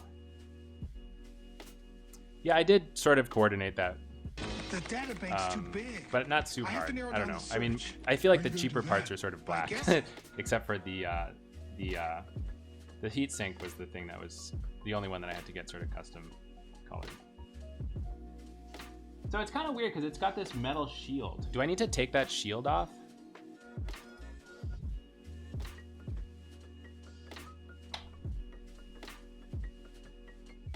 Remove brackets. Line up GPU to see which one. Oh, right, yeah.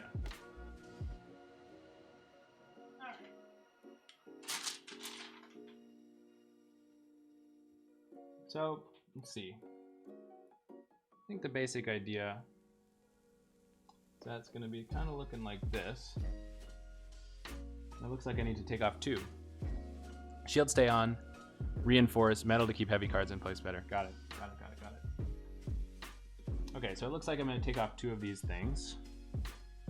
Need a screwdriver for this.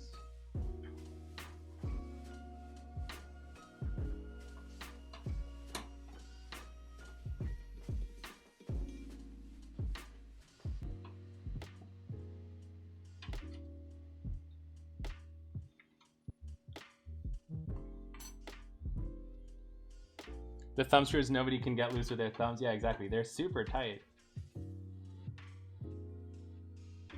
Remove the black plastic cover. Yeah, yeah, yeah, for sure.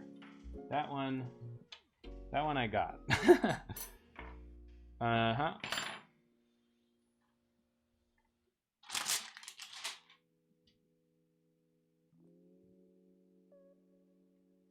Well, do I have it?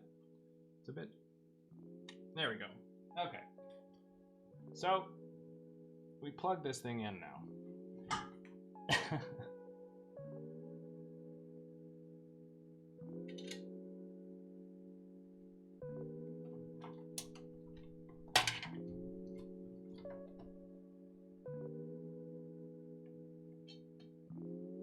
It's very tight.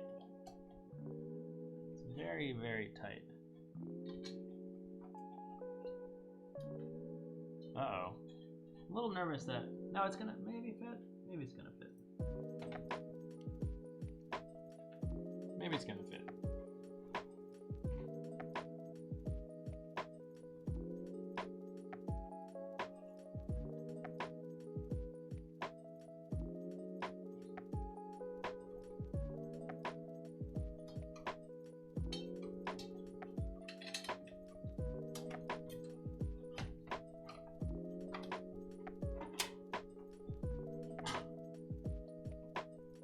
Kind of have to do it blind, which is super sketchy. Need to remove the next plate. You need to remove 3 of them? I feel like 2 is correct.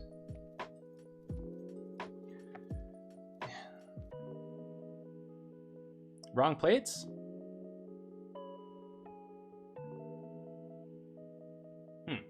Oh, I see what you mean. I think I do the 2 ones.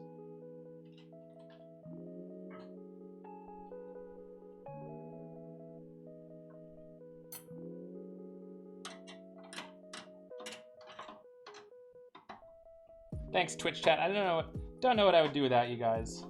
It's been really a lot more pleasant to do this with all of your help. So thank you.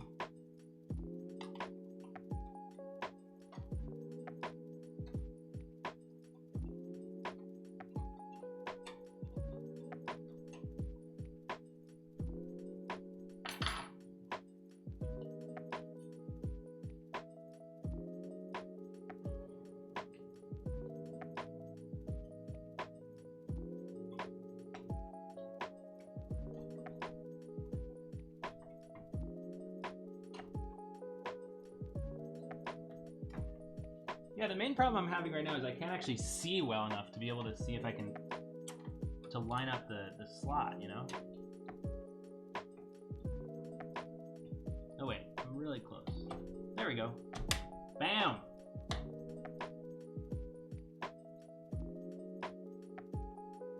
All right. Fantastic. Fantastic. I feel like this is well seated. So I guess I put these thumb screws back in, right?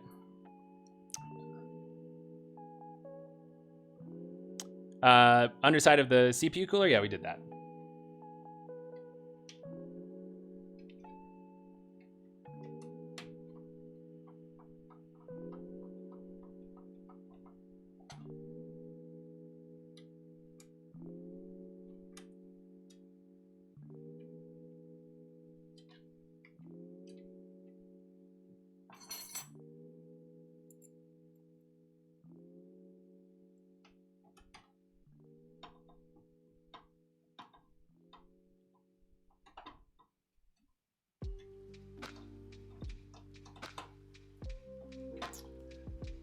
Okay. Whoo boy. All right, so now we just got to plug in the power, and then we're getting really close. We're getting really close.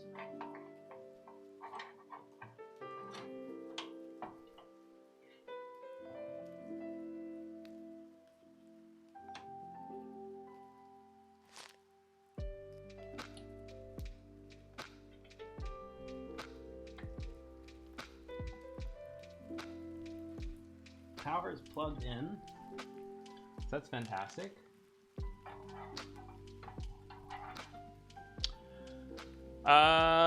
What's next, guys? What's next? Last time when I built a PC, it's never one plane. This is my first time. First time. What do we do next? Do we boot her up? What are we missing?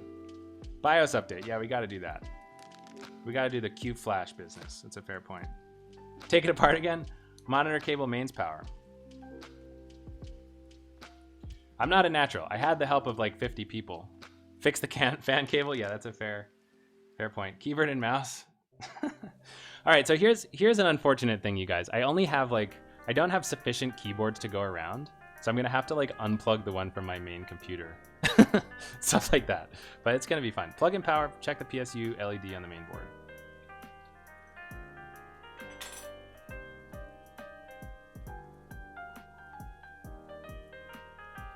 Okay, let's do that. I think that's a good step. We're gonna plug in power and check to see if the lights come on properly.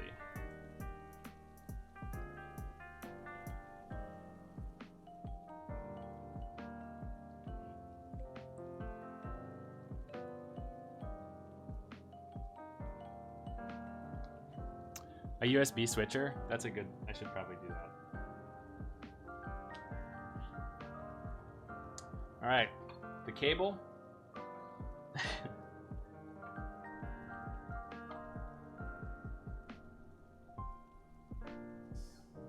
All right, here we go. We're gonna plug it in. Hopefully it doesn't explode.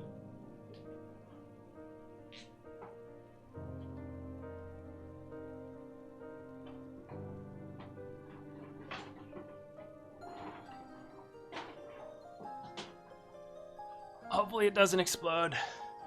The PSU is off indeed. Whoa, race. Okay.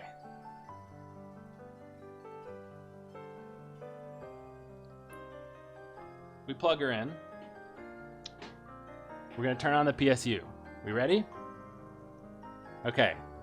Moment of truth or moment of tears? We clicked it, but it didn't do anything. Are there any lights? There are no lights. What does it mean?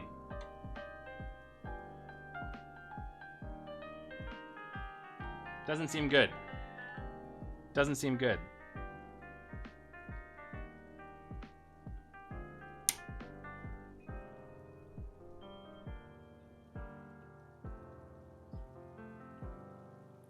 Maybe there isn't, it's blocked by the cooler.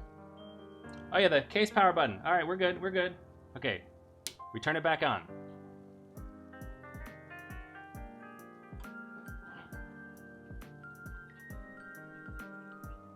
All right, ready? Oh yeah. Oh yes. This is great. The fan is on. There's some lights. It's kind of loud, but it's good. This is good. This is good stuff. Several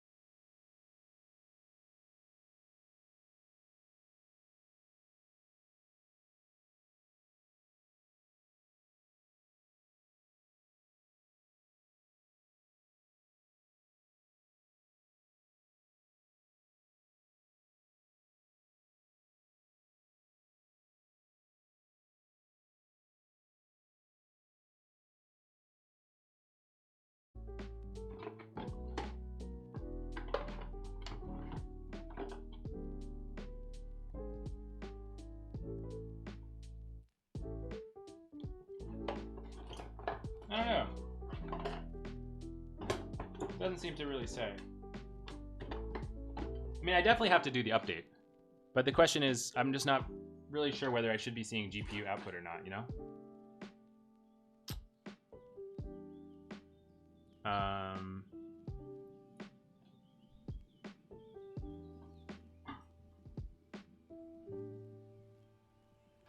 You know, I also...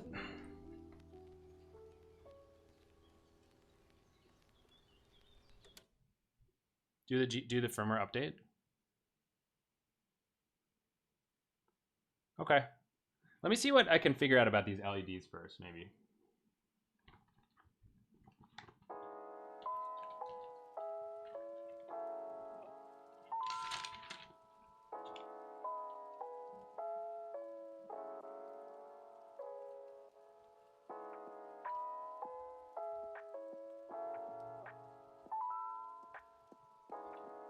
Yeah, I'm not sure. I'm feeling a little skeptical, honestly, that it wouldn't have any output. Unless I did something wrong.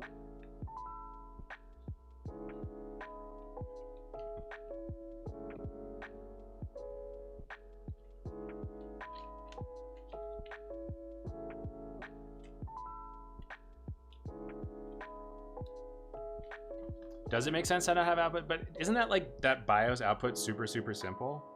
And the BIOS runs without the CPU, right? But I thought does the CPU need to boot to run the BIOS? I thought the BIOS kind of runs on the motherboard. Did I make that up?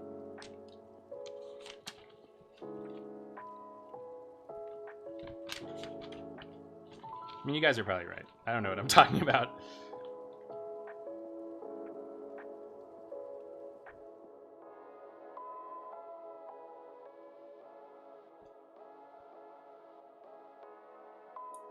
Is there such thing as motherboard graphics?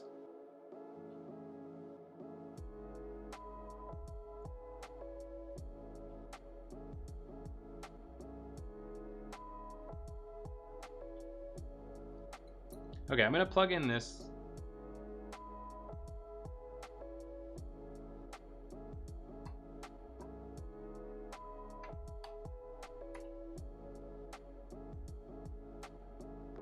No BIOS without CPU. Okay. Well, let's try this out then.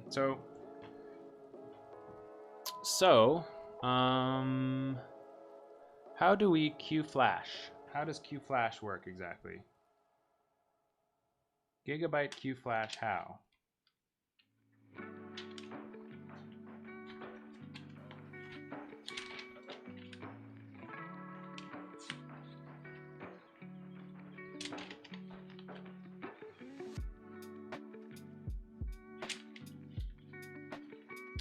Okay, QFlash Plus allows you to update BIOS when your system is off.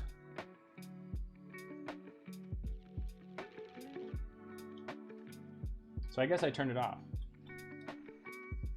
Okay, so I've turned the machine off, and then I guess I'm supposed to press the QFlash button. So I have to use a special QFlash thing for this.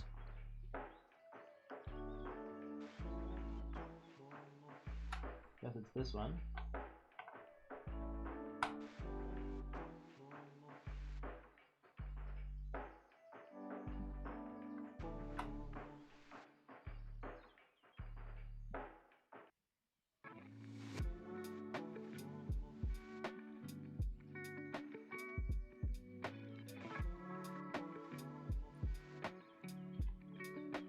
Need the F. F. Where's F?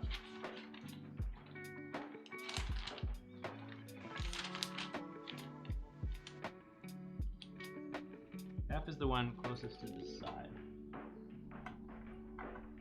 Alright. I plug in my thing, and then I'm going to press my special button. Here we go. Well, bam. Okay, the USB drive is blinking. That's good.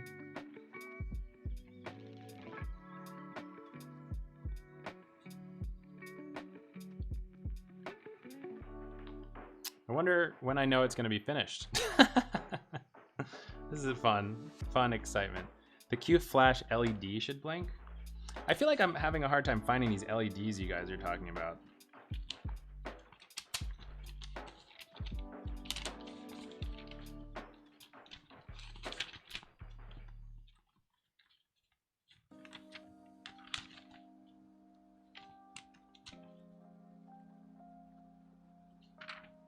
Usually takes 10 minutes. Okay, well. Manual page 4. Oh yeah. Q flash LED. Yeah, it's just like it's hidden by this shroud thing is the thing. Like I can't see it based on, you see that? That thing's kind of like its own thing. Oh boy. This is a fun project. It's definitely a lot of work. A little more work than I was expecting, not gonna lie. People are all like, oh, it's so easy to build a PC. Anyone can do it. It's pretty easy, but it's also a little bit challenging, right? Seems like it's taking quite a bit of effort.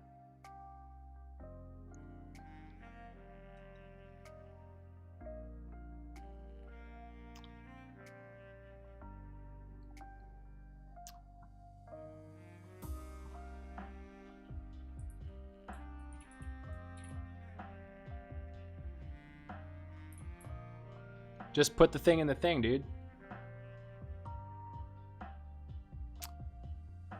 Prepare your USB drive. Yeah, you see this?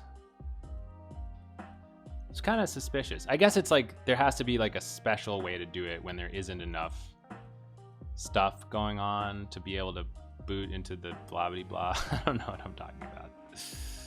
I don't know what I'm talking about. Ah, so this is this. Prepare the USB drive, plug the USB drive, flash the BIOS using QFlash Plus.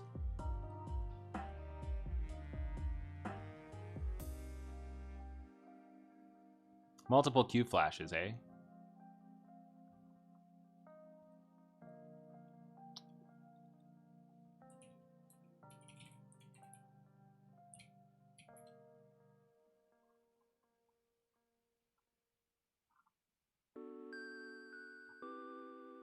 Guess we should have watched this first, probably, but that's okay.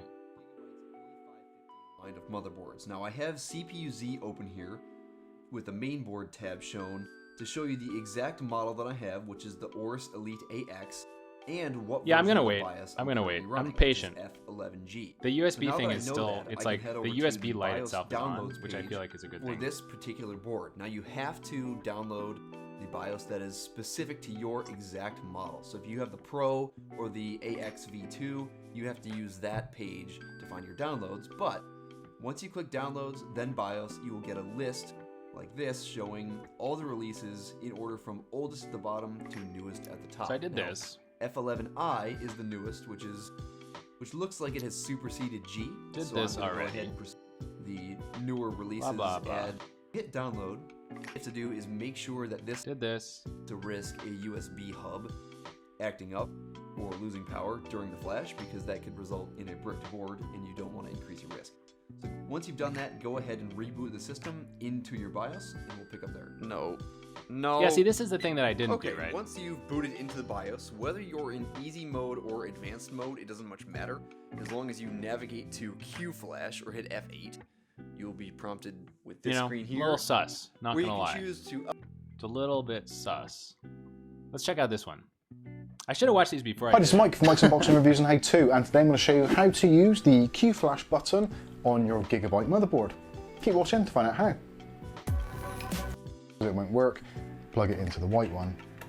For downloading the BIOS itself, you can plug it into obviously any of these slots, but for actual flashing it will need to be in that particular slot. So we're on the Gigabyte website here, so this is gigabyte.com/motherboard/A520M-HREV10, etc. Yours may be slightly different depending on if they've updated or not. What we're going to go to is open up and we've got, and currently we're down to the bare essentials. So we've got the motherboard itself, we've got our 24-pin main power connection, so we'll flick the power supply, which has got one of those power sensing features, or it doesn't spin up at a certain point. Obviously, again, the fan is spinning on the power supply. This is our only kind of visual recognition that there's something actually happening. So we'll leave that to carry on and do its thing. Yeah, see, the problem is I can't actually see this LED. So it's So there we go. Pretty straightforward, unfortunate. pretty simple to do. Obviously, if you've just bought the motherboard and you're waiting for a processor, I feel like I should have done it like this is super simple. Obviously, This is if you've smart. got an assembled system with Why did I maybe do this a different after I put processor, everything then together? certainly you can flash the BIOS a lot easier without stripping it all down. Why did I do this after putting everything together, my friends? Yeah, the first one I opened. I understand. I understand. The LEDs in the back? I don't think so. Yeah. The back of the case for sure.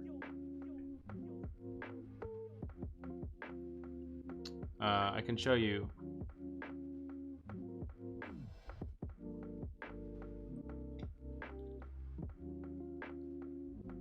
You know, it's like kind of down there, but you can't really see it because there's metal in the way.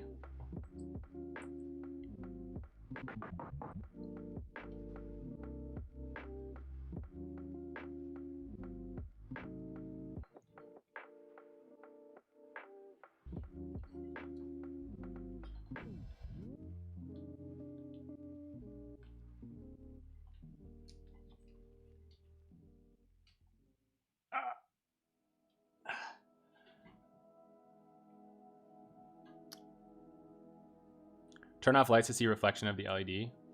I feel like I'm just gonna wait a while. Not panic, you know? Don't panic.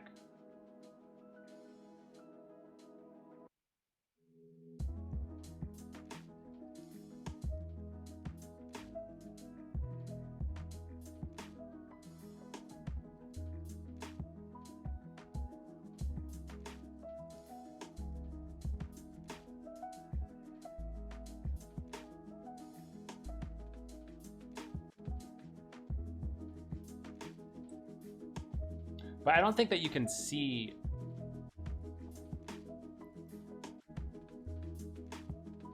You see there's a shroud in the way. You can't see it. Are you saying like...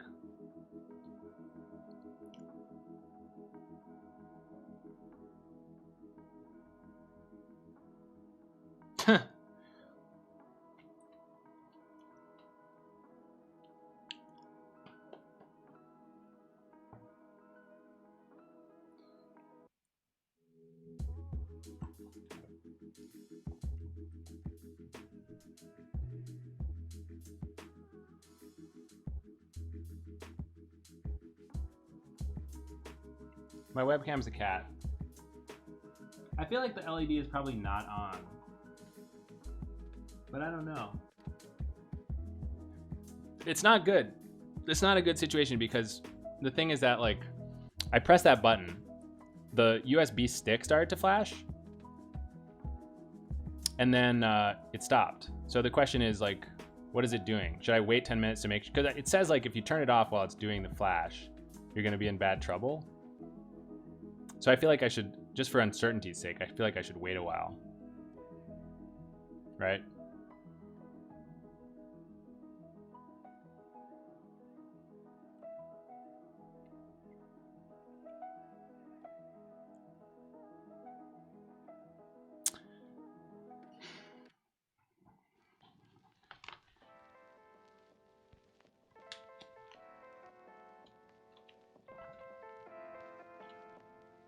It was flashing before, but now it's steady.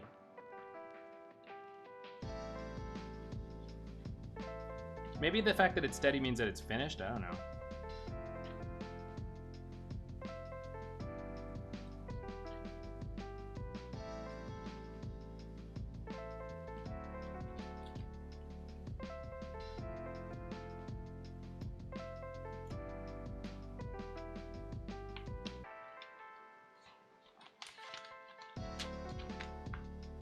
Yeah, I kind of feel like it's not blinking, so it's not doing anything. Hopefully that means nothing's bricked. Hopefully, inshallah, nothing is bricked, right?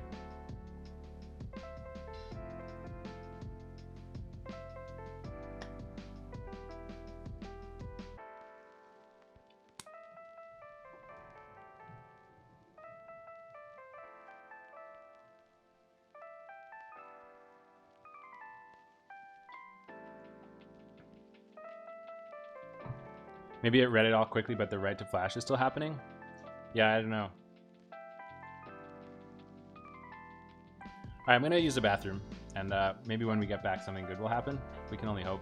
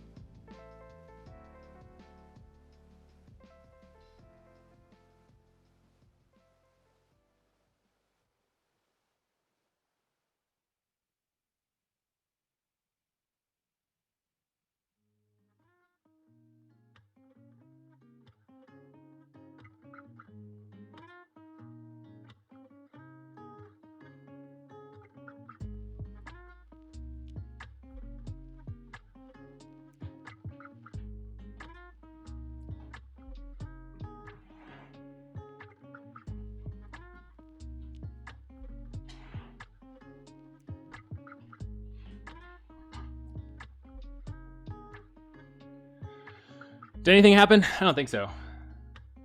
I'm kind of suspicious that it didn't really do anything, to be honest. It kind of feels like nothing happened. But I don't know. I don't like this uncertainty. This uncertainty feels bad. If it only flashed for a few seconds, it means your USB driver is incorrect? Yeah? According to docs, you can just power on.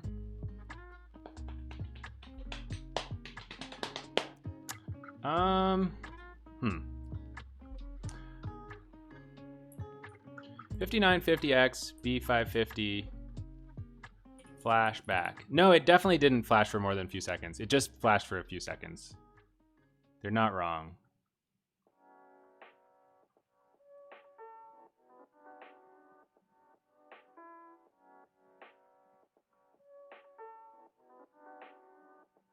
Listen, man. Listen, man. Listen, man. Listen, man. I did FAT32, but if you're saying that if Mac can't do the good FAT32, then yeah, I'm kind of screwed. I'll have to get my friend to help.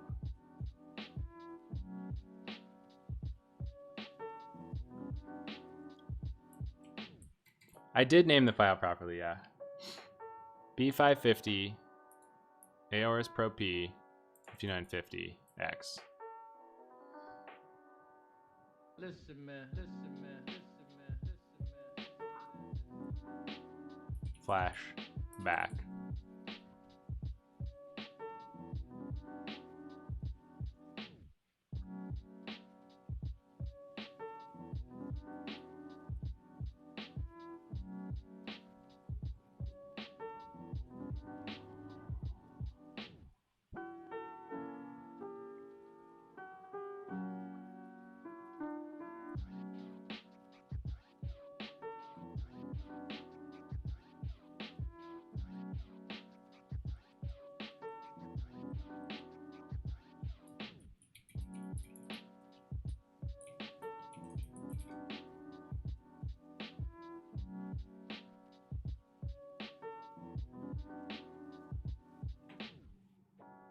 Third-party flashing software? No, it's just we're just trying to figure out how to update the BIOS on this thing.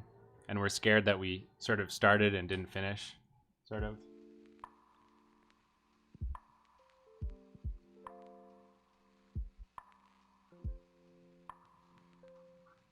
Need like a, let's see.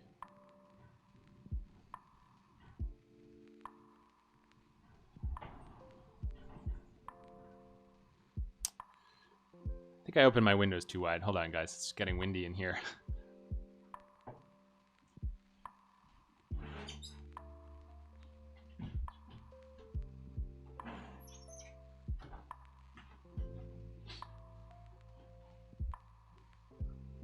I feel like I already have this very same manual. I could look at it again. No, it's the same thing. It's kind of irritating that it doesn't tell you whether you can get to HDMI. I guess the point is we can't. We know we can't do that. So where's the... Explain this Q Flash business. Q Flash doesn't really help.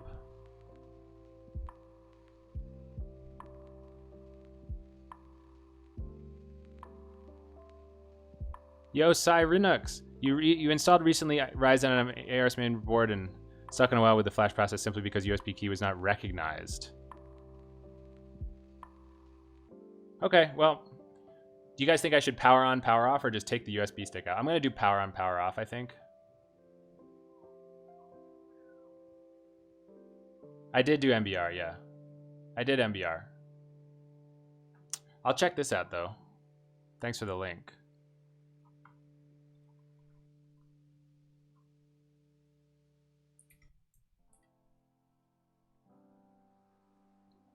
FAT32, single partition USB.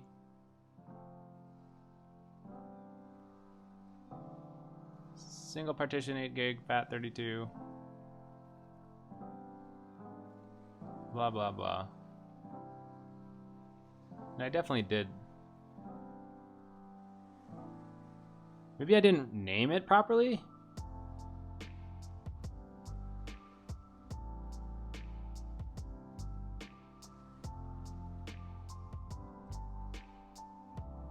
Dedicated USB port in the back to put the key. Yeah, I did that.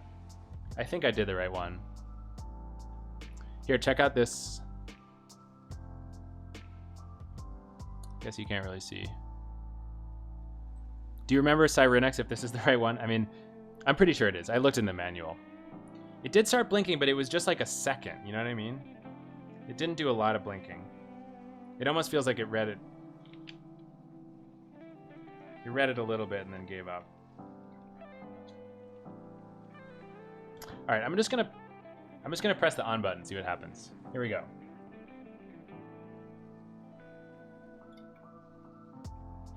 Okay, so it's still turned on at least, so that's good. We didn't brick it. Let's see if anything is different in the HDMI.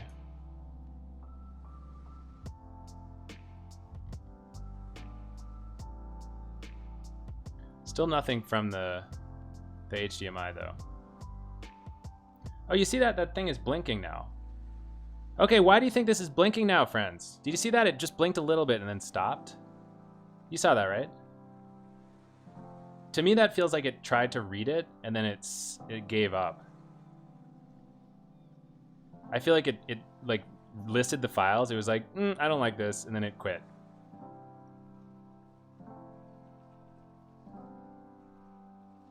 Tried to read it to check for boot volumes. Yeah, it could be something like that.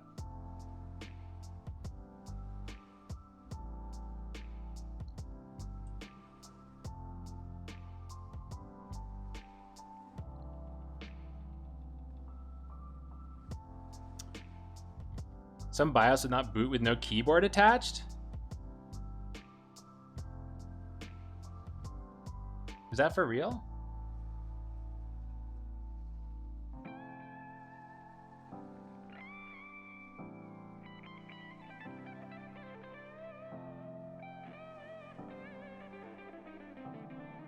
Okay, well, we can attach a keyboard. Plugging HDMI directly into monitor? I could, but it's a pain and it's not being weird. Like, that thing works really well. It's not... Yeah. Well...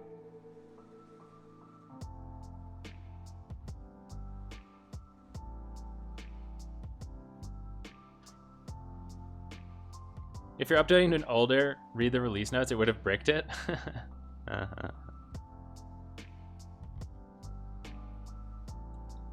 Yeah, I could try a different key, because this is an older key. Maybe I'll try that. Computers hooked into over 1,000 data banks throughout the world. Let me check out these. You're right that I didn't really read the release notes. Okay, ARS Pro P downloads.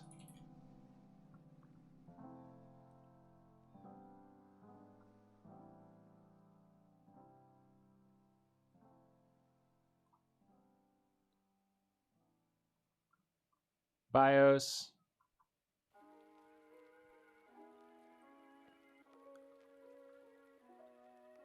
I mean, it doesn't. I downloaded this one. It doesn't say anything about intermediate updates, so I feel like we're fine. Let me get another key though. I think you're right. Let's try that out.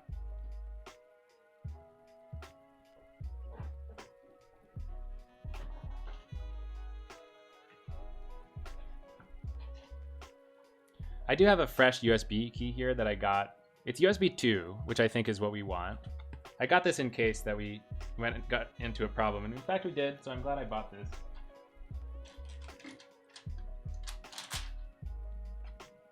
But we can try this again.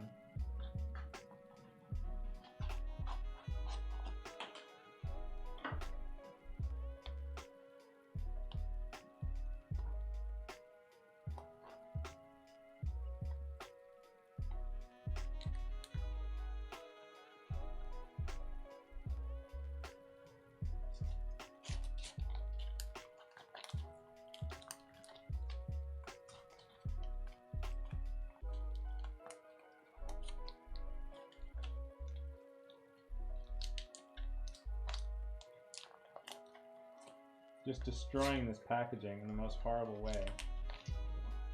Arg.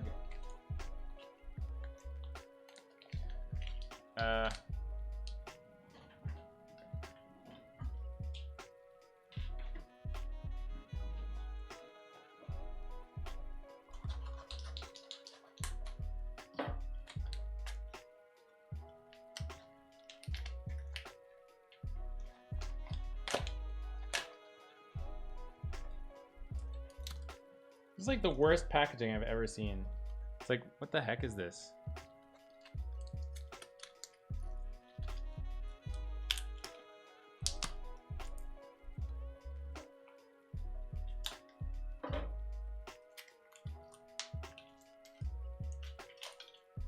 All right. Okay, so check this out. We're gonna look at this new key here.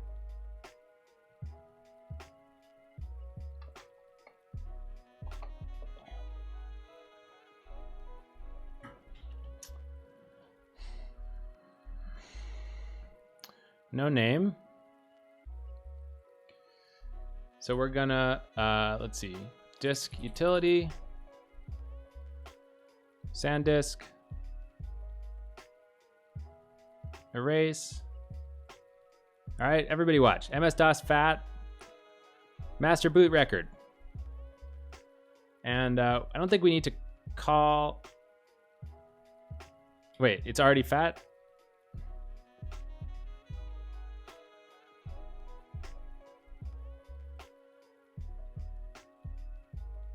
Yeah, you're right. It's already fat. It's already fat. We're good. We're good. We didn't mess it up. Okay, thank God. All right. So we're gonna go to this thing, and we're gonna copy README.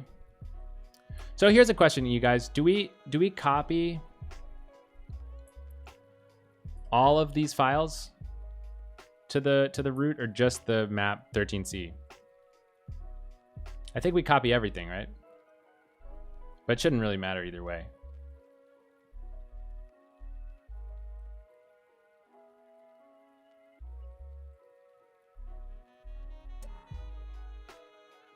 Should I get rid of these two?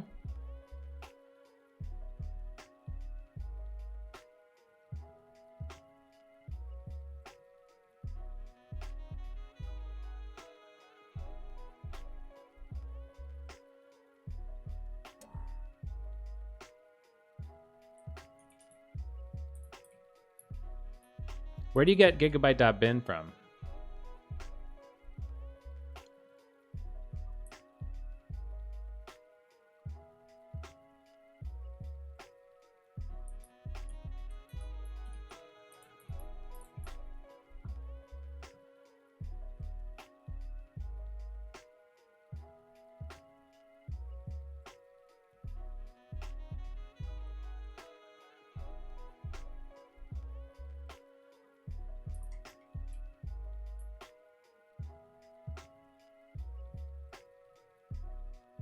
Oh, you gotta rename it. That's probably the issue. That's probably the issue. All right. Okay, let's try this again then.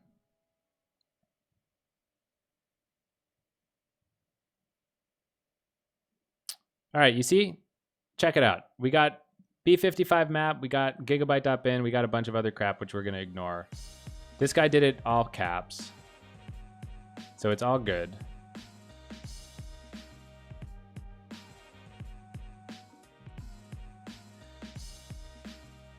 This dude says unplug everything? That seems random. It seems random. Anyway, whatever. Let's just try it out. Yeah, nanometer, I agree. It does seem wrong to me as well. But people were pretty convinced. So we're just gonna try it out. Okay, so we're gonna turn this thing off. Unplug this old one.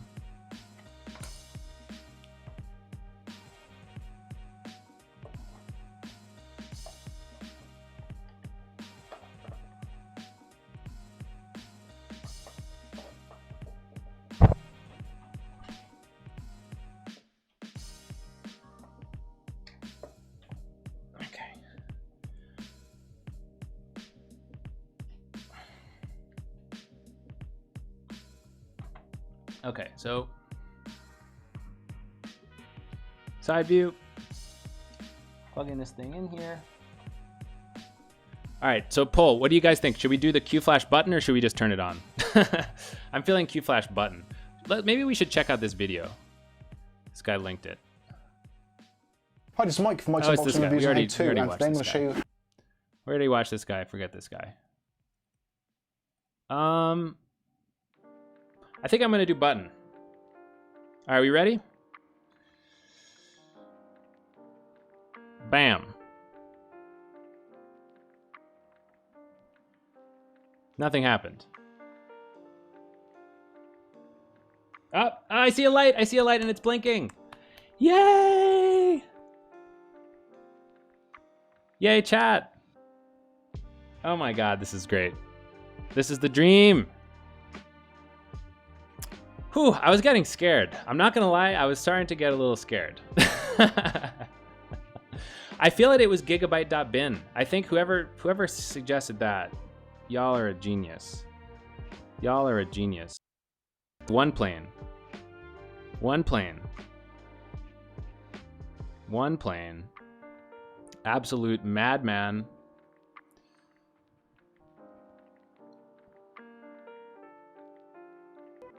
Everybody knows that relational databases don't scale. This is I'm tipping a viewer with a subscription to myself. And right to but thanks, bud. That was very helpful. Somebody else mentioned it as well.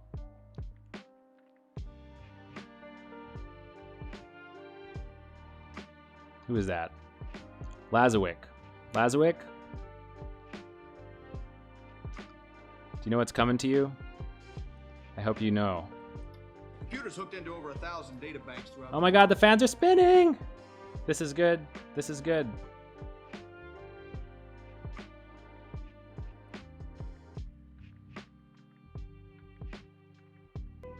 Everybody knows that relational databases don't scale because they use joins, and write to disk.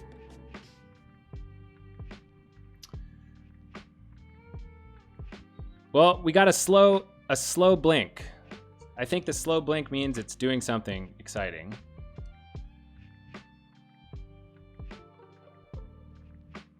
All right. Feeling good.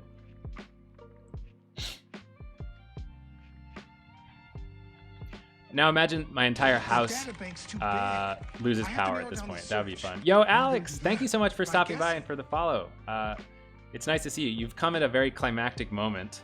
We were having some scary trouble updating the BIOS because this motherboard can't run the new Ryzen's without a BIOS update, but the chat kind of helped me out, and I think we're doing good now.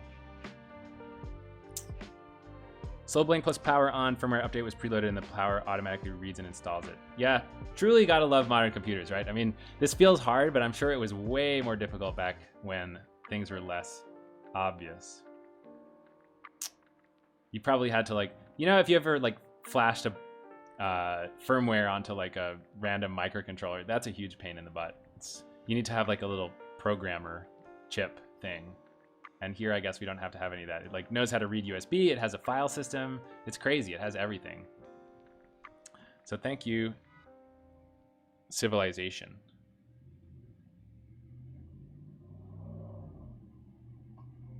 Did I set the IRQs? I highly doubt it. I don't know really what that would mean. I know IRQs means interrupts, but I didn't do anything. We haven't been able to boot to BIOS at all. And I'm guessing that these are all things that you do from the BIOS.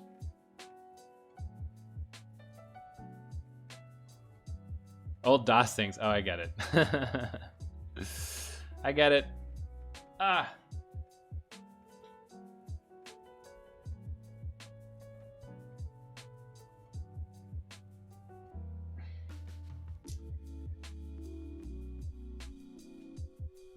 Chat, it's been a journey. It's been an absolute journey, and it's been a pleasure of hanging out with you guys. It's been 4 hours and 20 minutes. 420 blaze it kind of amount of time here. It's exciting. It's a fun project. Back in the day, there was a recovery method in Phoenix BIOS where you got zero feedback at all and use a USB floppy drive, and you have to plug in FN plus P plus B or something, and then something might happen or might not, but you have to wait 30 minutes before you can test it. That is brutal. Oh my God. That is really horrible. I am sorry for those people. I don't know. Do you guys ever remember your parents would like go to like a CPU repair guy, like out in Jersey? At least this was me. We would go to this guy named Jantech. That was the name of his shop. His name was Janek, and his shop was called Jantech. And he'd bring it out there and he'd like plug it in and do a bunch of DOS stuff. And I was like, wow, that guy can type really fast. I remember thinking that he could type super, super fast. And that was like the mark of a skilled computer professional, that he was able to type super fast. It's kind of funny stuff. Yep. Looks like LED light is still blinking. I feel like as long as that thing is blinking, we're happy, right? Most of my early learning about computers was done frantically trying to fix something my brother and I had broken on the computer. So we didn't have to tell our parents? Yeah, totally. I didn't really fix my parents' computers too much, honestly. When I started with computer stuff, it was really just like playing with kind of broken stuff on old Macs. I tried to put Linux on PowerPC Macs. That was pretty fun. We were doing NetHack on stream the other night. Oh yeah, Sartak and Skelly, I was showing these people NetHack on nethack.alt.org, and everyone was like, what? What is this? People like logged in. They were like trying to use the keys. They didn't know anything. It was really fun.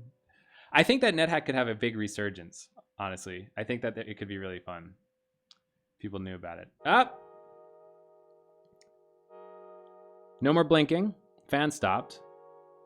Yeah, it was actually not Yellow Dog. It was Gentoo.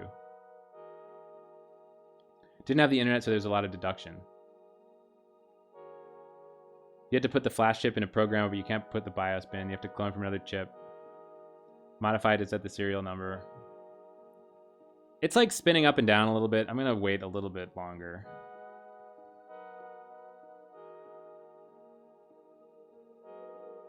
I guess I could check to see if the HDMI is giving me anything.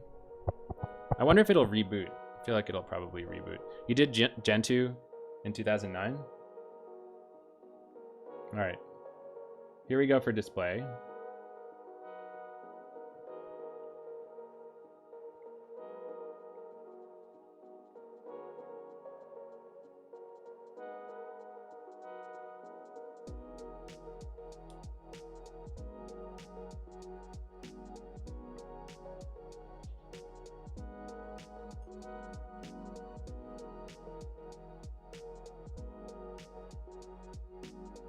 Different trackpad drivers. Nothing was remotely as good as Mac OS.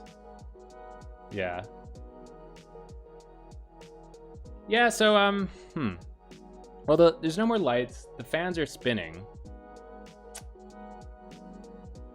And, not exactly sure whether I should try to reboot it or not. Not exactly sure yet. feel like I want to be sure. At least it's not blinking, right? If it was still blinking, that would be problematic. If it's not blinking, I feel like maybe we're safe.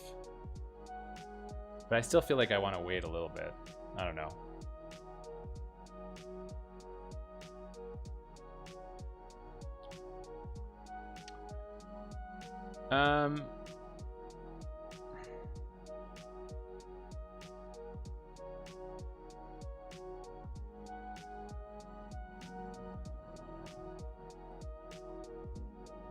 Hi, this is Mike from Mike's Unboxing. About 5 to 10 minutes. So to start with, got our system ready, and we'll press the Q flash button. And let's see what you'll see the flashing LED. Hopefully it's picking up on the camera. If you've got your I/O shield, and this is actually installed in a system, there is actually a hole in the I/O shield, which I can't see in front of me somewhere. But thing. So now we've got a solid LED briefly, and the fan has actually started to spin up on the power supply. Visual recognition.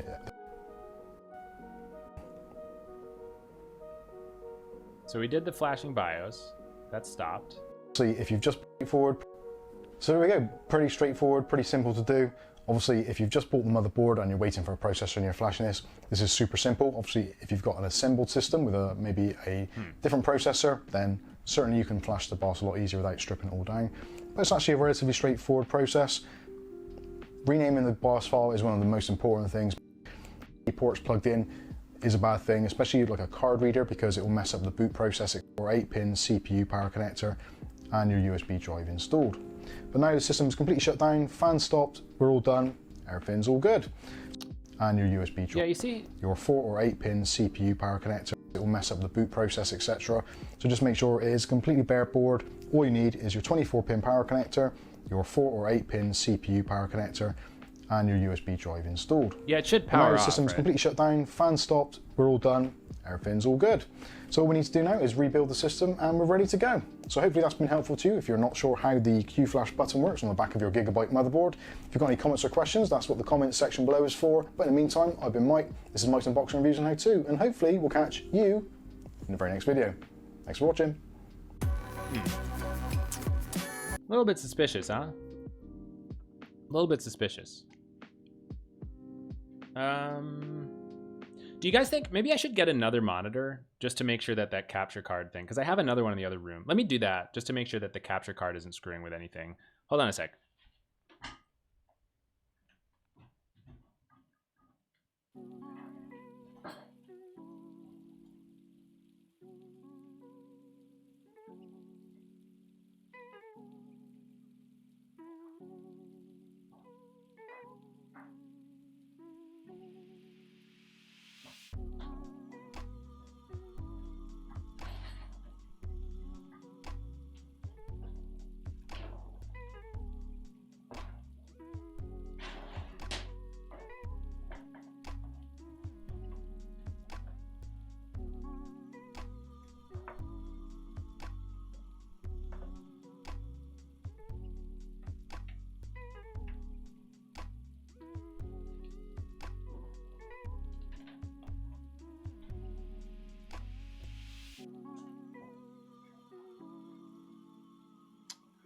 All right, so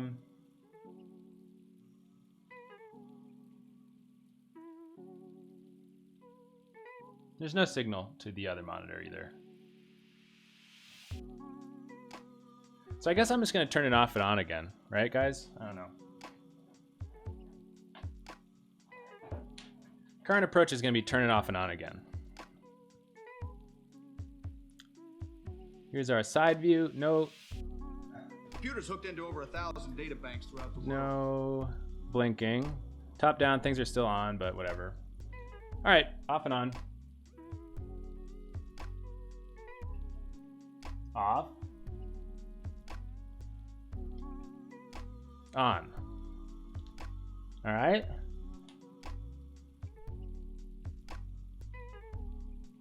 Hey, we have BIOS, baby. Okay, this is fantastic.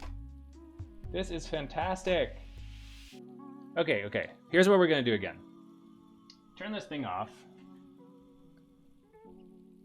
Turn this thing off.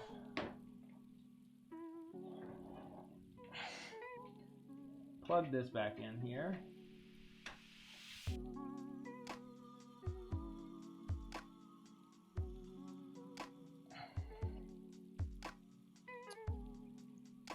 All right, you ready? I wonder if the capture card will figure it out, but we'll find out. Let's see. Pull the USB. Yeah, it's a good call. Pull USB. Turn this on again.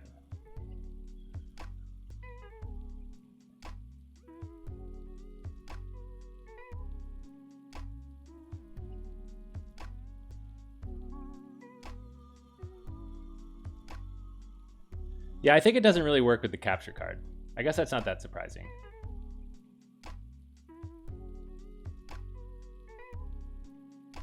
Well, that's okay. I'll just give up with the capture card stuff.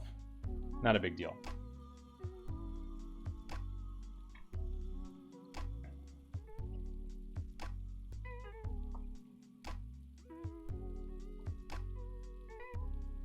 The capture card... Oh, the capture card is actually something completely different. It's like an external capture card that I have all of my HDMI inputs hooked up to. And the purpose is so that I can do streams with it. Although now that I feel like the capture card's actually really confused because it should be able to see stuff now and it can't.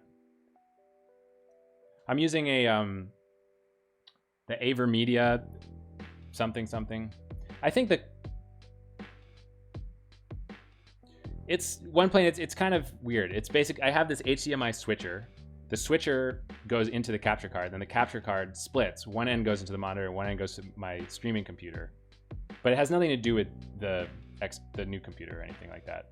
Yeah. I'm just saying it's not plugged into like the new computer at all. You know what I mean? Yeah. Switcher.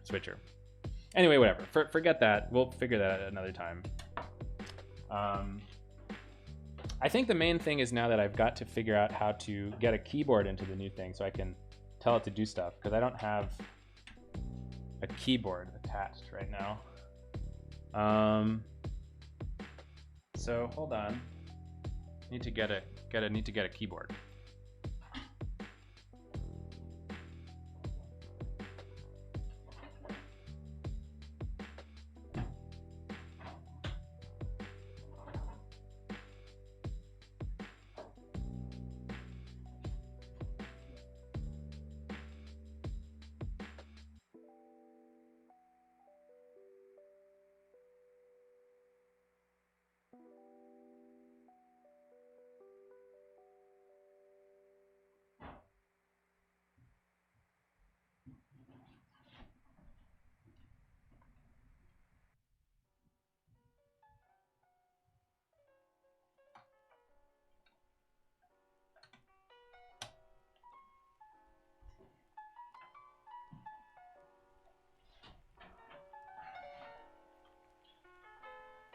All right, for our keyboard today, my friends, we don't have anything better to use than this thing. So I'm hoping we could figure out how to press an F key on this baby, but we'll find out. And hopefully it'll, yeah, I don't know. It'll be fine. It'll totally be fine. Let me actually... How can I show you guys the monitor? I'm not really sure. It's kind of in the middle of nowhere.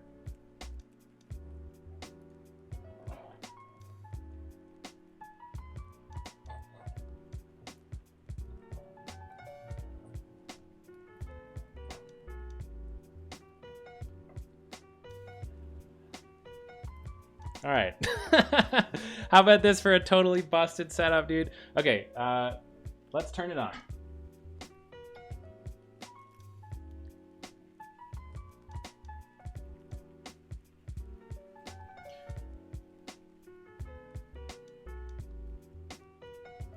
So, this is a good thing. How do I tell it to go into BIOS land? Anybody know?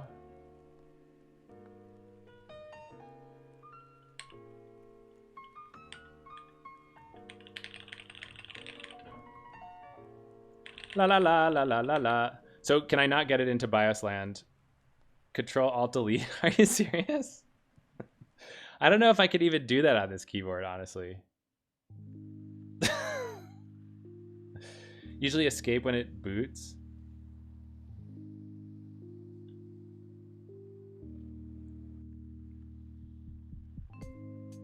Delete or F2?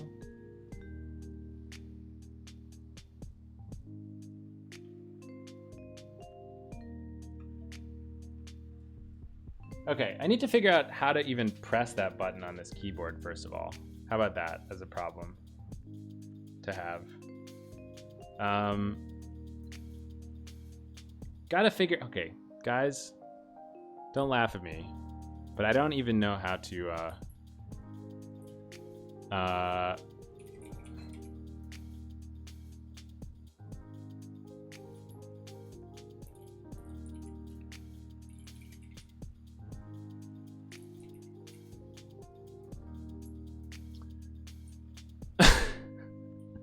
okay, let's just ignore that thing. All right, so here's how you say F2. It's alt nothing nav F2. Did anybody see that? Okay, it's this guy.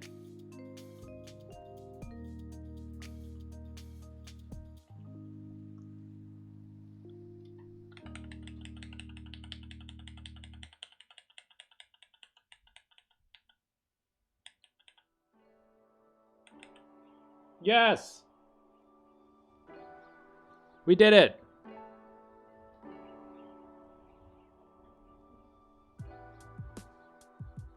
Wait, I need to have a mouse? This is getting so complicated. This is getting extremely complicated.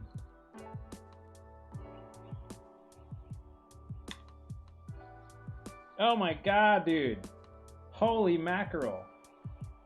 This is a CPU! This is a computer! This is amazing.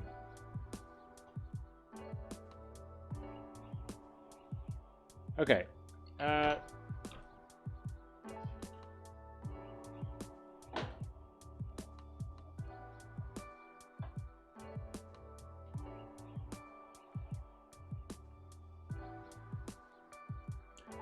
You gotta go into boss mode?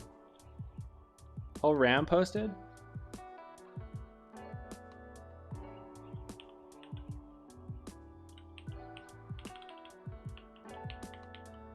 Bro! Oh my god, you got your M2, you got your PCIe. This is legit. This is super legit. Okay, question though. Question though. How come the RAM sticks are the wrong frequency?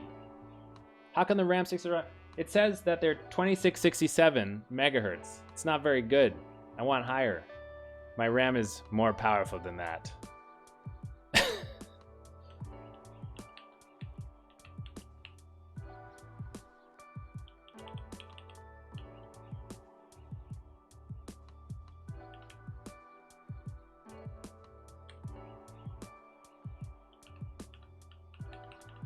Good lord.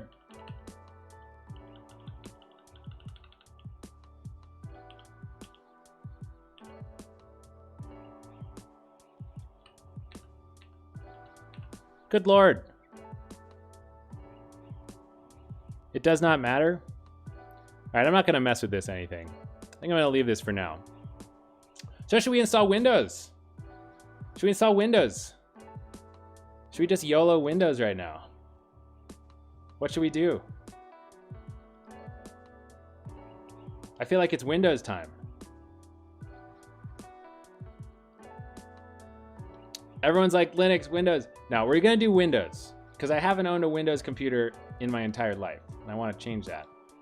I'm gonna dual boot Linux another time, but for now I've got the Windows. Install DOS, dude. Uh-huh. Uh-oh, don't do that.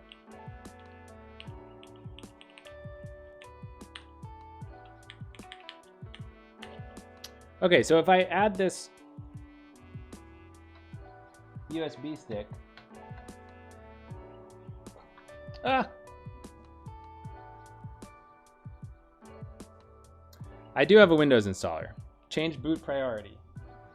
I think I need to restart it because it's got I think it's got UEFI only.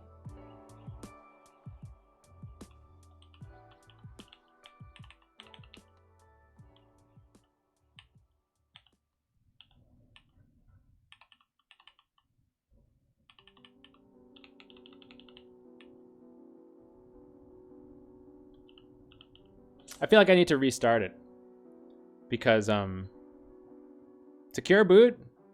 I don't even know any of this stuff. What does it all mean?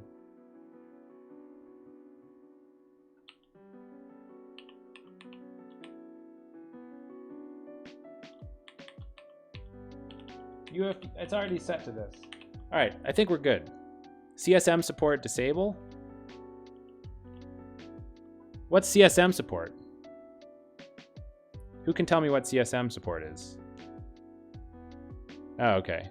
90s BIOS for legacy systems.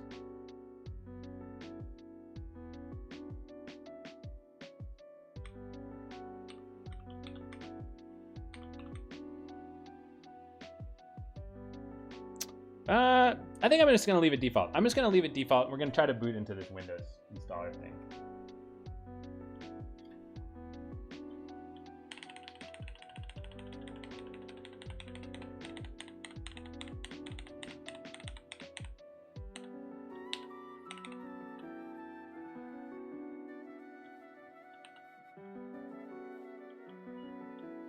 All right, so, uh-oh, not that. Boot option. Oh yes, it knows. Save and exit.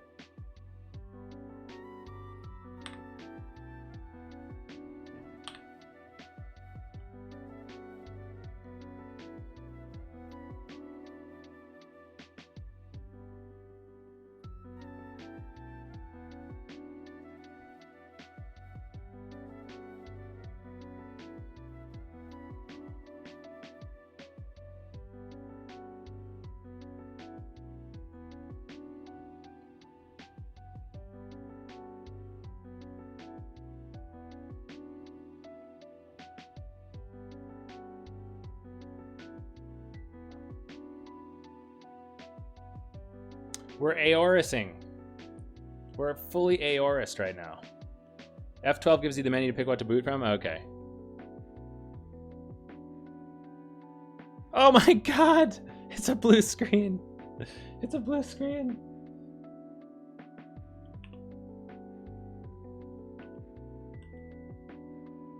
English, English, US. Next. Wow. Absolutely crazy. We're doing great. Oh, I need to put a product key. I have a product key. I have a product key. Let me get that. Whoop. Here's where we try to, I could skip it.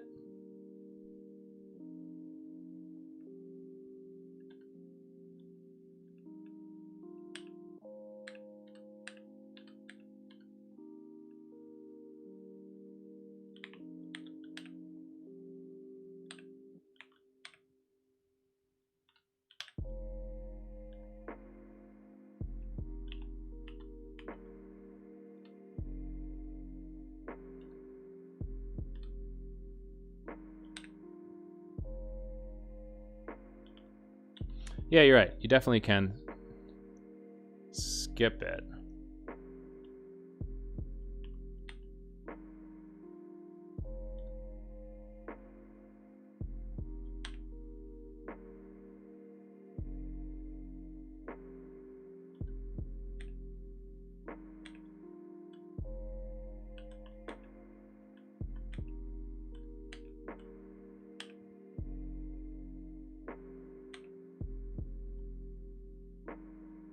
The heck?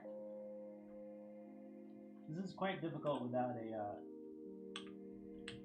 a mouse. Oh, do I have to scroll all the way down to the bottom? Is that the issue? We gotta scroll. Do not connect to your PC before installing Windows or else Microsoft will not Give the option to make an offline account. Okay. Well, I'm not connected to the internet.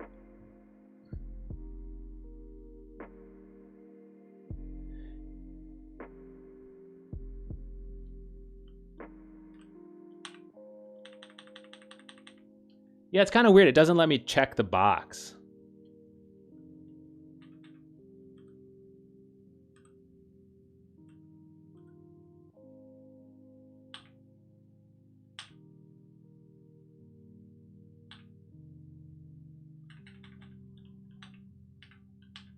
Is there like a secret spacebar to check?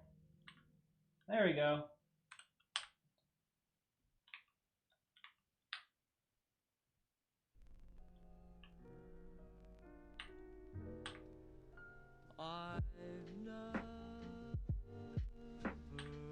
What? I think I pressed the wrong option or something. Yeah, it's for Win 10 Home.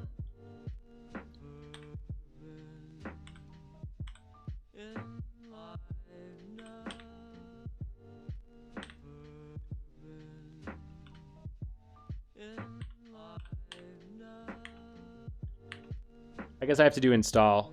I think I have to do this second thing. Install Windows only. Yeah. Drive 0 unallocated space. Correct. So I could like partition this, but I don't think I'm gonna. I'm just gonna go with. Whoop. Okay. We're installing Windows, friends. Pretty exciting stuff. Don't need to partition.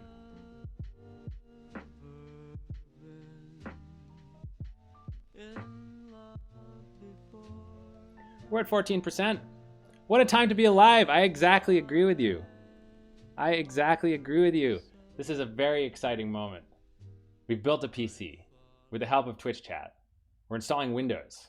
Windows 10 Home Edition. Like we're back in the 1990s. And we're surrounded in wires.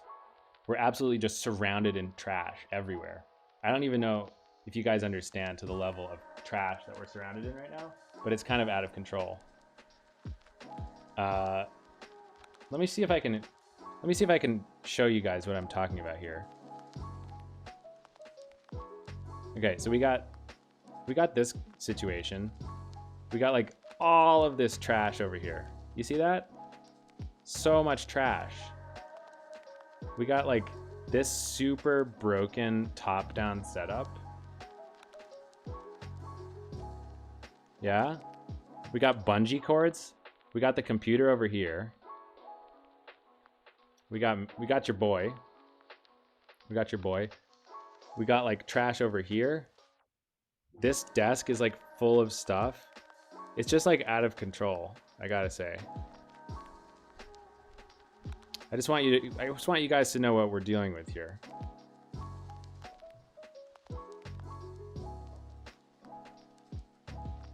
Put on the side panel?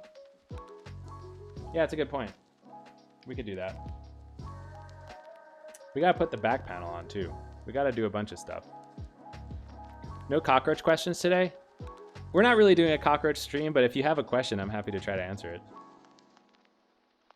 Hackintosh your new PC? I don't know about that. I don't know about that.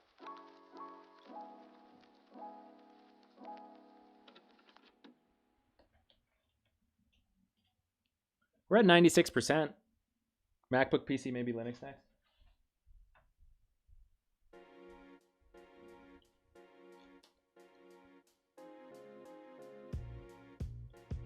Yeah, it's quite quiet. I mean, it's not doing very much though, so maybe it'll get louder if it's doing stuff. I'm not exactly sure. You're curious about the pull request cadence of Cockroach? Yeah, I mean, we do. There's like a large company that all works on it.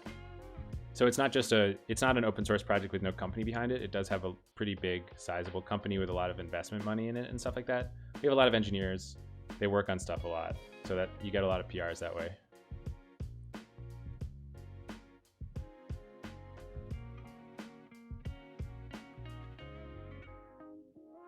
It says copying Windows files 100%. How about that? What about that? We're at 100% completion, and now it's just chilling. Getting files ready for installation. Yeah, maybe you're right. Maybe I should put on the top panel here. Let's do that.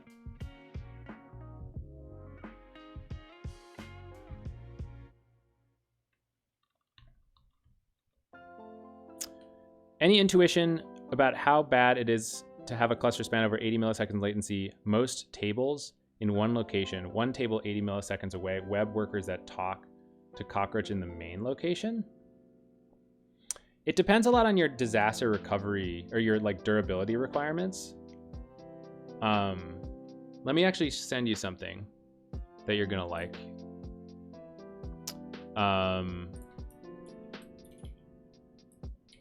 Have you seen this tool? My coworker Bram made this thing.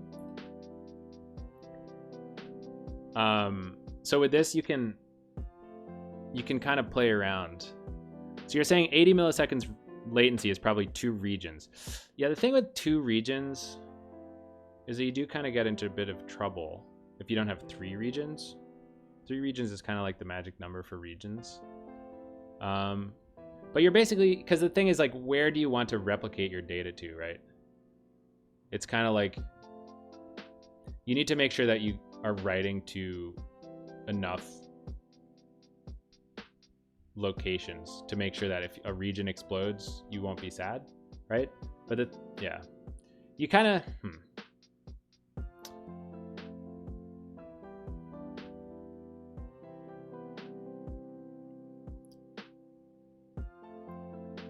Reasons are regulatory. You need to store some data in a country that doesn't have great infrastructure.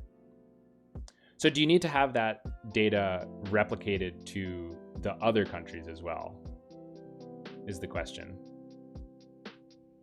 It's kind of all about, which data do you want where? I do think that it's probably weird to have like one table, because here's the thing, like the cluster, it can't operate without talking to itself. In a sense, you can't have like 2 completely disjoint parts of the cluster, right? If one, you just will get into trouble. For example, there's these things called system ranges that you need to be writing to a lot in order to do schema changes or to pretty much anything actually in the cluster. You have to be able to access these system ranges. And so you have to decide kind of where those are. And if you get this 80 millisecond latency, like it's not like that the little side cluster is going to be able to be very happy on its own. It's going to have to talk to the main part of the cluster as well a lot. You're sort of fine with being down if the 80 millisecond link is down. Okay. Yeah, I mean, I think that that's fairly reasonable then. If you don't care about making sure that, yeah. The data bank's too big. Yeah, I don't know. I have to narrow down the search. It's a good question. I guess I'm not exactly sure. I haven't thought about this exact use case. And the point is just so that you don't put the main important data into the other country, right?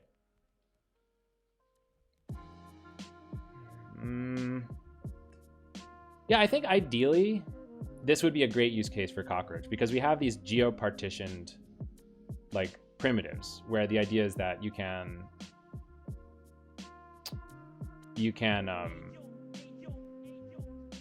make sure that you can make sure that data that's prefixed with a certain region just lives in that region. That's what this geo-partitioning is all about. And you can look up, if you look up geo-partitioned Cockroach DB, you can sort of read about how that works.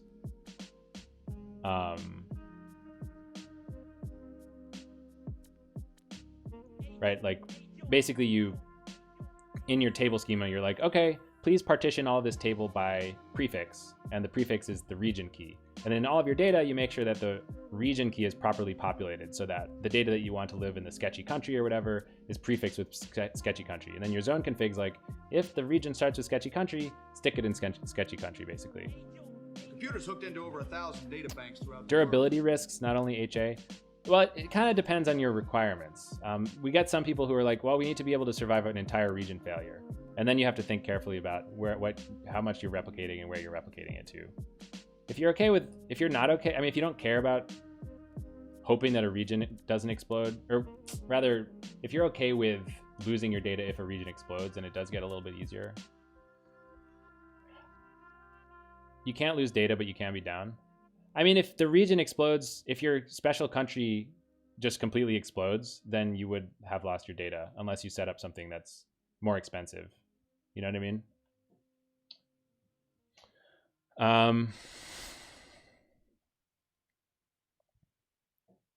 This thing seems to have booted into Windows.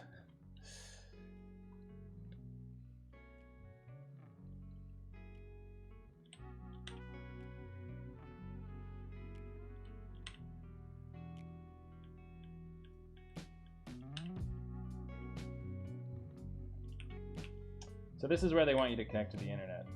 I don't have internet. Connect with limited setup. Do not bother me.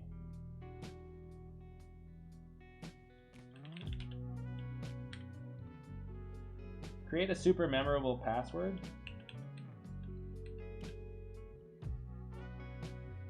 Need to pick a password, dude? What should my password be? I'm gonna write it down into my password manager.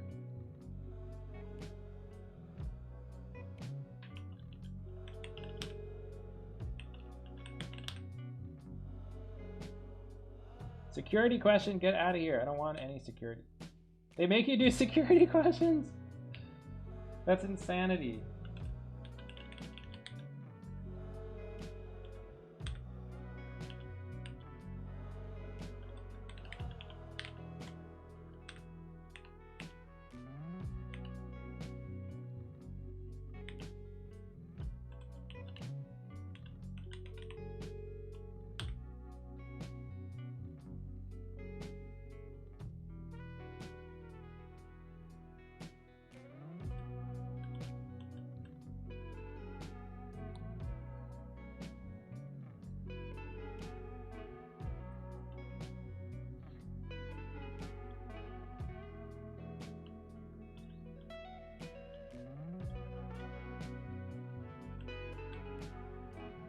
What do you guys think about this privacy crap? Just turn it all off? I could change it later, probably.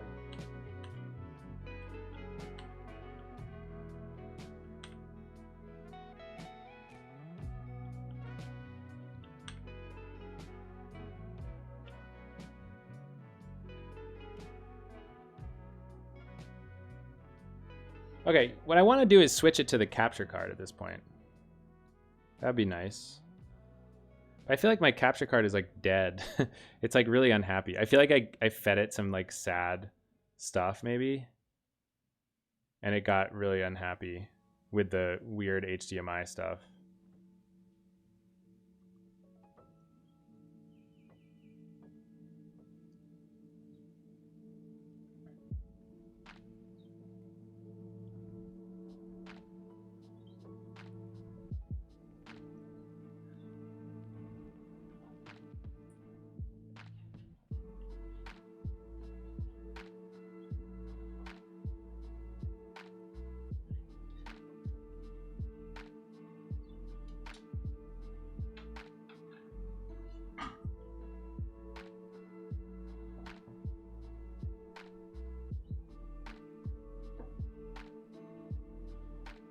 Put that glass on, baby.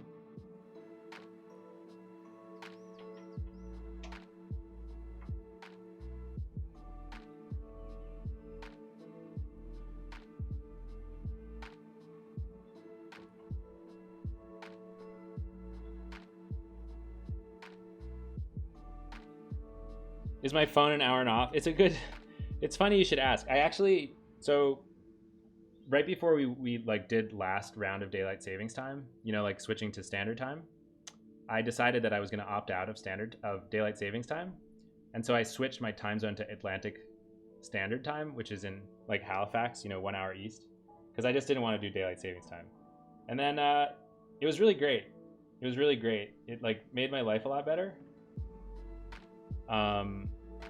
So in the end, what happened was that when we switched back to daylight savings time or whatever, just like yesterday, I kept my phone at standard Atlantic time because I just like it. I don't know, it's like a life hack, you know? It's like everything's it's like you wake up a little earlier, you go to sleep a little bit earlier, and it's all psychological just by changing the time. So yeah, I guess my phone is an hour off if you think I'm normal. And I guess I'm not.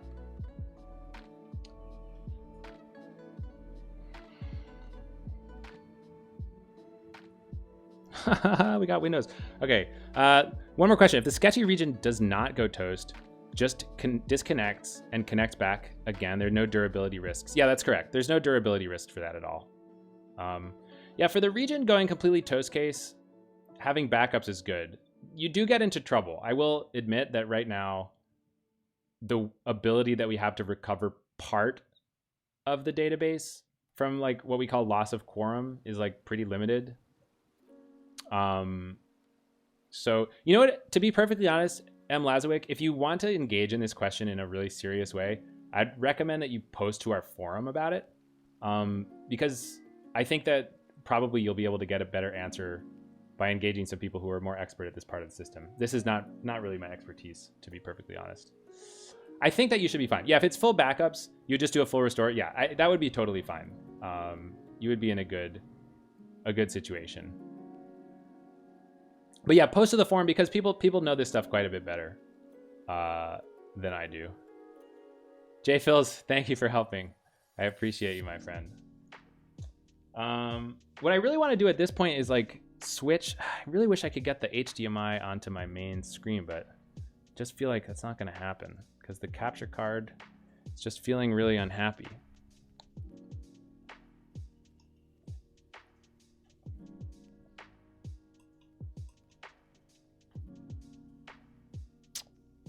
But I'm not sure if I can really fix that for now. Oh, there we go. Oh, it did fix. Okay, sweet. Sweet. So now I think what I can do is unplug this guy.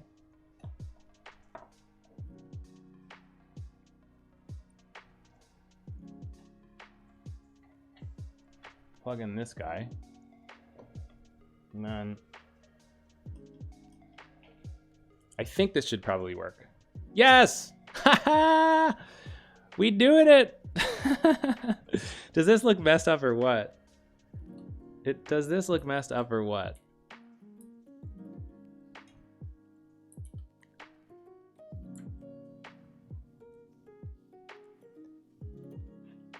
Thick boy output. Okay, I think I'm probably gonna need to get a mouse attached to the computer at this point.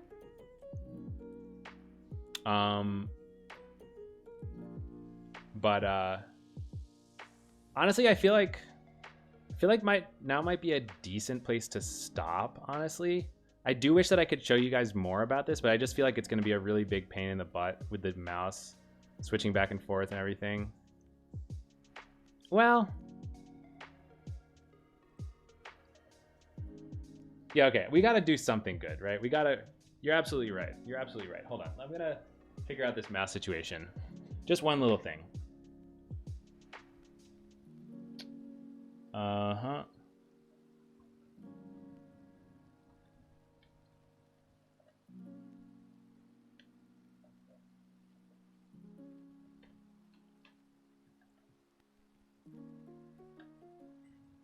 Oh.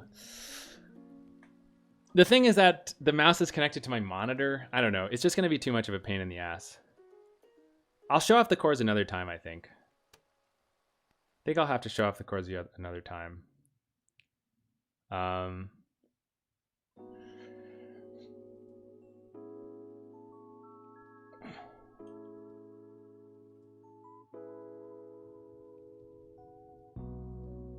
Hit the GUI key and type Task Manager. Oh, you think I can do it without a mouse?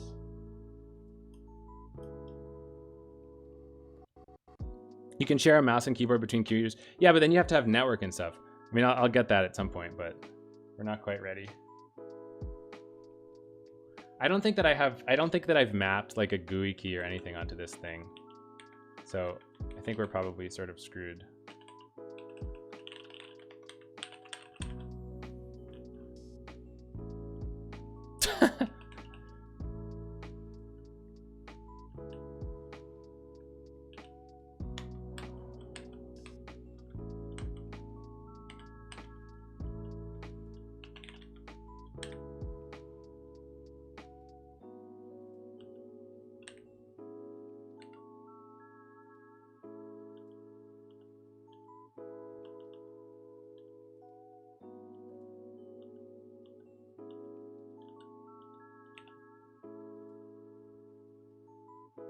All right. Pretty good. It says 5950X. It says 16 cores. I think we did good.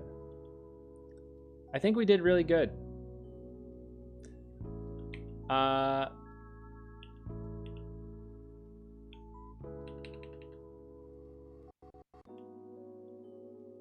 pretty pleased. I'm pretty pleased.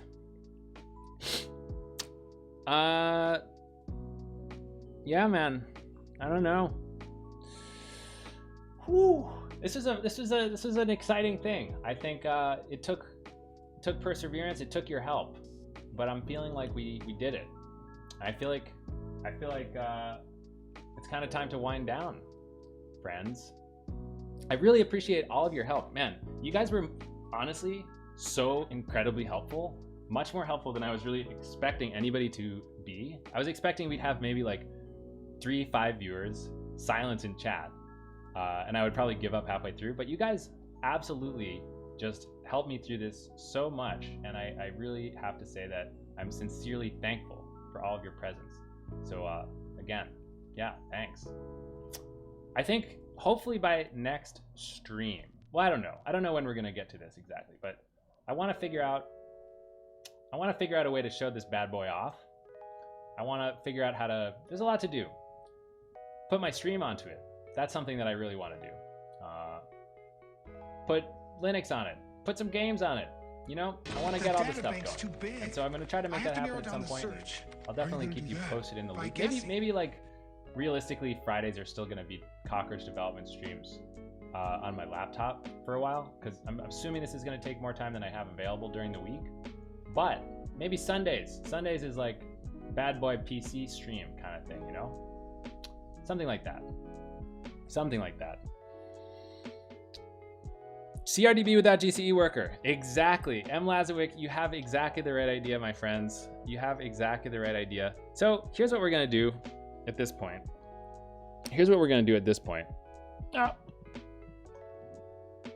We're going to do the traditional thing and find somebody to raid. I'm almost sad to end because this was just so awesome, but I'm pretty tired, to be honest.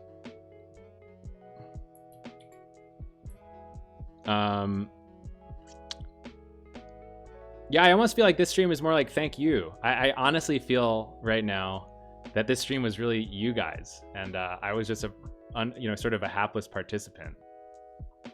I'm legitimately feeling like that right now. So, see who's doing science and technology stuff. I wonder if there's another PC build stream right now. Ending it on a high note's always good. Exactly. Exactly.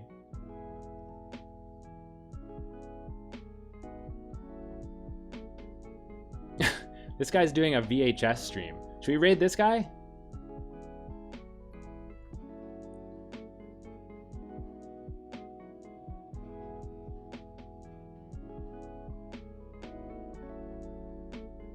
Making a Raspberry Pi from scratch? What is she doing? Bag. So I just like to sit it here and let it dry. Wait. What is what? Oh, it's a pie. What is what? What's it's an actual pie? Universal lids, really, really awesome. I only I'm have confused. 6 lids for my entire kitchen. Really, I only use 2. What is parallel processing? I'm doing multiple things at once. So I'm making pie, emptying my That's pretty dishes, funny. making dinner at the same time. Huh? And then talking on Twitch. Oh no, here we go. We found it. We're gonna raid this person. I can always move it later if I need to and adjust. Nothing stopping me from doing that. All right. So we now have a CPU cooler on here. So we've installed the CPU and the CPU cooler. So what we have left is the graphics card. All right. The RAM, and you the guys. state drive. Again, sincerely, thank you so much. This was amazing, super fun. I want you to bring all of this energy that you brought to my stream and help the kitten VT tell them how successful we were. Let's cheer them on into the next universe. Build a PC. Okay, guys, I'll see you next time. Bye-bye. So what we're installing